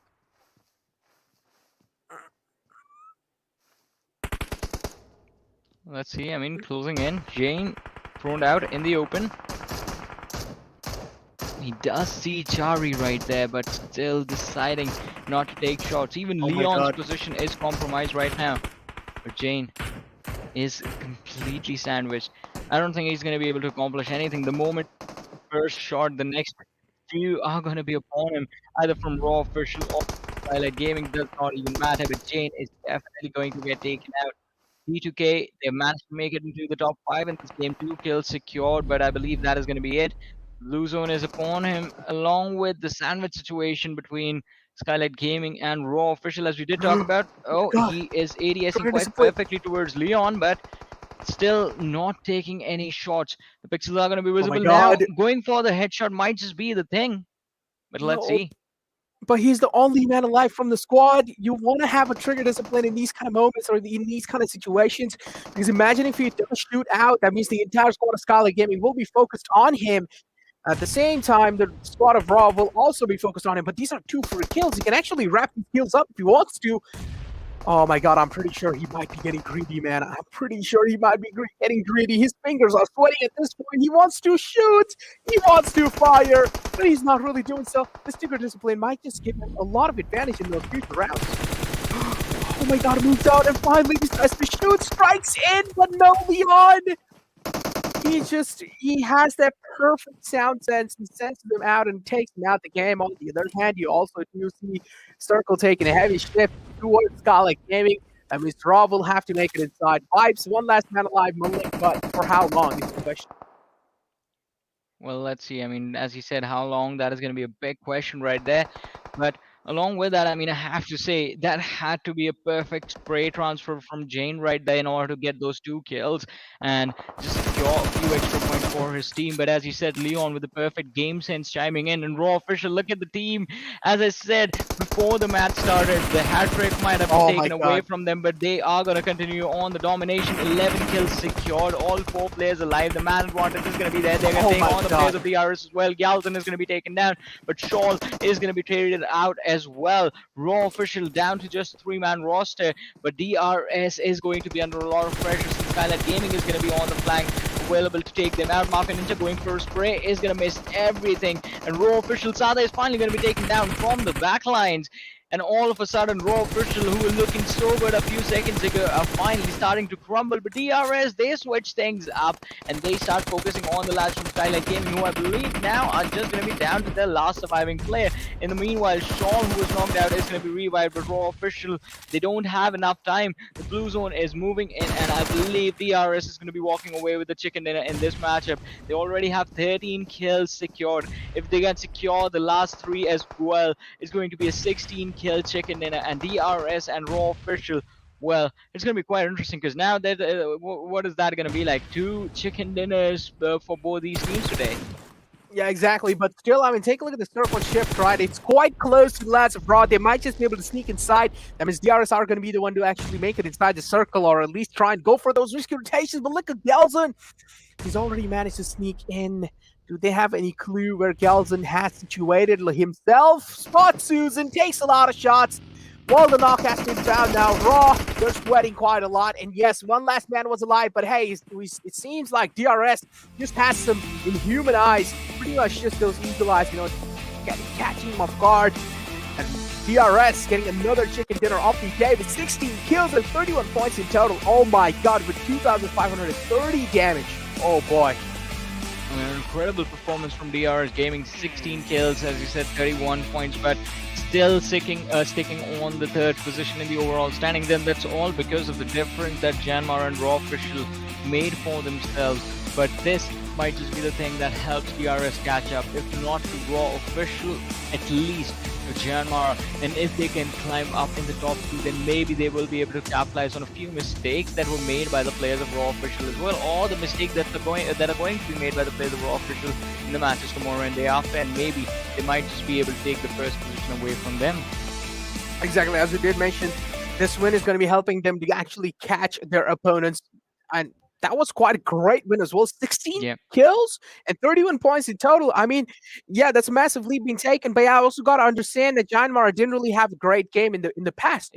That previous Miramar game wasn't really that great for JyanMaara. That means a let-lose situation was being shown from their side. This is the MVP of the game. It's going to be AJ with 8 kills, 887 damage in total, 26-25 survival time. And then you have assist of 3, healing done 210. Well, quite an impressive performance right there. Healing done 210, but 800 damage dished out. And incredible one-sided fights were taken by 8 right here, but 8 kills, 3 as well. Total of contribution of 11 kills towards the team. Quite a wonderful matchup for him.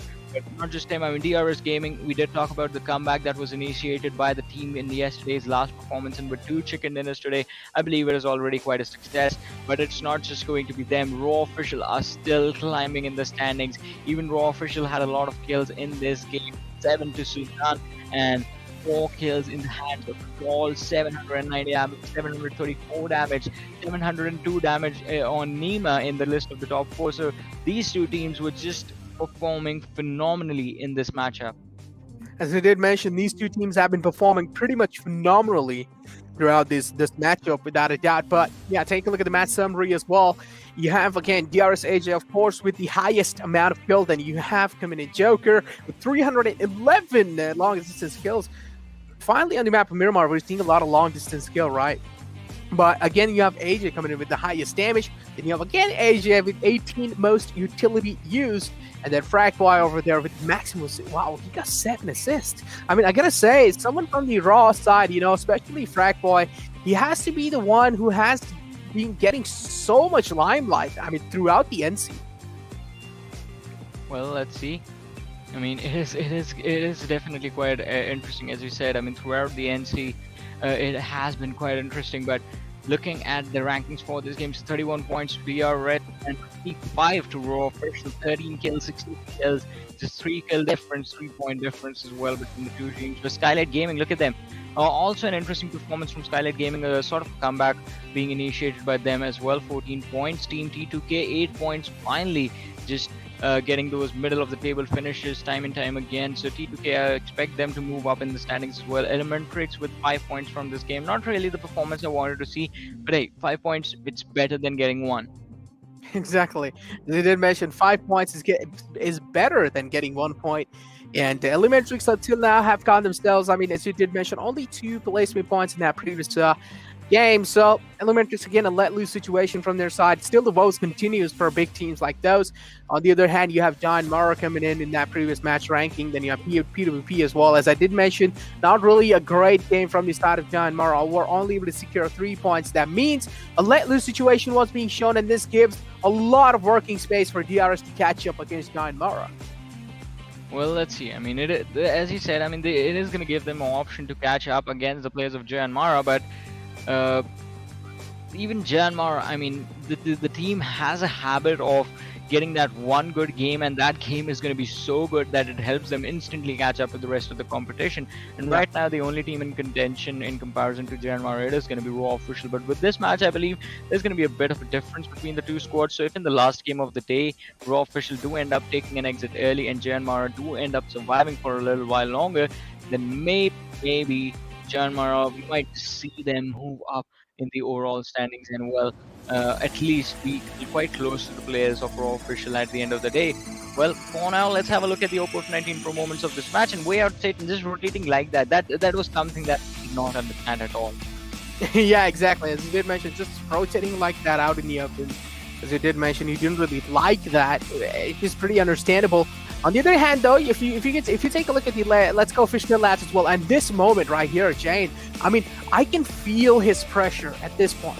Like, I can literally feel he doesn't really understand which person to choose. At the same time, he doesn't really know that he should shoot or not. And I'm pretty sure this shot at Chari here was a panic shoot, because he thought there might be a massive chance that Chari might just spot him out and he might just not be able to get any value out of it. So I'm 101% sure that shoot right there, that was actually a panic shoot. Because if he wanted to shoot, he would have shot before and actually got way much more value than he got in that initial fight. So yeah, taking a look at the damage graph as well, we do know DRS had the hell of a game. And same thing goes with Raw, and in general, same thing goes with Skylightz Gaming. These 3 teams, right, just completely unleashing hell onto each other and all the teams in the lobby. Well, as you said, I mean, just unleashing hell on all the teams of the lobby, and it was quite an incredible run from all these lads. But I mean, let's have a look at the damage histogram as well. I mean, it wasn't just them in the late game stages. In the early stages, EKTA Esports also tried their level best to sort of make something happen for themselves, but it didn't really work out for them, and that is something that I believe even EKTA Esports are going to be a little bit worried about, to see exactly how they will be able to climb up in the overall leaderboard. But still, looking at the overall rankings, 179, 154 to JyanMaara. Now there's a difference between them, and now there's a difference between JyanMaara and the RS, but it's still less than what it was before, which was 50 plus points. Exactly. And then, without a doubt, I mean, overall rankings, as you did mention with the post-game one, I mean, Raw Official, right? I mean, they have been quite consistent, I would say, throughout the day, but I feel like at this point they're just single-handedly dominating the lobby. I mean, I gotta say, they need to have a little mercy on the teams that are below them, right? Because Raw are just so consistent. all the time, each and every single game. They're just not letting loose. And at this point in time, take a look at the lead that they're gaining over any other team in the lobby, right? Imagine the 8th position, KINGsNepal has 76, and then all the way on the top, Raw Official has almost 180 points. That's a massive points difference. This in itself tells us that how much stacked up Raw Officials have been throughout yesterday and throughout today as well. In the overall rankings, you can also see Vibes kind of on the 9th position, and then you have TriConNepal all the way in the bottom. And, well, I mean, TriConNepal, again, the woes continue. I mean, it is continuing so far, but look at Elementrix climbing up to the 12th position right now. Before we started off with the day, they were sitting on the bottom 3 positions, and now sitting on the 12th. It is still not somewhere we would expect Elementrix to be, but it's a little better than where they started. And with the last game to go, I believe top 10 is actually looking like a reality for this team, but let's see what is going to happen. And before the last game, we're going to take a very short break, so just stay tuned, keep watching. We'll be right back.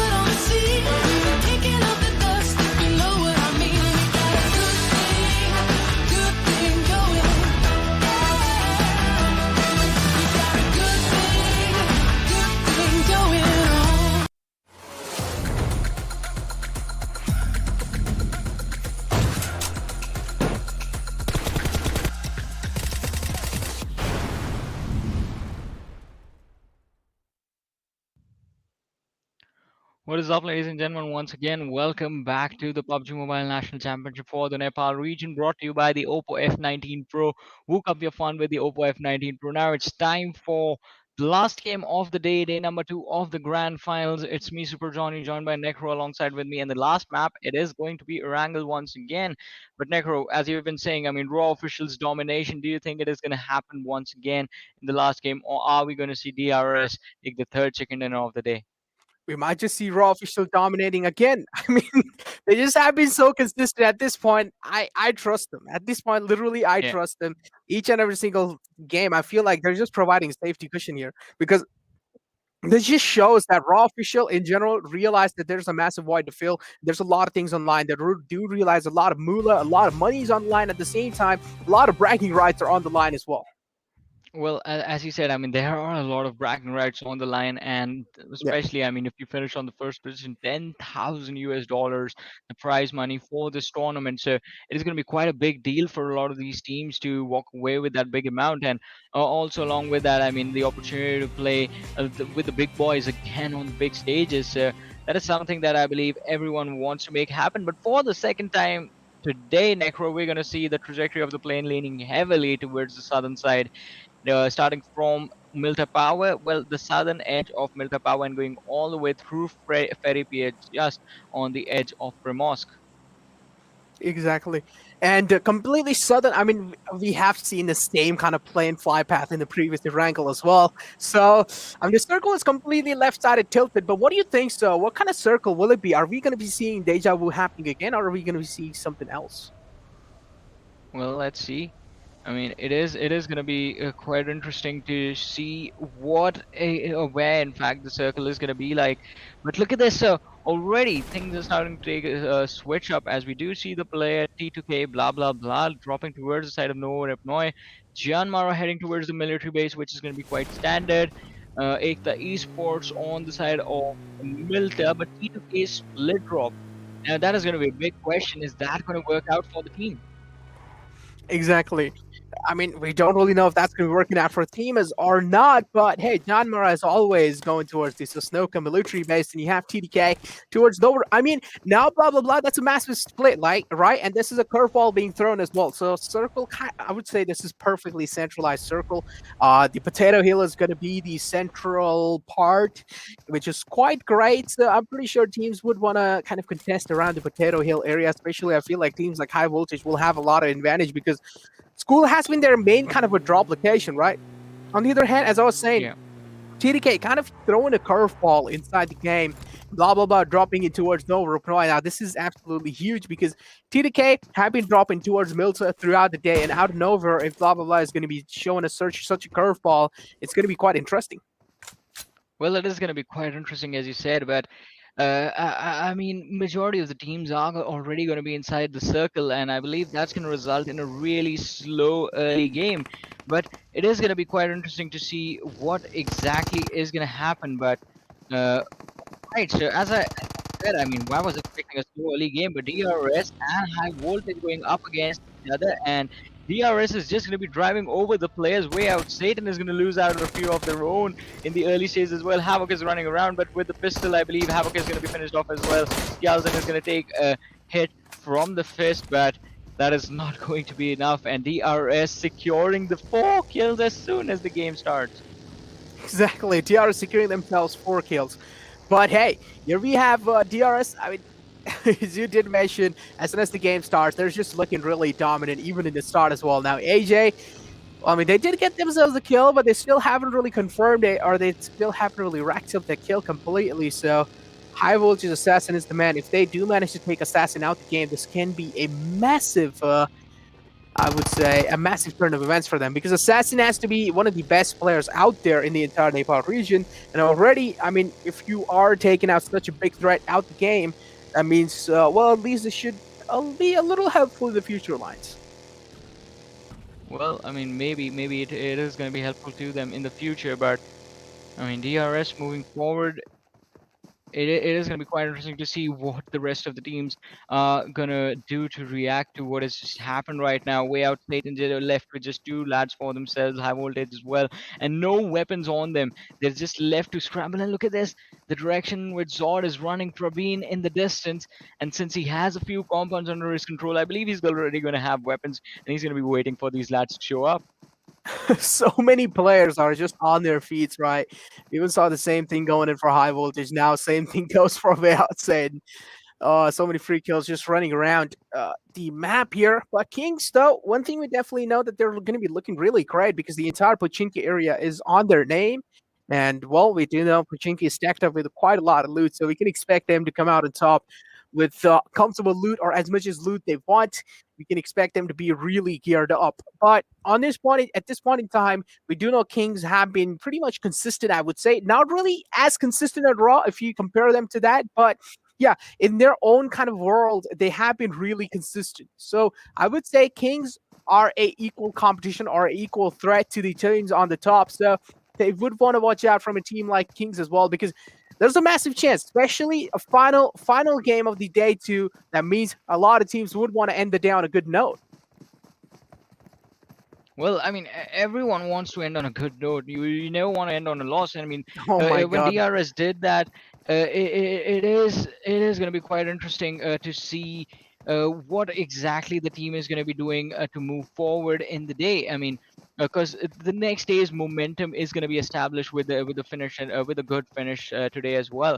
But over on the other side, we do have Let's Go quite close to the players of Elementrix as well, towards the western side of the map, and it's going to be quite difficult to the team for the team to move forward, as they're going to encounter the players of Elementrix. If they try and move up north, it's going to be Skylightz Gaming and another squad. I believe that's going to be PN Crew that they're going to have to encounter. The western, the southern side of Pochinki is currently completely empty, but there is not enough cover for the players of for the players to hold on to. So it's going to be quite to see what the mid-game stages of the game is going to look like, apart from what DRS just did in the early stages.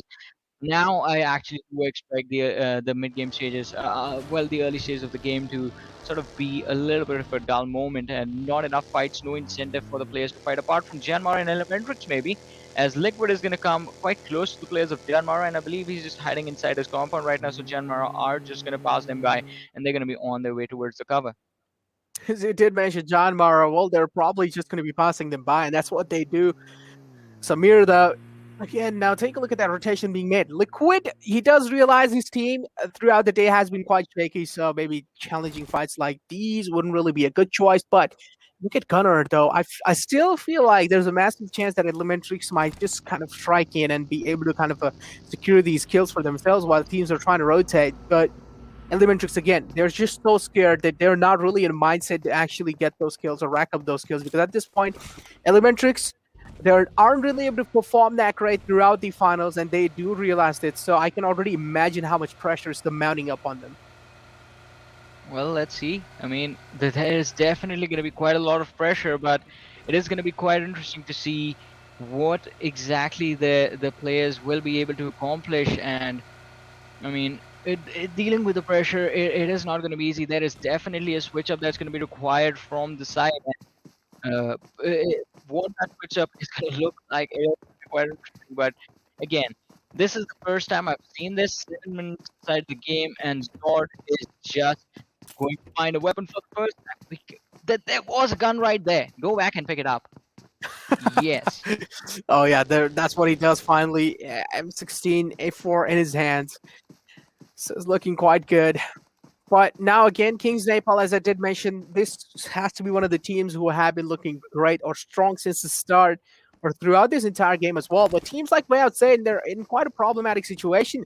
They're such late in the game and still they haven't really found themselves the comfortable loot that they need. But look at this.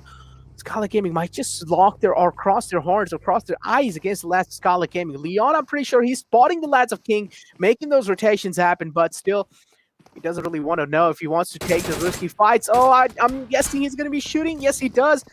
And he's actually able to connect a lot of shots as well. Are they going to find a knock? No, it's going to be the answer. Well, I mean, no, it is going to be the answer. There is going to be more available to the lads in front of them as well. I mean, even if the red can just drop down and just survive for a few extra seconds. But KINGsNepal, I mean, the priority number one right now is just going to be to delay this push for as long as they can. But Skylightz Gaming, they're getting into a position from where they just might be able to sort of try and capitalize on the situation. But let's see. I mean, Skylightz Gaming from the distance, Demon is going to be taken down, but it is Wayout SATAN in the backlines as well. So KINGsNepal, they are going to be sandwiched from two different directions. As you did mention, without a doubt, they are going to be sandwiched. And then you can also see, as you did mention, KINGsNepal right in the front lines. But still, look at Kivite, right? His position is separated out from the rest of the lads.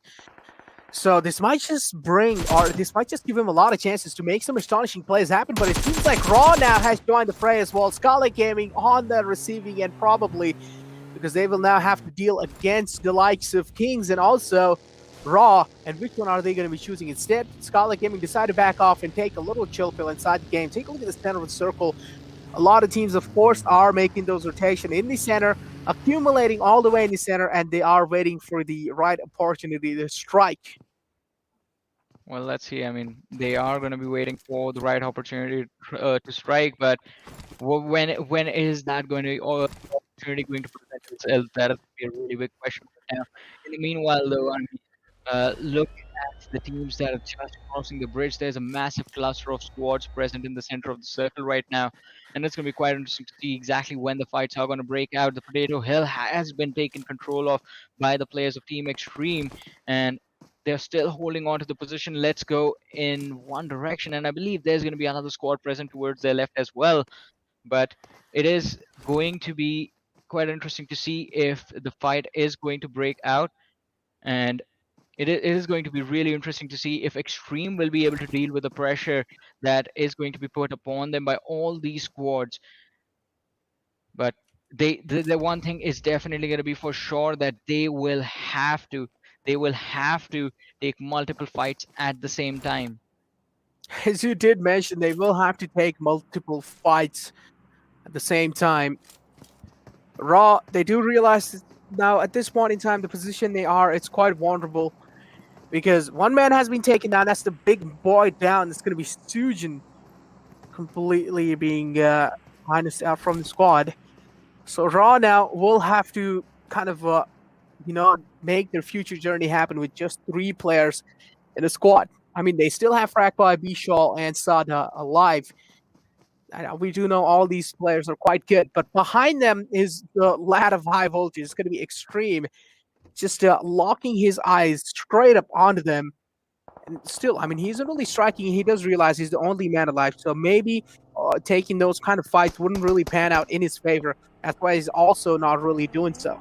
XTREME, on the other hand, do realize they are in the front lines. AJ, the damage has been dealt on him. That's why AJ decides to back away.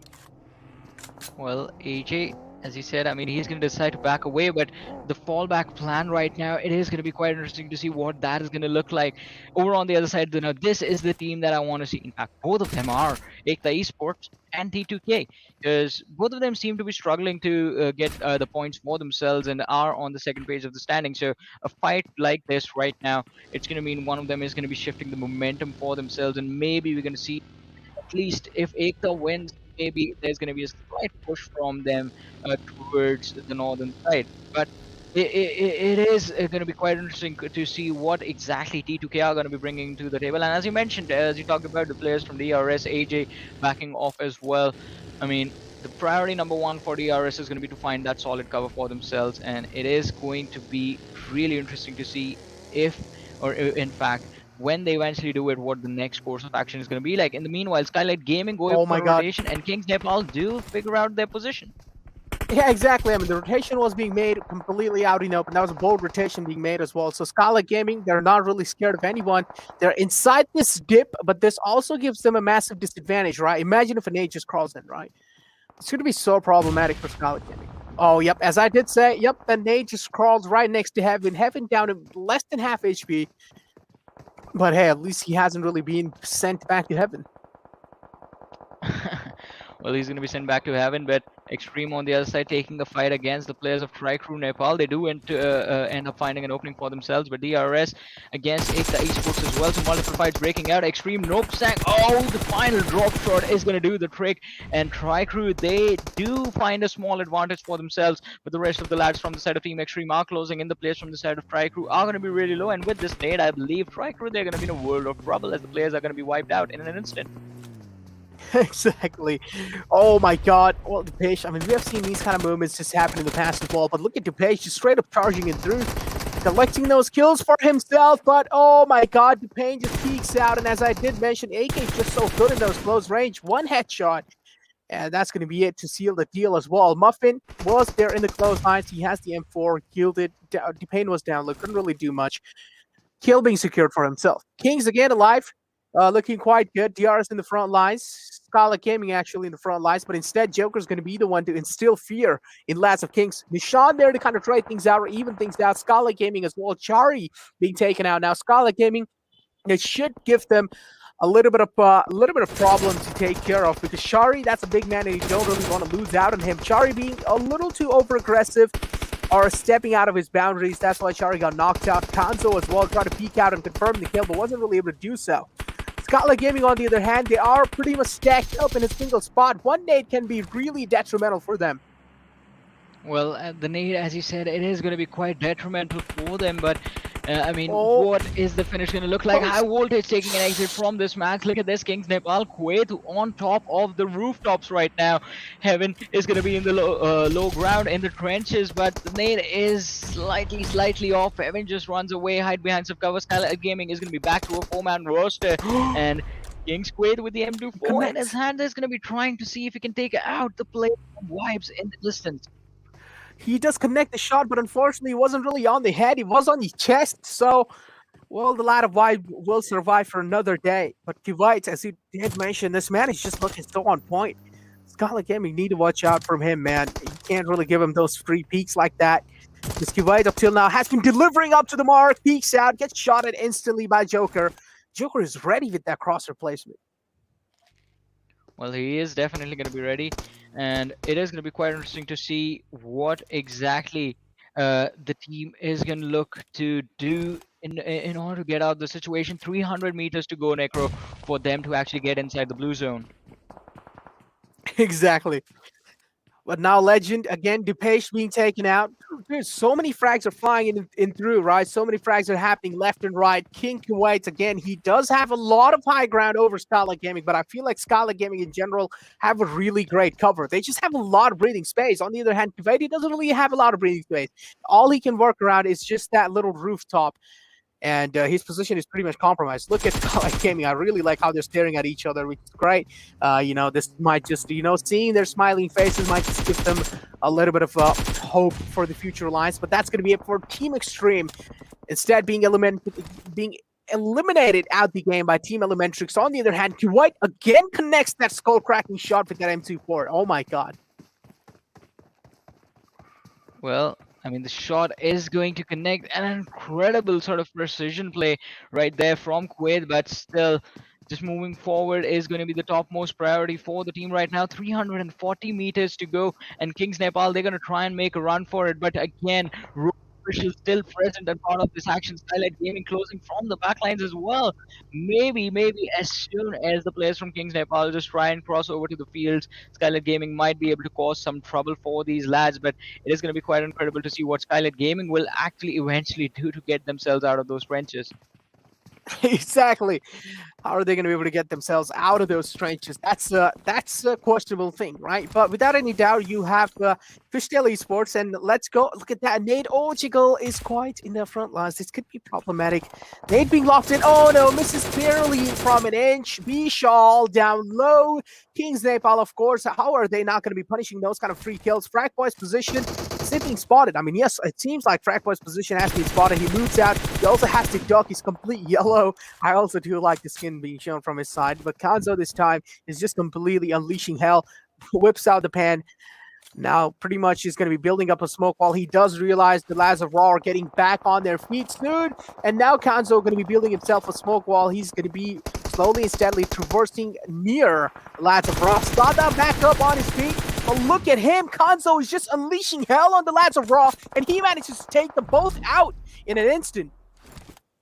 Well, let's see. I mean, in an instant, it is going to be an absolute shutdown. And KINGsNepal, I believe, are just about to get finished off. Skylightz Gaming as well, just stuck in the blue zone. Heaven trying to make a run for his life and to make sure that his team makes it to the other side. But the shots from the players of Vibes are going to do the trick. And the damage from the blue zone is going to be added to it. But Praveen is going to be taken down. Joker, no time to heal up. The first aid is not going to kick in time. And he's going to be taken out as well. Chari is going to be the last player surviving for the side of Skylightz Gaming. One more shot on towards Chari, and he's going to be taken down. But he gets delayed, and crew do end up getting that kill over right there. Let's Go is still gonna be there. KINGsNepal still surviving, but they are inside the blue zone as well. 3 kill points secured by the team. 10 teams surviving, 29 players still alive in this match. P and crew, 6 kills secured so far in this game. They're doing a wonderful job, but with this high ground advantage, they now have to find a way to get inside the circle finally. Exactly, as you mentioned, with this high ground advantage, they will have to find a way inside the circle. But look at this.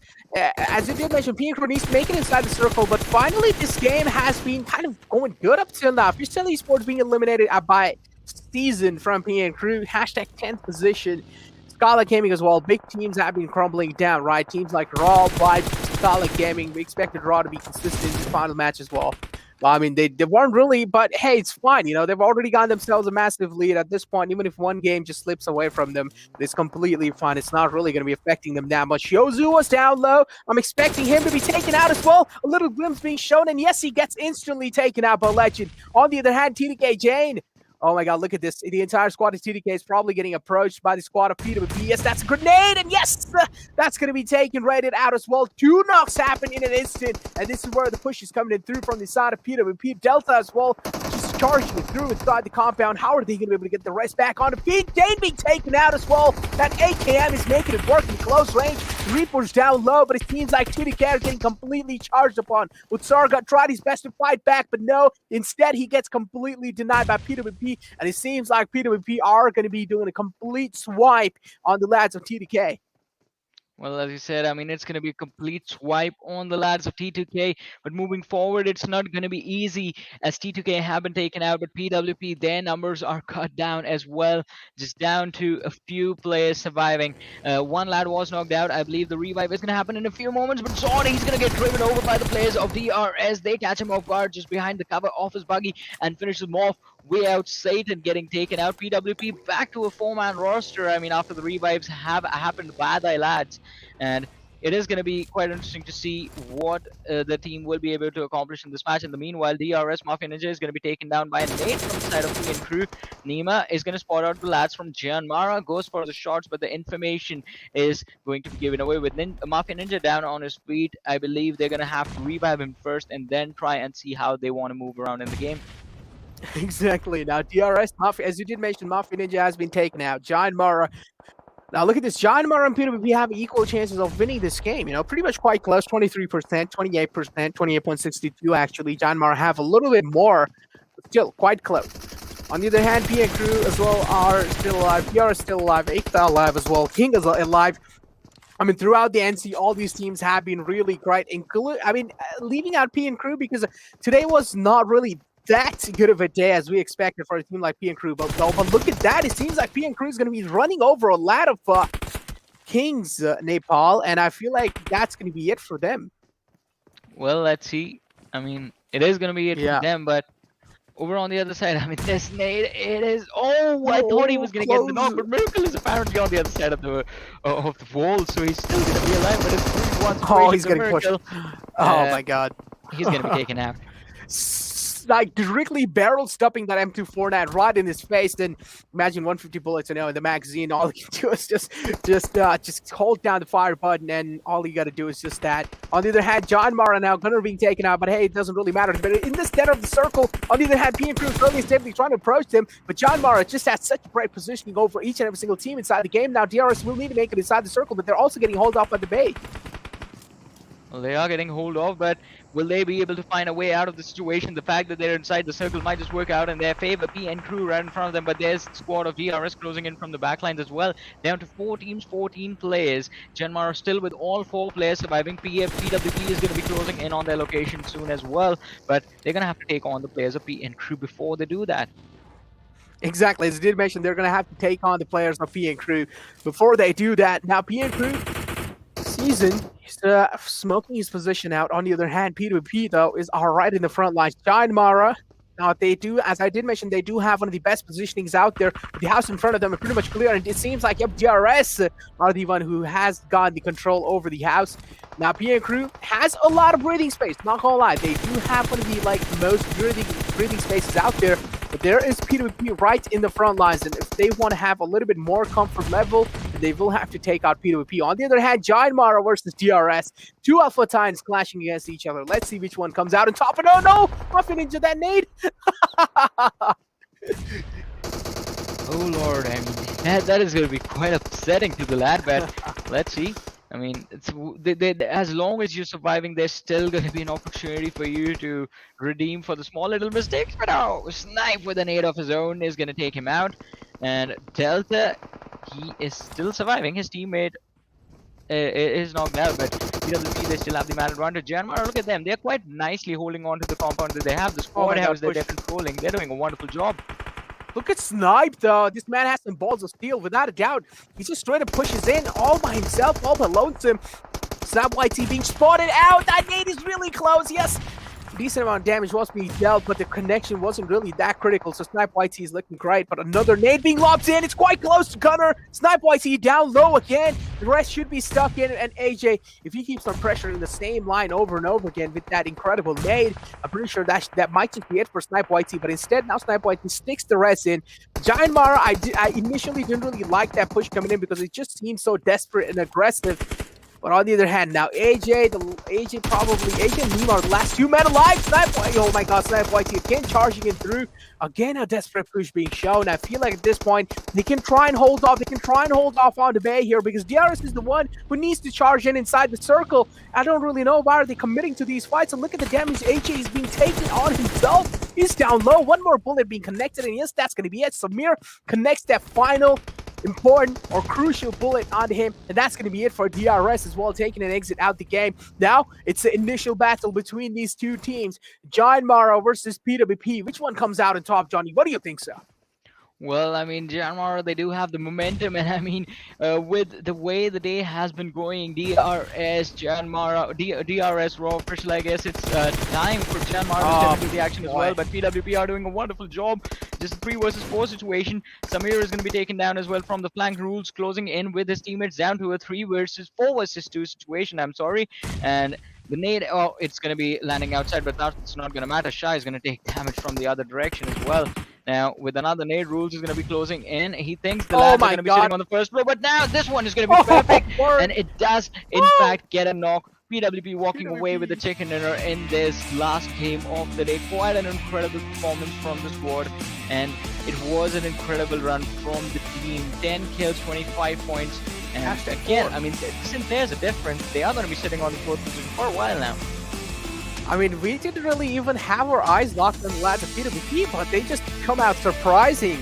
And yeah, I mean, overall, 1,750 damage being dealt. You can already tell, you know, PWP are off to a great day today. Ended the day off on a good note as well. And what else do you want, right? Ending your day on a good note, especially on the map of Erangel. The life cycle continues. But hey, this might just be a sign, just like how DRS showed the sign yesterday of complete domination the opposite day. Maybe PWP is going to be doing the same thing as well. Maybe tomorrow they're going to be dominating the competition again.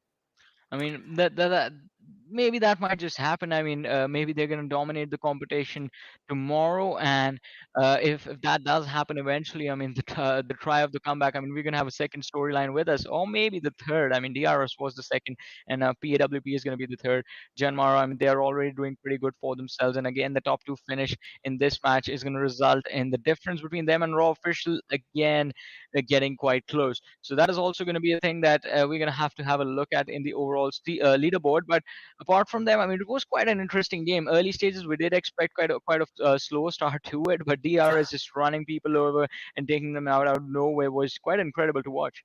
Exactly, as you did mention, DRS just running people over, taking people out casually from the game.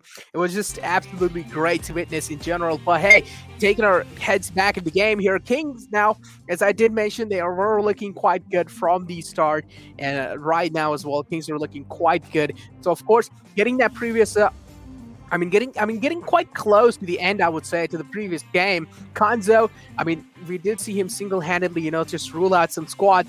But hey, getting himself 3 kills and then also getting himself 852 damage in total. Survival time of 2029, 0 assists though. A lot of healing done, without a doubt. Top 4 players are in front of him. Yeah, top 4 players in front of us. Kanzo leading the charge right there, but it's going to be followed by Legend from the side of PN Crew. 4 kills, 539 damage. We have AJ on the third with 3 kills, 509 damage, and Snipe YT from the side of JyanMaara is going to be joining the list as well with 614 damage, 2 kills. But the survival times, look at those, looking quite nice. Apart from Kanjo, who did in fact rely on that damage number quite heavily. Just a 20-minute survival time coming in for KINGsNepal's MVP. As you did mention, just a 20-minute survival time coming in from KINGsNepal MVP without a doubt. And this is how the match summary is looking like. Legend, of course, with the highest kills. Then you have Sus from Elementrix with 259 meters longest distance kill. Then you have Kanzo again with 852 damage, highest damage actually. Then you have Delta with 18 most utility use. Look at Delta as well. Look at his eyes. It seems like he's really angry in the final game. He clearly did showcase that anger. Well, I mean, as you said, I mean, the final game was all about displaying that anger and showing your opponent what exactly you were capable of. But okay, so after this matchup, DRS, since they walked away with 9 kills, 19 points in this match, and JyanMaara is sitting on 16, I believe DRS will be able to close in on the distance against the players of JyanMaara just by 3 points as compared to what it was before this matchup, but still, just cutting down on that lead, chipping away on it little by little, something that you want. And kudos, I mean, to JyanMaara and DRS to sort of perform the way they did in this game, because this is the opportunity, this is the thing that we talked about. Look at Raw Official with just 1 point in this matchup. Yeah, as I did mention, look at Raw Official with only 1 single point. High voltage, well, in this match, weren't really able to do that great, but same thing goes with TDK. I mean, we're not really seeing that TDK, you know, that we like to see. TDK does seem quite lost. Don't really know what to expect. But yeah, here are Oppo F19 Pro moments to kind of refresh our memories. And look at this. He actually punched him. He actually did manage to punch him there. Yeah. I mean, that was just one hit. It was quite But insignificant as well, since he was just surrounded from all different directions. But hey, whatever makes you happy. Yeah, I mean, still, he did know, okay, it's pretty much a do or die moment. So he was just like, all right, you know what? F everything. I don't care. I'm just going to go for the punch straight in. And he does it. He does manage to get one punch down as well. But yeah, this was a fantastic kill right here. And this nade, this wasn't really that great. If the nade actually did land. As I did mention, Kanzo was here. See, he single-handedly ruled out the entire squad of Raw. And he was... It's actually quite interesting to see, right? A man like Kanzo and a team like Raw getting completely single-handedly obliterated by Kanzo there from Kings. Well, let's see. I mean, Kanzo, he did in fact do a wonderful job right there, but again, there was quite tricky rotations towards the end that resulted in a lot of the teams and the individuals from the side being taken out in the open. But over on the other side, look at this, train to kill. You look at them a few seconds earlier, it looks like they're in a wonderful position, but then comes PWP and just wipe them out, take away the control of their squad house, and just absolutely destroy T2K in just a matter of seconds. And after that, they go ahead and run over the players of XTREME Esports. It was a hunt down from the players of PWP in this game. As it did mention, it was a complete hunt down from their side. And yeah, this nade right here was really good. AJ tried to kind of flip things around in the end, and he was able to do so as well. And I feel like this is kind of the reason behind P2P's success as well, because AJ single-handedly was just dealing so much damage onto them. But take a look at the damage graph and look at that. P2P, I mean, just straight up ruling throughout the day. On the other hand, JyanMaara as well, not really far behind, but Kings and DRS were the one, and PA Crew as well, with consistent performance throughout that previous game.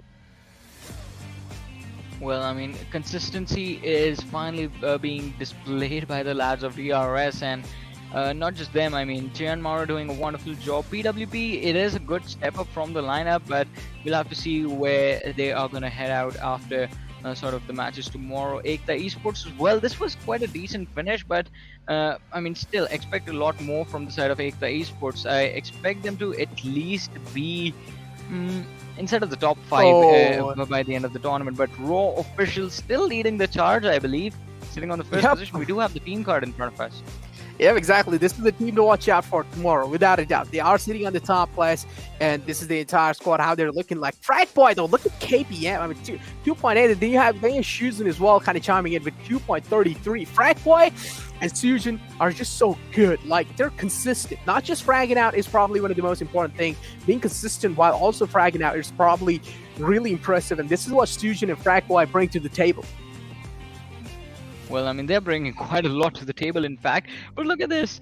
Just a 10-point difference between Raw Official and JyanMaara, and a 20-point difference between DRS and JyanMaara. This is quite interesting, right? I mean, the second to first is 10, and then 32nd is 20. I mean, it's pretty much well synchronized now. And PWP, with that previous win, they have moved up all the way to 4th position. That's a massive leap being taken from their side.